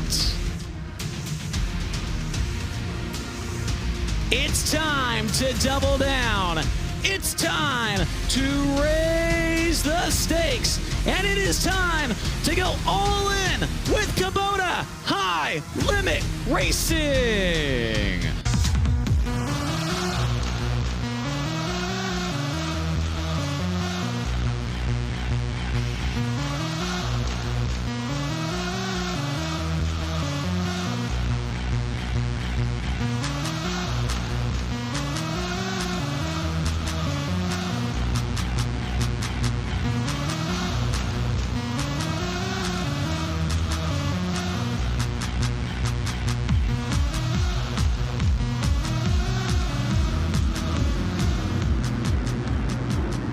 Back to 2x2 formation. Behind the front row of Justin Peck and Lucas Wolf. Row number 2, Parker Price Miller and Logan Wagner. Third row is Giovanni Selzy and Danny Dietrich. Fourth row, Chase Dietz and Ryan Timms. Fifth row is Ashton Torgerson and Aaron Reitzel. Row number 6 is Ryan Smith and Lance DeWeese. Row 7, Jason Persley and Brad Sweet. Row number 8, Cy Lynch and Anthony Macri. The 9th row, Jeremy Weaver and Brent Marks. Row number 10, Rico Abreu and Justin Woodall. 11th row, Troy Wagaman Jr. and Danny Sams. Row 12 is Brady Bacon and Brock Zierfoss. And utilizing provisionals tonight, Tanner Thorson, Michael Walter, Dominic Malaire, and Brenham Crouch. The 28-car field for the 58th Tuscarora 50. Ladies and gentlemen, I want to know, who do you think is going to park in a Kishbank victory lane? How about Anthony Macri? What about Lance DeWeese? How about Aaron Reitzel? What about Ryan Timms? How about Lucas Wolf? How about Justin Peck? Well, we are about to find out, because, ladies and gentlemen, it is time to light the fires and kick the tires here at the Port Royal Speedway, and the Tuscarora 50 is underway. Green flag waves on the 58th Tusky 50. It's going to be Justin Peck jumping out with the early race lead. Side by side for second, Lucas Wolf fending off a challenge from Parker Price Miller down this back straightaway. PPM sits in third. Then it is Logan Wagner. Danny Dietrich inside the top 5. Big move around the outside. Logan Wagner takes third away from Parker Price Miller. Wagner will move into third spot. He will work the top.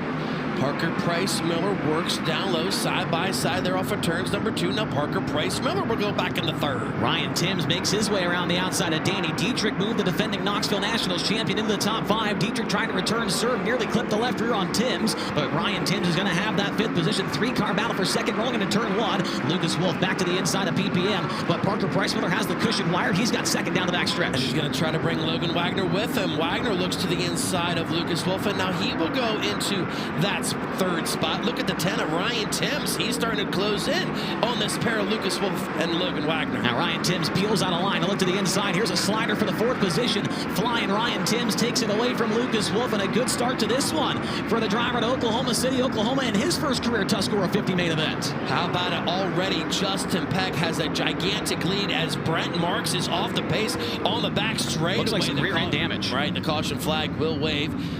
He has a flat right rear on the 19 of Brent Marks as he will make his way into the work area. And so Brent Marks, he was running 17th at the time, as he will make his way to the attention of the Murray Marks Racing team, located at the, I would say, the right side, more right side part of the pit area down there. So a little bit of a drive for the M&M Painting and Construction entry to get down there.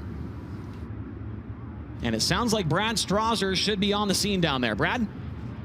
Yep, down here with the Murray Marks team. Got the right rear out immediately, and you can see as he rolls in, that right rear is down. Of course, the Clausen Marshall 7BC crew in here to help. Brenham Crouch's crew in here to help the 19 of Brent Marks get that right rear changed as they look to get it jacked up. Starting to see that car lose power about the middle of the front straightaway as he was dropping back through the field. That problem, unfortunate for Brent Marks, up to his tough start, guys.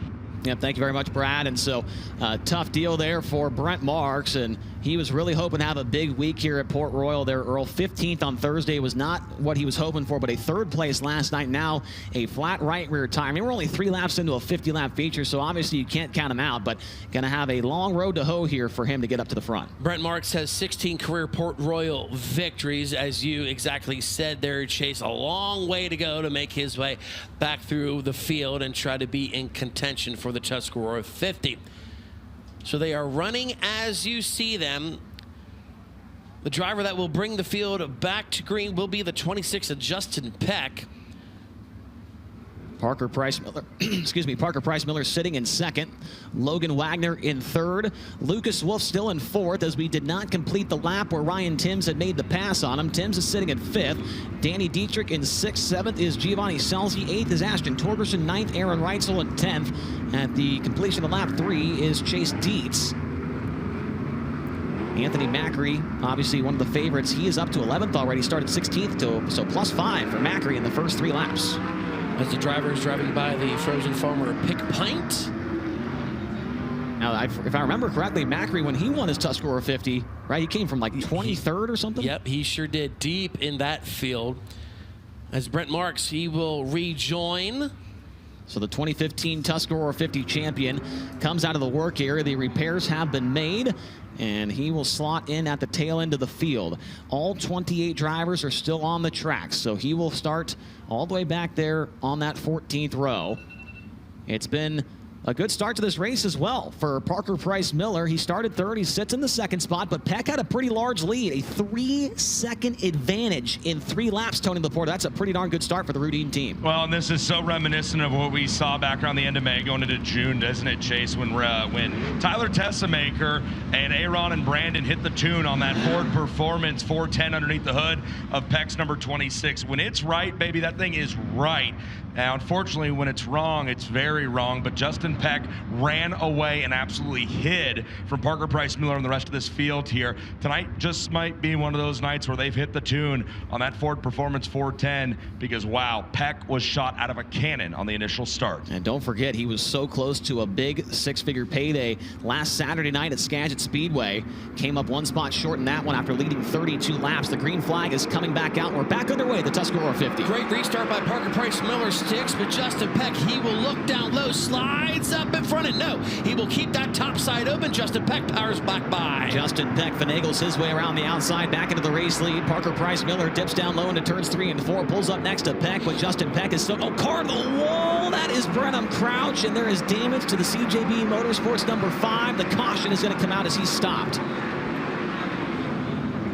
So Brenham Crouch drawing the caution. It has been a tough night for that team. I mean, we mentioned it earlier during the C-Main. I mean, they did not get a lap of hot laps. They didn't get a lap of qualifying. They blew a motor in qualifying. The wing had some crazy malfunction during hot laps, so he wasn't able to take part in that. He ran his heat race, started dead last, had to run the C-Main, won that, and then utilized a provisional to start the back of the field here tonight. And he kicked the weekend off very strong. He was able to round out the podium here on Thursday night. Did it a solid top 10, 8th last night. As we look at the replay, wow. Major contact there. Who was it? The 49 of Brad Sweet looks like. Wow, major contact. One more look at this. I would like to see that first replay one more time, and man, you could see that the rear suspension components on that 5 car are certainly very badly damaged. The way he's just sitting on the track, not a good look. And that could have been a lot worse, Here we go. Right? Going into one of the fastest parts of the racetrack. Oof, yeah. Left front over right rear. Yeah, you can't place any blame there on Brenham Crouch as he was just trying to mind his own business there, Tony, and could be some damage to Brad Sweet as we look at him on the screen now. But, Tony, what do you got? Yeah, they've got the entire front-end assembly down here ready to go at the CJB number 5. Crew members from Murray Marks Motorsports leaning in to help. They're trying to pull the already attached left front wheel off of that front end here as they await Brenham Crouch to make his way into the work area. Massive impact, as you saw right there. As far as the 49 guys go, nobody's come down off the top of the KCK Racing Napa Auto Parts Mule, so you get a good look there of your defending Kubota High Limit Racing Series champion. Doesn't seem to be too worse for the wear, but man, Chase, we've seen it year after year. That's a group who knows that if they're going to stay at the top and fight for championships, they have to finish these races. They're also pulling a top wing off here, but I think it's just so they can get spare wheels and tires down off the Horizon Whiskey work mule for Brenham Crouch. The team laying out with lots of parts and pieces here. We will talk to you when they stop Brenham Crouch in the work area. And we talked about a lot of movers and shakers here, Chase Robin. Also, all of our normal contingency awards are up for grabs here tonight. We will once again pull another J&S Classics Warrior Award down in Victory Lane. Ramsey's Car Wash, one of the presenting sponsors here tonight, also will hand out $500 extra to whoever is the hard charger here tonight. WC Eschenauer & Sons sponsoring a last lap pass award for $500, as well as, once again, the Frozen Farmer Pig Pint makes its way out onto the front stretch. We'll send it back down trackside. Man, you can tell it was a massive impact for the 5 of Brenham Crouch. There are scuff marks on the Hoosier letters on the inside of the left rear. I don't know how hard you've got to hit a race car to a wall for that to happen, but that's exactly what they've done. Heavy damage here to the the right rear rather of Crouch. They're going to go go to work on replacing the right rear tire, as they were worried originally about a front end replacement, but no attention at all being paid to the front end assembly here of Crouch. The right rear off. They're getting ready to swap on a new and inflated right rear, but there is damage as they go to work moving that axle assembly around inside the housing. Barry Jackson with members of the Rudine Racing team on hand here. Scott Bear as well jumping in from the CJB team as they're trying to get that right rear shock undone. They've got lots of replacements to do here. A little bit of time left in the work area. Barry Jackson still going to work on Burnham Crouch's number 5. And you guys talked about it already. Remember, this night isn't just turning bad, it started bad when they lost an engine at the beginning of the evening. Really tough sledding here for Crouch in the number 5. Yeah, just past less than 1 minute to go in the work area for Brenham. And so they've got some serious work to do, and they got to do it quick. Now down to 50 seconds of time in the work area. And so Crouch and that team going to work. But hey, Tony, I did want to mention something to you as well. Last week, of course, Justin Peck so close to the big win, 6 figures over at Skagit Speedway. The guy that beat him after he led 32 laps was Rico Abreu. Now remember earlier this season when Justin Peck led almost the entire feature at Kokomo, it was Rico Abreu that snatched that one away from him on the last lap. And in the very next race, Justin Peck went to victory lane at Ransomville. Could we see history repeat here tonight and Peck get the Tuscarora 50 win? That would be incredible. Chase, you're all about trends. That's what I like about you. You're a very trendy person. You study trends, you dress well with trends, and I think that's definitely something to keep an eye on. If I'm Justin Peck, I'm not too terribly worried about Rico Abreu. Yes, he's the defending Tuscarora 50 race winner, but he's mired back still in that 19th position where he took the green flag for this race. Work continues feverishly down here in the work area as the bird cage is being attended to here. They've got the torsion arm off the right rear. They've got the shock off. They're trying to replace a ton of stuff down here, guys. And I don't know where the clock's at, but they've got to be low on time here in the work area. Yeah, they are out of time. They're going to need a yellow here if Brenham wants to come back out on the lead lap. The green flag set to wave.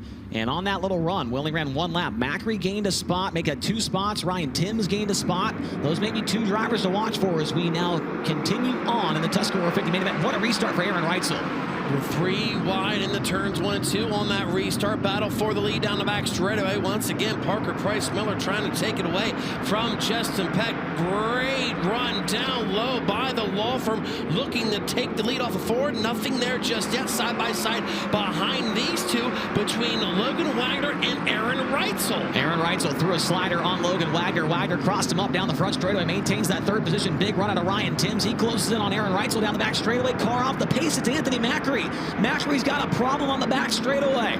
The green flag is still out for now as he is slowing as we continue to watch Anthony make that Aaron Reitzel, but now the caution comes out for Macri.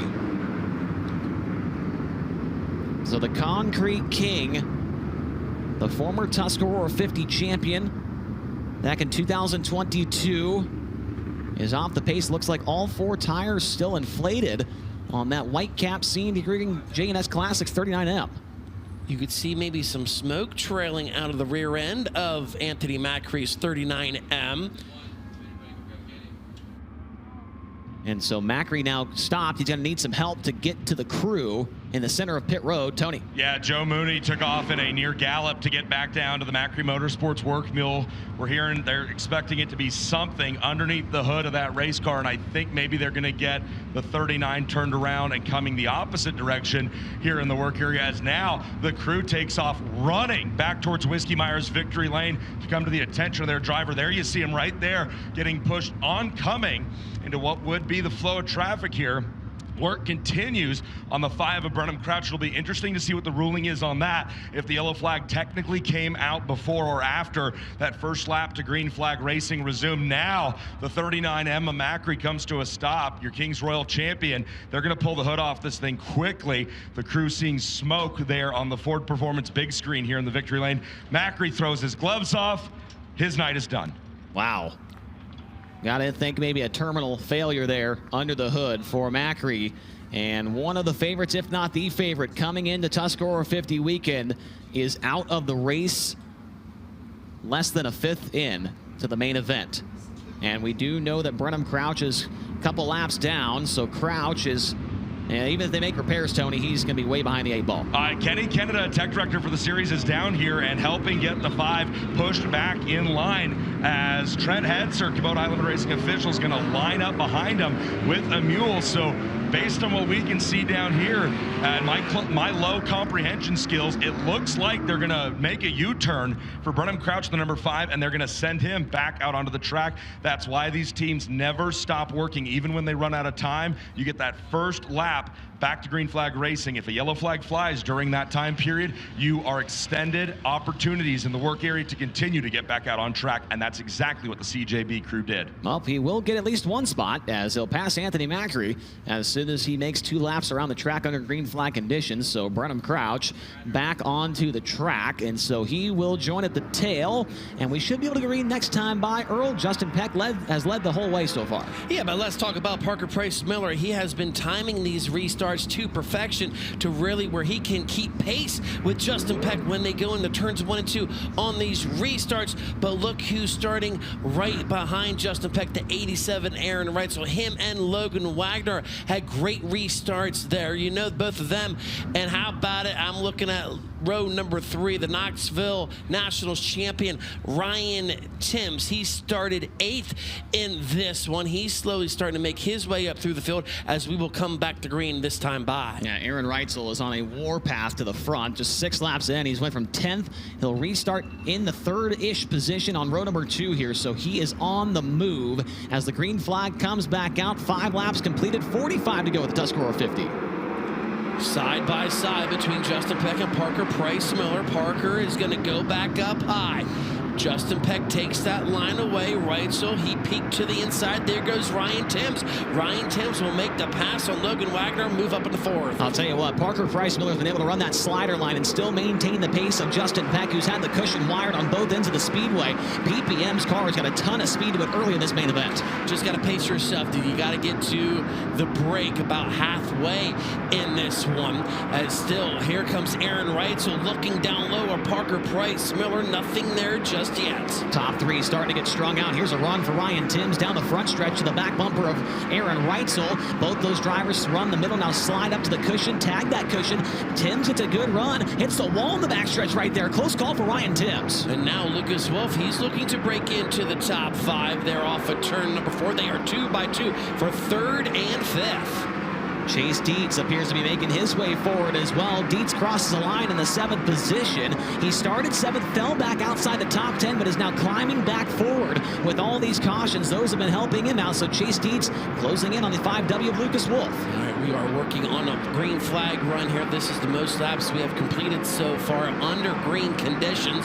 Right now, Justin Peck has a 2-second lead over the field. Parker Price Miller still running in 2nd. Aaron Reitzel 3rd. Ryan Timms 4th. Logan Wagner rounds out the top 5. We saw Justin Peck have a 3-second lead in the opening 3 laps of this main event. Now his lead is up to 2.2 seconds and closing in on the tail end of the field, but that might change things up and allow PPM to close back in.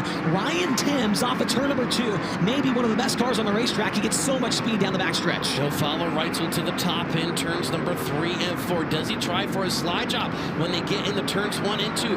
Ryan Timms drives right down low of Aaron Reitzel, parks it right on his nose. Reitzel able to turn the car back down the hill. He'll drive back by. Aaron Reitzel back into the 3rd spot, but a valiant effort there from Ryan Timms to take away that podium position. Remember, still a long ways to go in this one. Just 12 laps completed, 38 to go.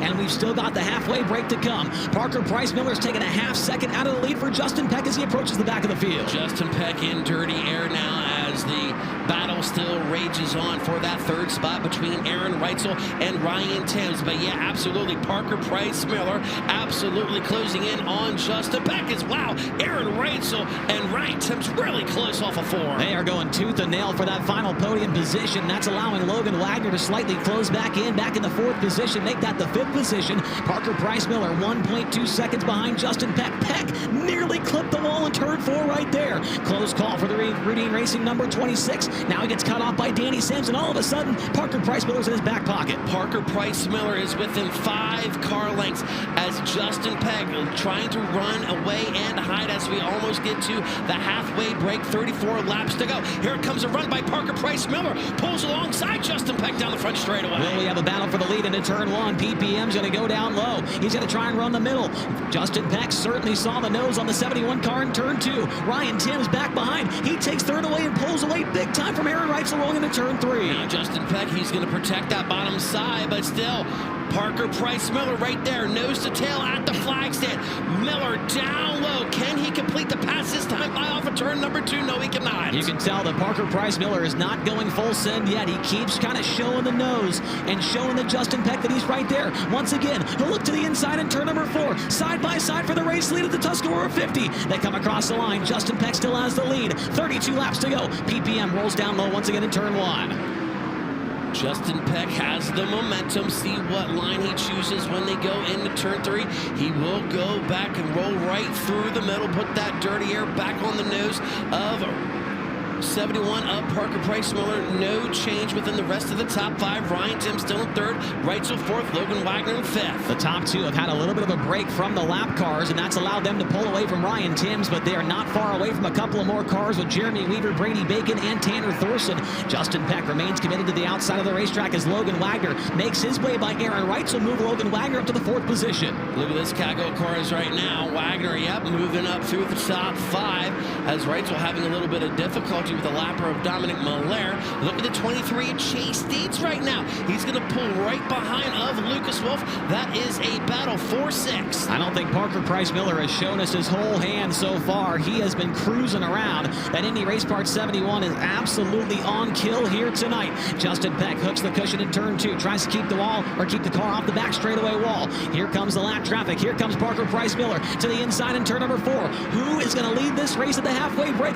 Parker Price Miller up next to Justin Peck down the front straightaway. Parker trying to wrestle this lead away from Justin Peck. He's going to get blocked by the slower car. Ryan Timms starting to close in on this duo. Justin Peck and Parker Price Miller. 3-car battle for the lead as they approach lap traffic again. Here comes the 2025 Knoxville Nationals champion in his Tuscarora 50 debut feature event. He'll roll the back bumper of Parker Price Miller. Justin Peck goes down low, trying to get by a slower car. Parker Price Miller's right there. Ryan Timms the first to get to the cushion. He's got to run. 3-car battle for the race lead down the backstretch at the Tuscarora 50. Look at Ryan Timms. Does he go 2 for 1 up high? He gets by Parker Price as Justin Peck tags the guardrail. What happens in turns number 1 with the lap car in play? Ryan Timms is now up to 2nd. Here comes the slider for the race lead. Can't get there in time. They nearly touch bead locks. Timms hooks the cushion, maintains that 2nd spot. Parker Price Miller runs in 3rd. Logan Wagner closing in along with Aaron Reitzel. The halfway break is approaching as they are side by side for 2nd. Peck still with the lead. And Logan Wagner running 4th, starting to close in on the top 3 as we have 25 laps to go. The caution flag will wave. Just as Ryan Timms threw a slide job on Justin Peck to take the lead, the caution flag comes out. That was the plan all day long. It was mentioned in the drivers' meeting. If there was not a caution on laps 21, 22, 23, or 24, then the halfway break would be thrown exactly on lap number 25, and that is indeed the case, which if you're a Ryan Timms fan, you're probably not too happy about, Earl, but that was what the precedent was. They were told this information in this afternoon's drivers' meeting, so all of the drivers that made this Tuscarora 50 were aware of the rules, as we will get the drivers into the correct restart order before we stop them here on the front straightaway. What a stellar opening 25 laps. I feel like a lot of the times in these long races, these guys will kind of cruise around, get to the halfway point. That was not the case here tonight. Justin Peck leading the way, but Ryan Timms let it all hang out. Parker Price Miller, he was up there as well, tried to take the lead a couple of times. Race fans, what did you think about the opening 25 here tonight at Tuscarora 50? Absolutely fantastic action, and the track appears to be in great shape as well. Here is a Flow Racing replay as Timms and Reitzel are battling there inside of the top 5 position. And Timms has made his way up into 2nd. Where did he start on the field? He started 8th. And so Timms in 25 laps is up into the runner-up spot. I don't know how many guys in the history of sprint car racing, Earl, maybe a Brian Walker question, how many guys have won the Nationals and the Tuscarora 50 in the same weekend, or the same year? What a year for that young man Ryan Timms is having, as you see the field coming to a stop here. Once we get everyone stops, that is when we will cut the crews loose to attend to their drivers. The drivers stopping on the front stretch, and they will hear an air horn that will signal the beginning of that open red flag condition. And there it is. You can see them moving out from the infield and towards their race cars. 5 minutes is the count for the open red flag condition. Of course, you cannot change any tires during this open red. You can make any other kind of adjustment. So if you change a tire, you are going to the tail end of the field. As you see everybody trying their quickest to get down there as our look at Justin Peck showing the way in what would be the biggest win of his career. We know car owner Kevin Rudeen is here tonight. Obviously the heartbreak from last Saturday came up one spot short at Skagit Speedway for the Skagit Nationals. Tony Laporte, let's go down to you. Justin Peck brings his Skagit Speedway number 26 to a stop. The first thing he tells crew chief Tyler Tessmaker, I'm too free. He's looking for a little bit of grip to be built in to this Skagit Speedway Race Rudeen Foundation Ford Performance number 26. Ryan Timms talking to car owner Shane Liebig about any decisions they may make for the handling of this race car. You got to think if you're the 10 of Ryan Timms, you might not be wanting to make too many changes. He's made the mistake of leaving himself open, so I'm going to take it. Ryan, what do you think of your race car? I think it's bad fast right now. You didn't really want to see that break there, obviously, but feeling really confident going back into the rest of the 25, and definitely gonna be tricky with tires, managing those, but we're good right now. So your Knoxville Nationals champion is making his return to a half-mile racetrack for the first time since that August afternoon when he won at Sprint Car Racing's biggest event. Let's go back down the grid a little bit to Brad Strasser. Thank you. Here with the current hard charger, it's Troy Wagaman up from 21st. He's in 9th right now. Troy, you're moving good. How are you approaching these next 25 laps? Just try to get one at a time and see where we end up. We're pretty good everywhere right now. I can run the fence, bottom, middle. Guys gave me a good car, so it's my job to finish it out here. Troy Wagaman, 21st to 9th here in the first 25 laps. Keeps moving like that. He'll be in good contention. Tony? Yeah, just talking to Parker Price Miller up here. Front three all parked abreast on the front straightaway here. Parker Price Miller, no real comments about the handling of his race car. A few frustrations with some of the lap cars he's dealing with. Car owner Bernie Stubjan going to work on the torsion stops on both front corners of this race car. So going to adjust the front bite, the front handling of his machine. Ryan Timms sitting cool as a cucumber here, enjoying a bottle of water before they refire here. A little bit farther on back in the pack, Aaron Reitzel coming from 10th on the starting grid here tonight after scoring the victory with that carbon-covered right race shoe, helping him control the throttle. Reitzel, before they get away and get out of here, what do you think of your machine? I don't know. I thought we were okay, and I was just trying to save my tires there, but they were all running such a hard pace. They forced me to kind of run hard, and yeah, I don't know. I just don't think we're as good as the guys in front of us right now, so we made a couple changes, and hopefully it helps. I think that's a very interesting note, you guys. Brad, I'm not sure if you've got anything at the back, but Aaron Reitzel talking about the torrid pace being set by the front three up here right now. Chase, you made a comment where you said, I don't know if we've seen absolutely everything out of that Indy Race Parts number 71 of Parker Price Miller. I agree with you to a point, but the pace that Ryan Timms and Justin Peck are forcing the 71 to maintain, I don't know if it's going to matter, honestly. Brad? I got Chase Dietz here. He's been running consistent inside the top 10. And Chase, I just asked you what the next 25 laps have in store. What does this number 23 ride have over the next 25 laps? Simply just got to let her rip here and get moving. Wish we were a couple of spots better here on that halfway point, but we'll get moving here and see what we can do. Whole nother A-main in store here for Chase Dietz, looking to let her rip for the next 25.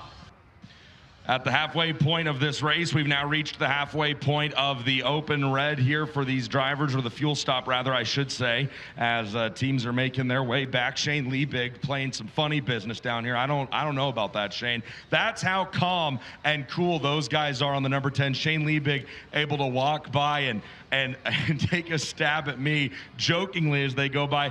I think that tells you how good the owner of that Hampel Oil number 10 really feels, and how confident he is not only in his race car, but the driver holding the steering wheel. Back to Brad Strasser. Got Justin Whittle here. He's also passing a lot of cars. Second in contention for the hard charger right now. Justin, a whole nother feature event in front of you. How are you approaching the next 25 laps?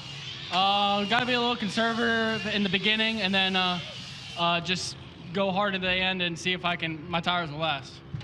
All right, so it looks like crews are making their way off the speedway as we gear up for the back half of the Tuscarora 50. Thank you, Brad. We need to get everybody off the track as soon as we possibly can to finish up this fuel stop here in the middle of the Tuscarora 50. Tony, I heard you mentioning something down there, but once again, we need everybody off the front straightaway. Please finish up and make your way back to the infield. Tony. No, I was just going to reiterate that point, that all crew members off the speedway at this time. Again, all crew members off the speedway. Got one last chance to talk to Tyler Tessmaker, the crew chief on your race leading machine. I asked him what he's thinking. He said, good so far. The only adjustments were tightened it up a little bit. Justin Peck knows what he has to do, and that's stay out in front of flying Ryan Timms. Let's give you a rundown of the top 10 when we come back to green. Justin Peck is the race leader so far. Ryan Timms sitting in second. Third, Parker Price Miller. Fourth, Logan Wagner. And fifth is Aaron Reitzel. Sixth, Lucas Wolf. Seventh, Chase Dietz. Eighth, Ryan Smith. Ninth is Troy Wagaman Jr. And Lance DeWeese currently sitting in the 10th position after 25 laps. Push trucks getting into position behind the 28 cars, and I don't know if we have 28 push trucks, but it's darn close here at Port Royal there, Earl. Let's talk about to help make this go faster. Yeah, I mean, come on, here we go. Yeah, a lot of movers and shakers in this one. Tony Laporta and Brad Strasser talking to the drivers. Yeah, how about it? The 27 of Troy Wagaman Jr. absolutely marching his way up the field. Brad Strasser was able to get a couple words with Justin Whittle as well. He's the second driver in contention for the Hard Charger Award here tonight. Just goes to show you that these guys aren't really pacing, right? They're letting it all hang out, no matter how many laps it is in the A main event. But how magical were those first 25 laps, right? I mean, you at one time had a 3-car battle here for the lead, so I'm very excited to see how this second half of this race plays out. Now, I don't believe there were any official lead changes, but there were a couple unofficial lead changes, that's for sure, with how many times Parker Price Miller got up next to Justin Peck, maybe nosed ahead for a little bit throughout the corner. Of course, Ryan Timms, right before that halfway break, had actually slid in front of Justin Peck and had sole possession of the lead. Can we have your attention, please? Can we have your attention, please? Connor Matthew and Milton Borman. Connor Matthew and Milton Borman. You have lost something very, very important that you need before you leave here tonight. You can go claim it here right next to the press box in Suite 1. Once again, Connor Matthew and Milton Borman. You have lost something that you will need before you leave here tonight. You can go claim it in the first suite that is to the left of the press box. All right, Earl, thank you. We were talking earlier before the open red about Ryan Timms and which drivers have been able to win that, both the Knoxville Nationals and the Tuscarora 50 in the same year. Kenny Weld, 1973. And also Doug Wolfgang did it back-to-back in 1984 and 1985. So it's been a long time. 15 plus 25, what, 40 years since the last one. Is that right? Is that good math? 40 years, and you and I still weren't live back then. Yeah. Just saying. Oh, I wasn't even close. No, well, I'm 36. Thank you. Yeah, you're a little bit closer than me. Close. So it looks like all of the drivers have refired their cars. And there's only one that is not still on the racetrack, and of course that is Anthony Macri, who fell out of the race on lap 5. Now Brenham Crouch is 2 laps down. Dominic Malaire appears to be a lap down as well. So 27 of the original 28 still on the track, which is big when it comes to traffic later on in the second half, Earl. Lap traffic, you mentioned it, that dirty air playing havoc with these leaders.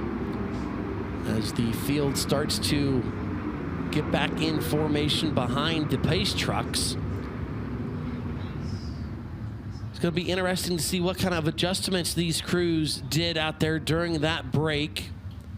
Yeah, this is where these crew chiefs make their money right here, is during these halfway breaks at these big races. Of course, Knoxville Nationals here at the Tuscarora 50. And, I mean, it was incredible to see, you know, Tony mentioned it there. Shane Liebig left his car and his whole crew left the car 30 seconds before anybody else. I mean, those guys seem very confident in what they were doing down there. Confidence is key for sure. But this restart, I got a feeling, is going to be very, very interesting. Let's go back to the infield. Tony Laporta. Yeah, Shane Liebig walked by with, I think, either I don't know if they planned on needing to replace the wicker at the top of the top wing, but he walked by and kind of poked that right at me as they walked away, as you mentioned, Earl, very early from that Hample Oil number 10. So, yeah, you could say that those guys are relaxed right now. I think that'd be a fair assessment. And then just got to give another quick shout out, or have to give a shout out to another Flow Racing property, the USAC AMSOIL National Sprint Car Series on Flow Racing all year long. Sounds like Justin Grant just got the job done out there. And boy, you think about what he and Aaron Reitzel have had to do with banged up feet. Pretty impressive to JG to get back in victory lane at Lucas Oil Speedway. Yeah, congrats to him as we're ready to come back to green for the second half of the Tuscarora 50. Justin Peck and Ryan Timms lead the 27 cars back to green. Tremendous restart by Ryan Timms as he will lead them in the turns number 1 and 2. Justin Peck looking to take it away down low. Nothing there. Parker Price Miller rolls in third. Ryan Timms, your new race leader of the Tuscarora 50. Justin Peck back in second. This will be the first time that Peck has to go on offense. He's been on defense the entire way throughout this main event. Ryan Timms leads lap number 26. Troy Wagaman starting to march his way, trying to get up into the 6th position. Pulls alongside Lucas Wolf right there. Now the yellow flag will wave. Cy Lynch off the pace here on the front stretch. Cy Lynch, it looks like all 4 tires still inflated on the Mositas Motorsports number 42. And so he's going to come to a slow stop. He was running 23rd. It does sound like the engine is still running on the Hollywood Glacian coating number 42. And so unfortunately for Cy Lynch, who was running in the 23rd spot, he is more than likely going to go to the attention of his crew in the infield. But we are beyond the halfway point of this race, Earl. And so that is obviously a big deal. Yes, that is a very big deal. And there's no guaranteed time. No guaranteed time to work here. No, and not a really good restart by Justin Peck, right? I don't know if maybe he had a little speed. Oh, yes. Yeah, it looks what it looked like right out of my mouth. Yeah, could possibly spin the tires. So I'm going to assume is going to plan not to spin these tires or whatever happened there. Not quite sure if the engine also stumbled there in the 26, but Ryan Timms, as we will have a replay of the start, this is exactly what we're looking at. See if Justin Peck spins the tires. He comes down the track and it just did not get going. Yep, did not get off the turn like he wanted to, and Timms had the momentum, and we'll see what happens. As you know, this puts Justin Peck right alongside Ryan Timms. Cy Lynch has arrived in the work area. Let's go down to Brad Strasser.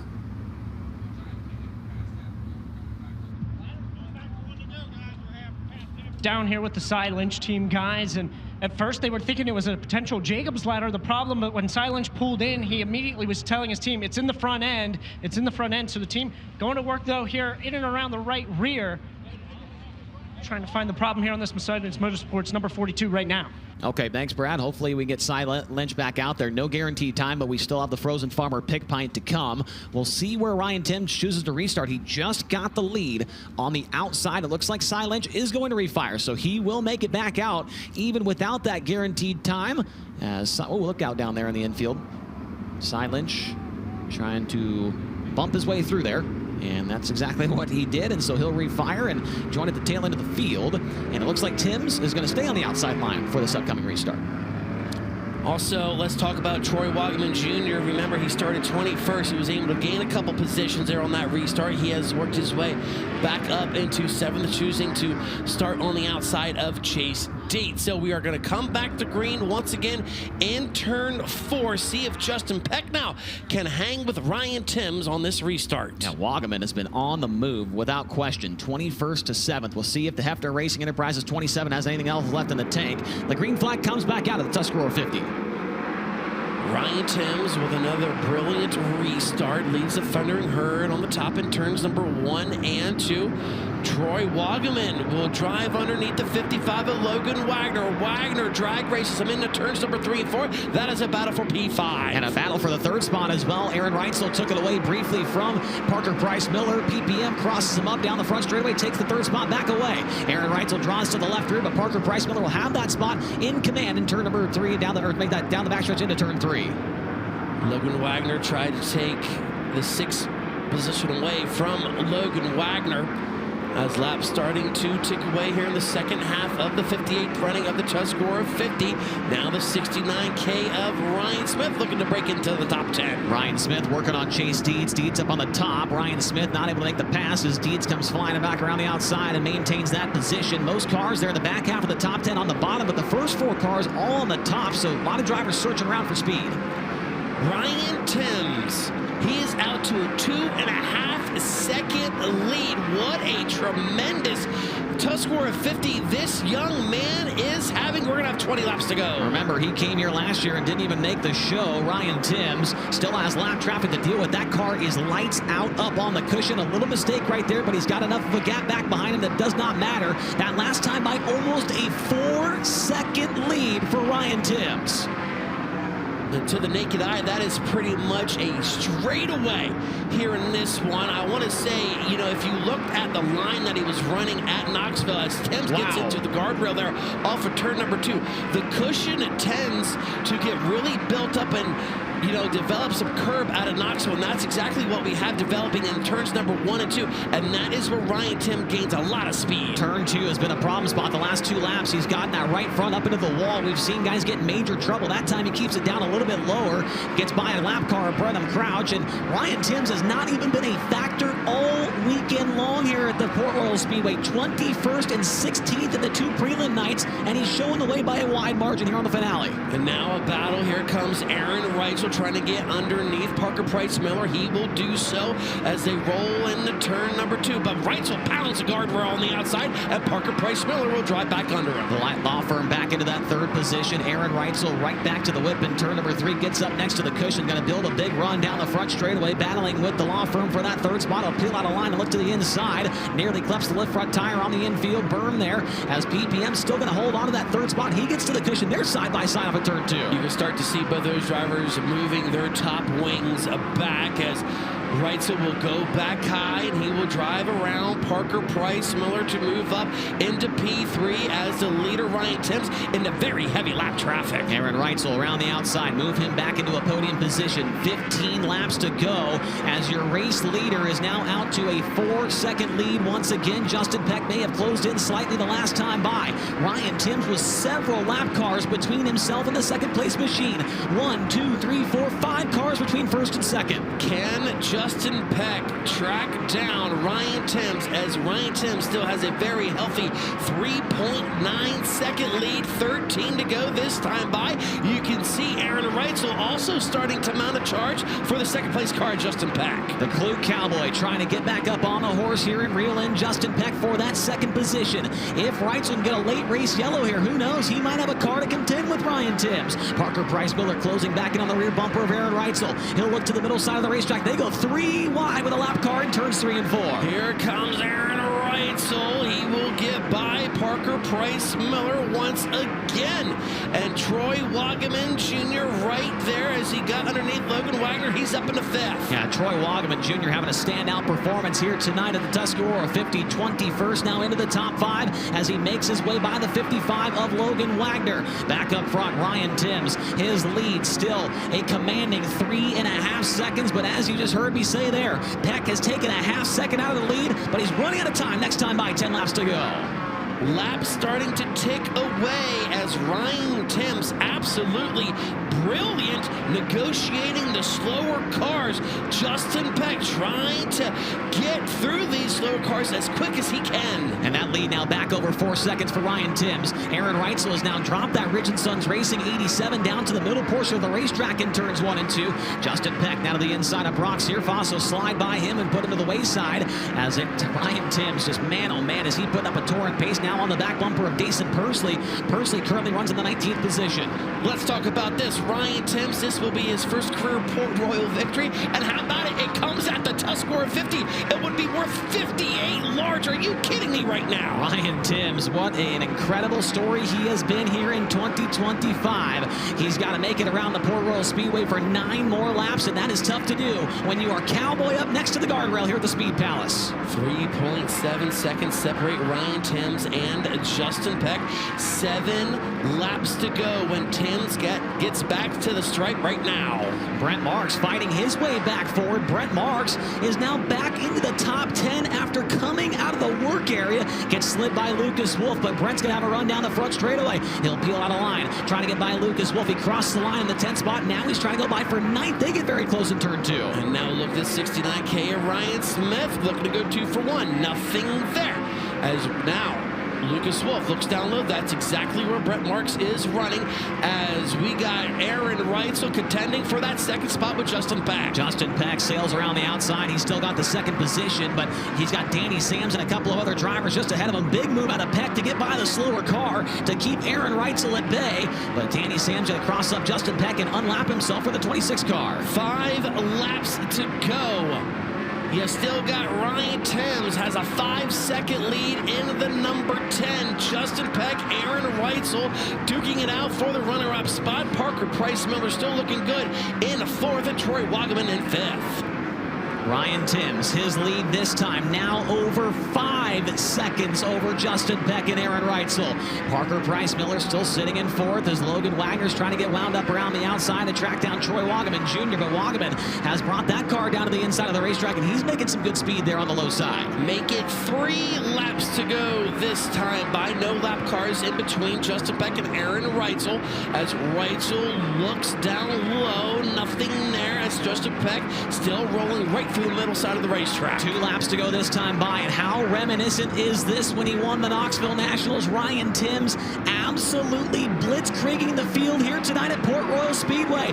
He is less than a half mile away from going to victory lane at the Tuscarora 50. He will see the white flag. Timms has increased his lead to 6.3 seconds as we have 1 lap to go in the Tuscarora 50. Hey, Ryan Timms underneath of the flag stand to the top of the racetrack in turn number 1. The next closest driver, some 6 seconds, almost 7 seconds behind. He'll make his way into turns 3 and 4. And for the first time in 40 years, a driver wins the Knoxville Nationals and the Tuscarora 50 in the same year. He does it at 19 years old. Ryan Timms gets the win.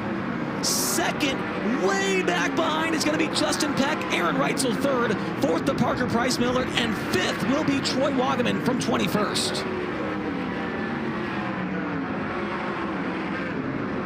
What a performance by this young man. Ryan Timms winning the 58th running of the Tuscarora 50 by over 7 seconds. You see the top 10 there. Justin Peck finishing in 2nd. Aaron Reitzel 3rd. Parker Price Miller 4th. Troy Wagaman Jr. in 5th. It is a year of firsts for Ryan Timms. His first Knoxville Nationals win. That was his first World of Outlaws win. His first Tuscarora 50 win. Tonight, his first Kubota Highlander Racing feature win as well. Man, oh man, I cannot remember the margin of victory at Knoxville, but it had to be close to this. 7.265 seconds at the finish line. You cannot deny the speed that Shane Liebig and that team have put on that car and the speed and determination of their young driver. Just a few years ago, it seemed like Ryan Timms was falling out of the spotlight in the sprint car. He wasn't winning. He was missing shows. He was struggling to make the main event. But this year, he's turned a new leaf, and now he is in elite company to join Kenny Weld and Doug Wolfgang as the only other driver to win both the Nationals and the Tusky 50 in the same year. Ryan Timms still needs to clear the scales inside of turn number 3. And when he does that, he will make his way to victory lane for the first time with Kubota Highland Racing, and the first time here at Port Royal, and of course for the first time at the Tuscarora 50. And Ryan Timms officially crosses the scales. He has won the 58th annual Tuscarora 50, brought to you by Ramsey's Car Wash and Packers Concessions. Oklahoma City, Oklahoma, the car from South Dakota makes its way into Whiskey Myers victory lane. He's already out of the race car and celebrating with the team. He joins Elite Company, something only done 3 times previous. A Nationals win and a Tuscarora 50 win in the same season. He's about ready to climb on top of the Hample Oil, Joel Pigeon Trucking, CP Mining and Excavating number 10. And when he does, Port Royal, let him hear you, as it wasn't the High Rollers, it wasn't the Pennsylvania Posse. Tonight, it's Ryan Timms.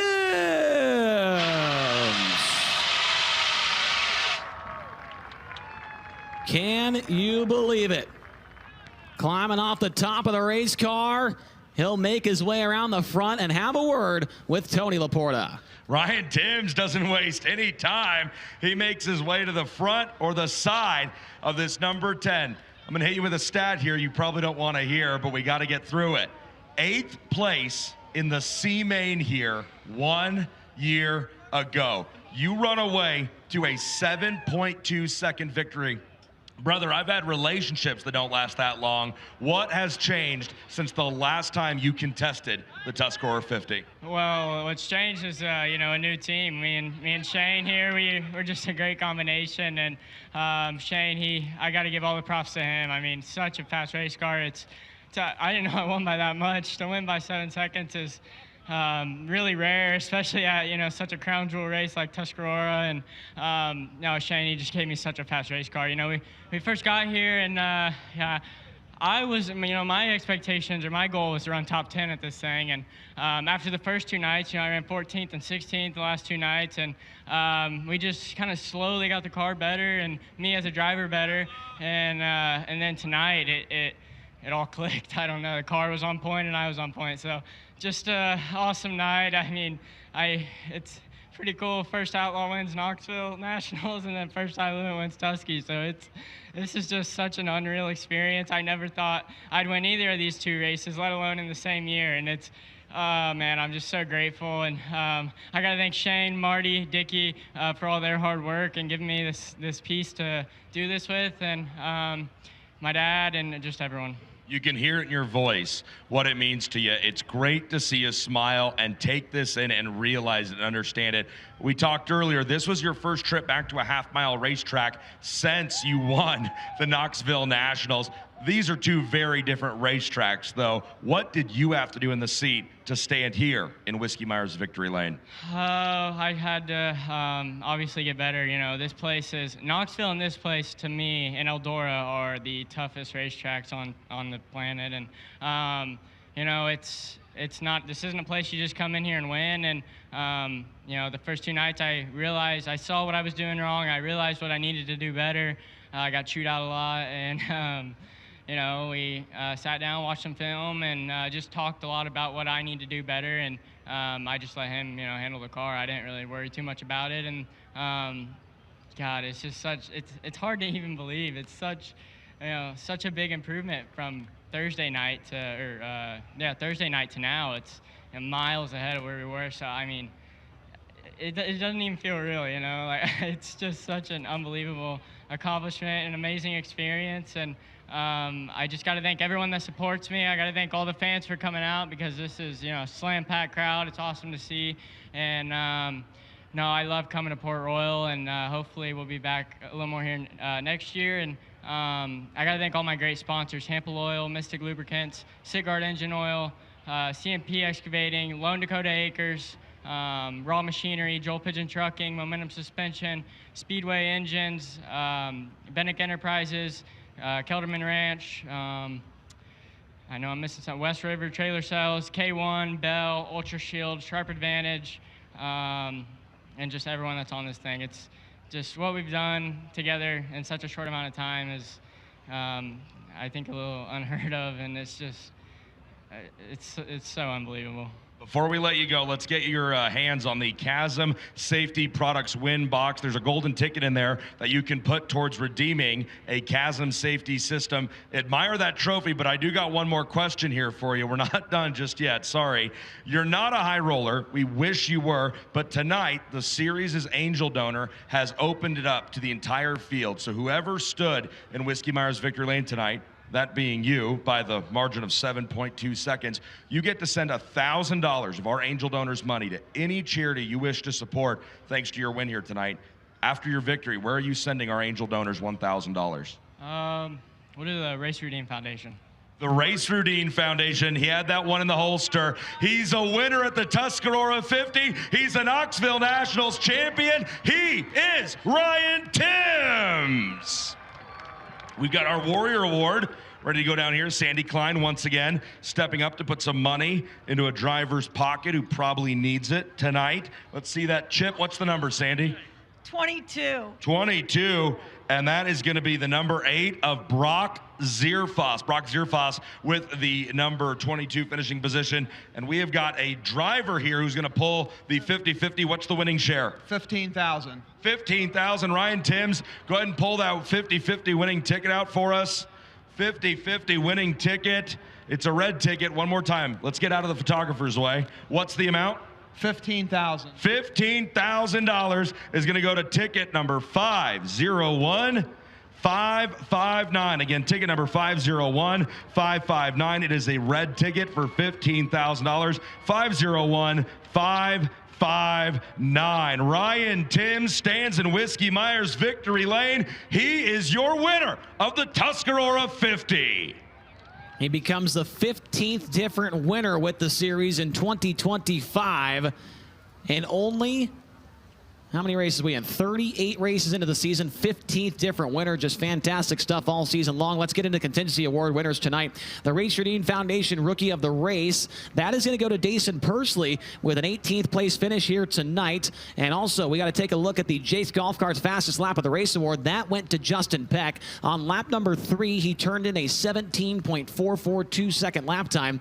Good enough to earn the award. And then the positions gained. The Rod and Supply Hard Charger, of course, that went to Troy Wagaman Jr., 21st to 5th, plus 16 for him to grab the award. And Tony, before we send it back down to you with second place Justin Peck, we can confirm that Aaron Reitzel has taken the Kubota Highland Racing points lead hanging to Lernerville Speedway next week. We'll share that with him here in a moment when we stop over at our third place finisher, Justin Peck. It seems to be a weekly occurrence now. 7 days ago, we were standing in Skagit Speedway up in Washington, and a very similar setting. You led early, you led often, but you end up finishing in second. Your car owner, Kevin Rudeen, joked at the start of this race he was hoping it wouldn't be the same as last week. I have to ask you, from your perspective, was tonight at the Tuscarora 50 the same as last week in Skagit?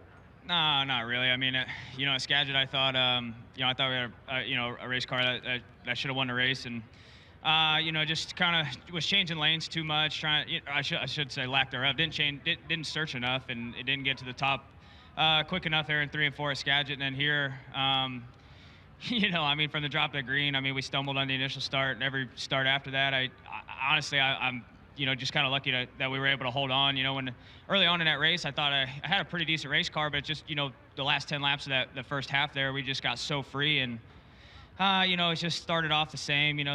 I been running the stumble valve off. I turned it on for that restart at the halfway break, and it made it worse. So I turned it back off and just was trying to hold on, man. I had to abandon running the top because I was just sliding too much through it, and didn't have enough right rear stick like I needed. I couldn't really hustle the car as much as I needed to, and Ryan was pretty much on a rail. He was able just to kind of go up there and bang off of stuff, and even it seemed like when he had to peel off of it, he was just stuck all the way down through it. So just happy to end up on a podium. Happy to put Race Routine Foundation and Hager Realty, Skagit Speedway, and Ford Performance up here on the podium. But you know, second sucks, and I'm pretty well over at this point. So, you know, we'll keep grinding it out. You know, that's part of it, and try to go back to the drawing board on our engines here. I think it might be fueling. I'm not even 100% sure, but like I said, we'll just you know, take our second place and try to go win at Lernerville next weekend. That's Justin Peck coming home with a second place finisher tonight. Interesting connection. Travis Peck, Justin's brother, here tonight, a crew member on the Arrow McLaren IndyCar team. Marty, one of the crew members on the number 10, Ryan Timms, a former crew member for Arrow McLaren IndyCar. Unique connection there. Aaron Reitzel, I don't know if you've heard or not, you are the new point leader with Kubota High Limit Racing, or I should say, this number 87 Ridge & Sons racing machine is once again the point leader in the owner's standings with Kubota High Limit Racing. You've got a cold beer in your hand. You won last night. You fought for a podium here tonight to finish third. What has the last 5 days been like for you? It's been nice. It's been good to get back in the car. Like I said, a little bit of a struggle. Tonight was definitely a struggle. The top was so hard to run and complicated that you really had to be on your A game to run the top like the 10 car was doing. And you know, I gave it my all a couple times like he was, and I made as much speed I felt like as he was, but I was on the verge of crashing, and I just couldn't do it lap after lap. Just consistently, and you know, I look at the board, and the 49 and the 24 aren't on the board, so unfortunately I had to points race and make sure I finished. I would have loved to have been doing what the 10 car was doing, because usually pretty good at that, but tonight I had to do the old boring points racing and just make sure I finished. So all in all, a great weekend. Happy to be back in the car. You know, obviously, me personally, I'm 6th in points, and the car's leading points now, so I suck. The race team's doing good. I don't know if that's actually accurate. No, but no, all in all, I can't. The guys killed it. Thank them for everything they do. Bart, Dimmer, Dean, Brogan, you know, they killed it out on the West Coast, and you know, put us in the situation. So if it wasn't for them, we wouldn't be here. If it wasn't for Power Plus, Fulkin Brothers Trucking, Paver, Rasmussen's, Don Long, Bargain Barn.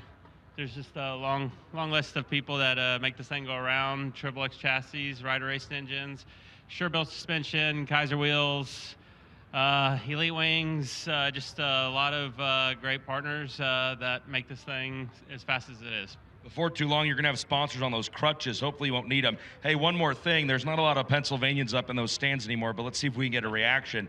I heard a rumor that you are nearly sold out in your merchandise trailer, so somebody around here must be a pretty big Reitzel fan. Yeah, that's what I heard too. I don't know if they're wearing them or taking them home and doing something else with them, but either way, they're buying them. So thanks for helping me make some extra cash. That's Aaron Reitzel. I said it last night. He's the real deal. If you didn't know it before, you know it now. He sits on the right front corner of his number 87. Oh, yeah, he's the new points leader with Kubota High Limit Racing in the owner's standings. Not him, he says, his number 87 race car.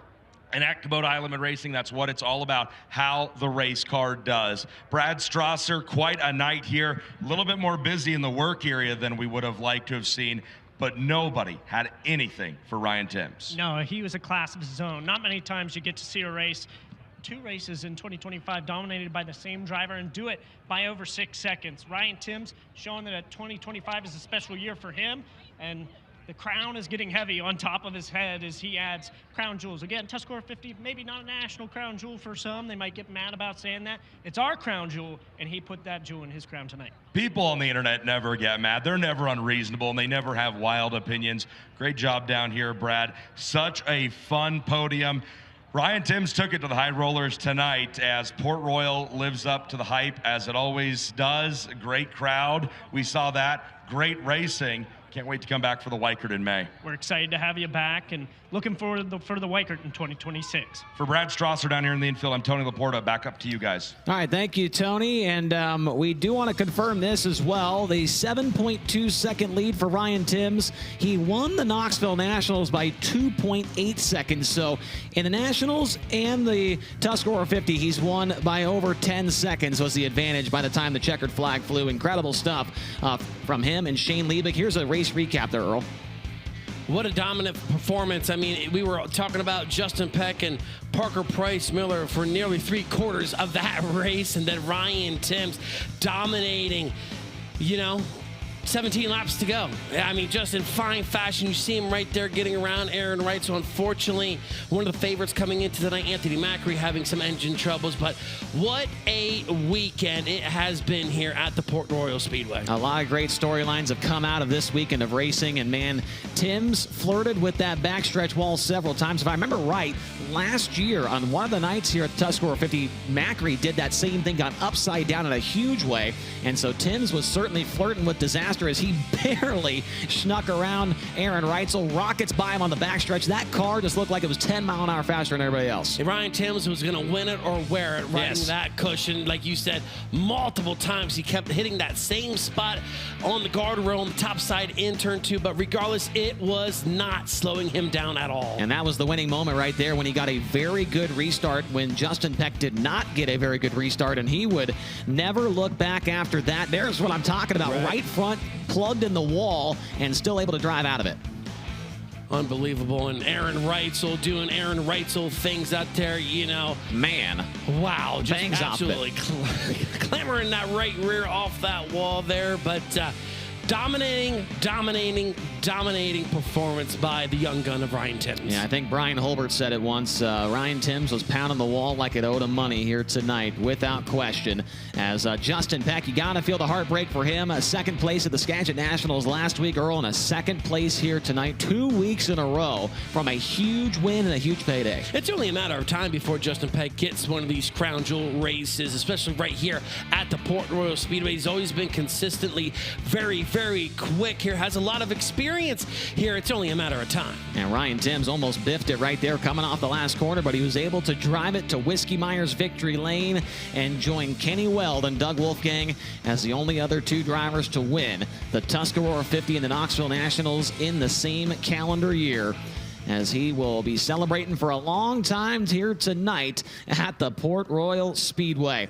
Here is the upcoming Highland Racing schedule. Hopefully we see Ryan Timms next week at Lernerville for the Commonwealth Clash on September 12th and 13th. Then we head over to Lawrenceburg in Indiana for the Battle at the Berg. That is a midweek money series event. September 19th and 20th, it's the Four Crown Nationals at the Eldora Speedway in Rossburg, Ohio. September 27th, we come back here to the East Coast, and we hope to see you race fans there at Bridgeport Motorsports Park. And on Sunday, September 28th, it is the Path Valley Speedway Park in Spring Run. We really hope to see you guys there.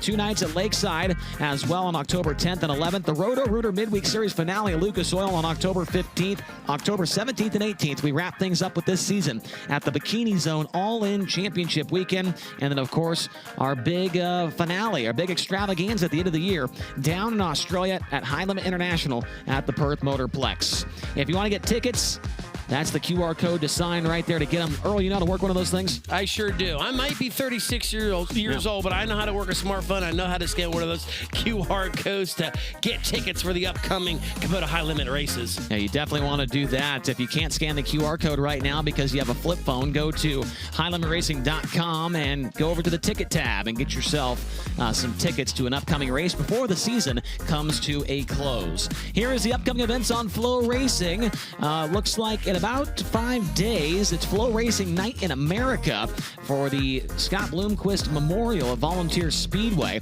And then around that same time, that's when the Fonda 200 gets underway for the Big Block Modifieds at Fonda Speedway. High Limit at Lernerville. Also, the All-Stars wrap up their season next weekend at the Fremont Speedway for the Jim Ford Classic. And then 2 nights of action, 2 of the best tracks